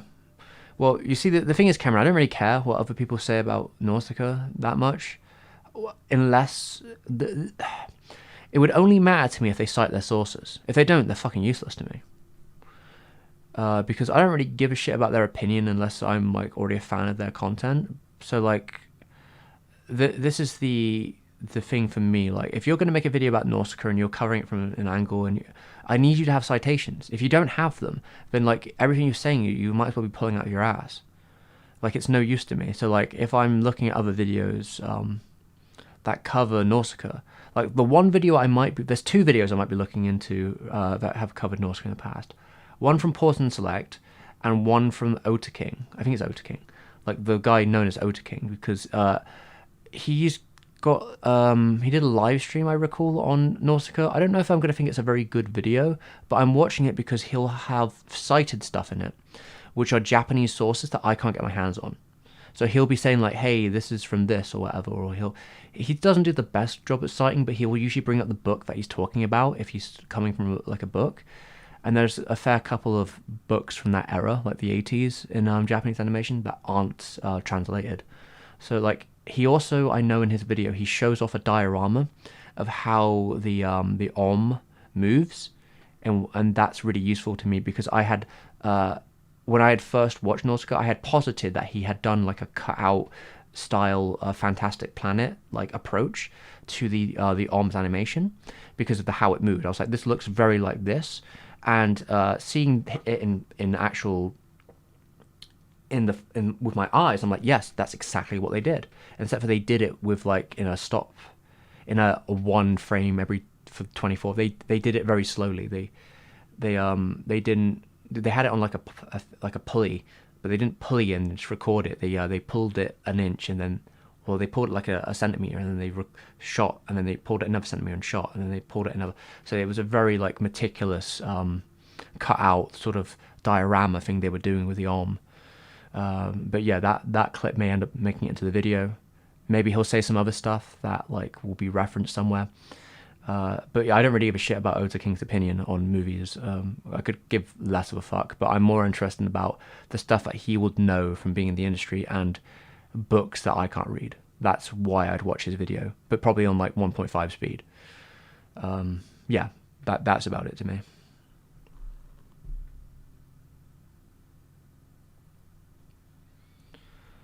Yeah, I mean, I stand by it, Cameron. I don't give a shit if they don't cite their sources. I will say that because, like, if you're going to do an opinion piece on Nausicaa, that's fine. But like, I'm not interested in watching an opinion piece on Nausicaa when I'm making a video on it. I just don't care. If I'm doing research, I'm looking for research. I'm not looking for you to say something and then be like, I don't know where I got that from, because that is in itself like a headache. Because, you know, if someone said something like, oh, by the way, Nausicaa from 1984 was funded predominantly by this this company, and that's because this company worked for the Yakuza, I'd be like, whoa, what the fuck? Where did you hear that? And it's like, if they're like, I heard it on the streets, I'm like, oh, fuck off. Fuck you. Don't give me that shit. I don't need like fucking the rumor mill. Like, give me something. Like, Jesus Christ.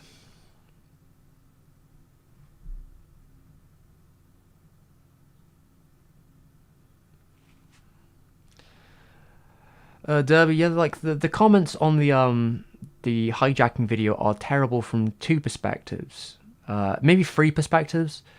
Like, yeah, they're all fucking bad. Like, I mean, well, to be fair, there were some nice comments earlier on, but like, there's like an army of 12-year-olds who came from the Kento Bento, which in itself, its video is a bit Orientalist for my taste. And like, he didn't cite his sources, so I was extra pissed off. But they all trying to correct me on something that I didn't get wrong, but they just didn't watch the whole video. And they are citing it off the Kento Bento video, but doesn't cite where it got its information from. So like, it's just this infinite Ouroboros of 12-year-olds trying to tell me I'm wrong when they don't know what they're talking about. As well as like other people were angry because I talked about leftist politics in the 70s of Japan. You know, so like, yeah, it's annoying from two different angles. But I mean, it got views now, so that's nice. I'm glad it finally found its viewerships. How's it going, Study of the Swords? Yeah, it was revealed to me in a dream. That is the most. I mean, all right. If I asked someone where they got the source for something, and they said to me it was revealed into a dream, I couldn't even be mad, man. That's some fucking big bullshit to be like, oh yeah, that claim I made, it appeared to me in a dream. I'd be like, fuck yeah, dude, whatever. You keep on rocking. I just won't take anything you ever say seriously. But I'm glad that you're having visions of the future. I hope they continue to prosper you. If someone said to me like, you know, Miyazaki doesn't actually really like animating stuff, and or like something like that, or like he was like, you know, Miyazaki said once that Nausicaa was based on the daughter he never had or something like that. I'd be like, okay, well, why? Who told you that? And he'd be like, it was revealed to me in a dream. I'd be like, okay, sure, no, fuck yeah.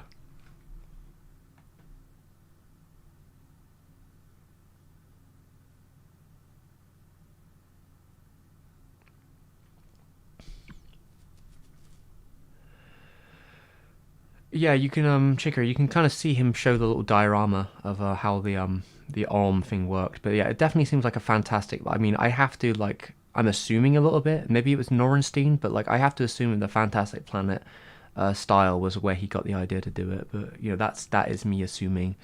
Though like there are a couple of references to Fantastic Planet in the movie. I think the soundtrack kind of vibes that way. The atmosphere kind of vibes that way at times. The big old skeleton in the mountain, or I guess it's the god monster of prior past. That's kind of a reference. So there's a little bits and pieces there for sure. I think that French style is kind of within Nausicaa for sure.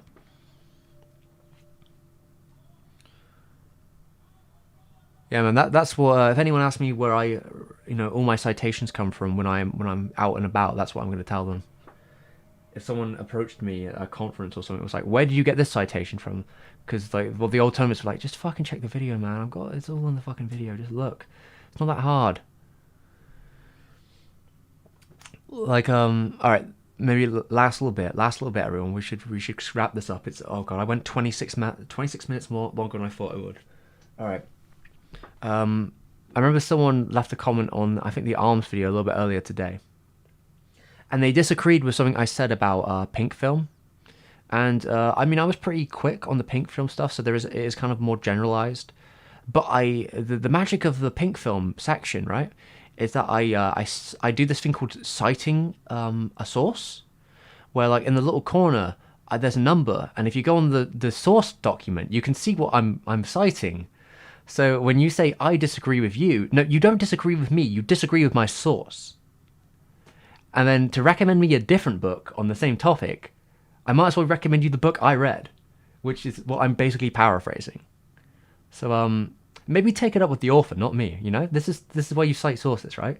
So now he can have an argument with the author of the book instead of me.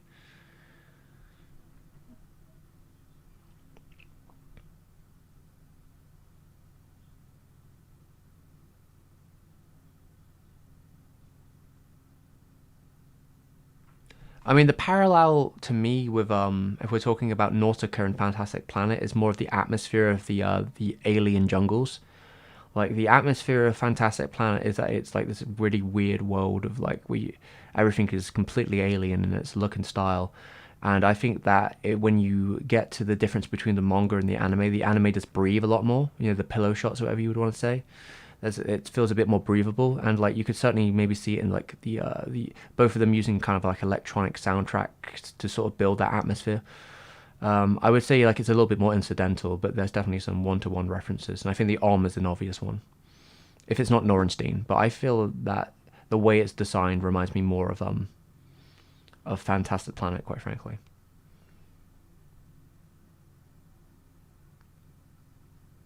Dead Masterpiece video about the Kubrick's Napoleon video. Well, did this fellow that made this video on Kubrick's Napoleon, did he cite his sources? Just saying. Napoleon and the Arabic Anime Archive series. Was there a Napoleon anime? Probably was somewhere, I'm sure. Miyazaki is such a tsundere. I mean, I think Miyazaki... I don't know, I think Miyazaki's very honest with his feelings. I don't think he hides anything. He's just very strongly opinionated, like a child.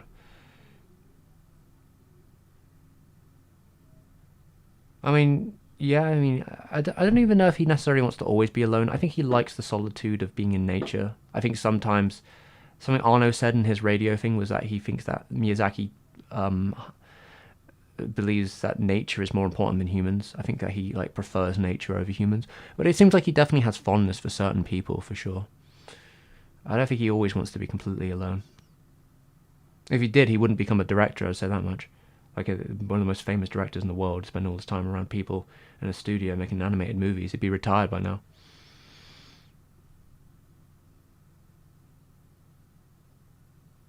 All right, Greg, we're about to end it. I reckon it's getting to like the 10:30 position. I should stop now before my voice goes. I'm gonna finish drinking this water and say goodbye.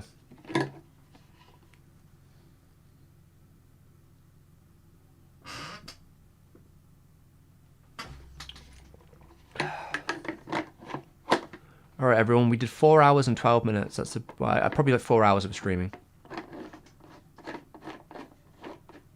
He does have a wife and a son. Two sons. Two sons.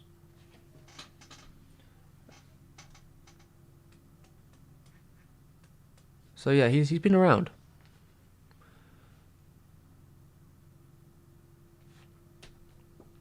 All right, Richard. You have a good one, Richard. Right? Keep studying the keep studying those swords. All right. Glad to see you here. Noisy Cat isn't here. Urise Neko is not here today. Well, she's not here right at this moment. She's probably went to sleep on my bed or something. She's had a wild one today. Like in the 4 hours of streaming, she's been in this room at least like 5 times. Like in out, through the window, in out. Crazy cat. So yeah, I will say my goodbyes, and I'm getting a bit tired, and I probably ate dinner too quick, so my stomach is. It's been better. So maybe I need to lay down for a bit, read my notes, go on my laptop and have a look through one of those videos I'm supposed to be watching to check their sources, and probably then go to bed. Looking forward to more cat footage. The cat is always about, she's hard to. She's in every recording I do usually because like she literally won't leave me alone. Au revoir, Edouard. That's my terrible French. You know what? There's nothing funnier about making videos about French animation than seeing how angry, molding French people in the comments about my like the way I pronounce the words. Mate, I'm British. You're not expecting me to say words. You can't fucking say squirrel. I can't say French words. We even out between the two of us. All right. Anyway, on that bombshell, I'll see everyone next time. All right. Stay safe and take it easy. All right. God, it's actually really fucking warm in here. I need to turn these lights off. I think they're melting me. Anyway, Bye.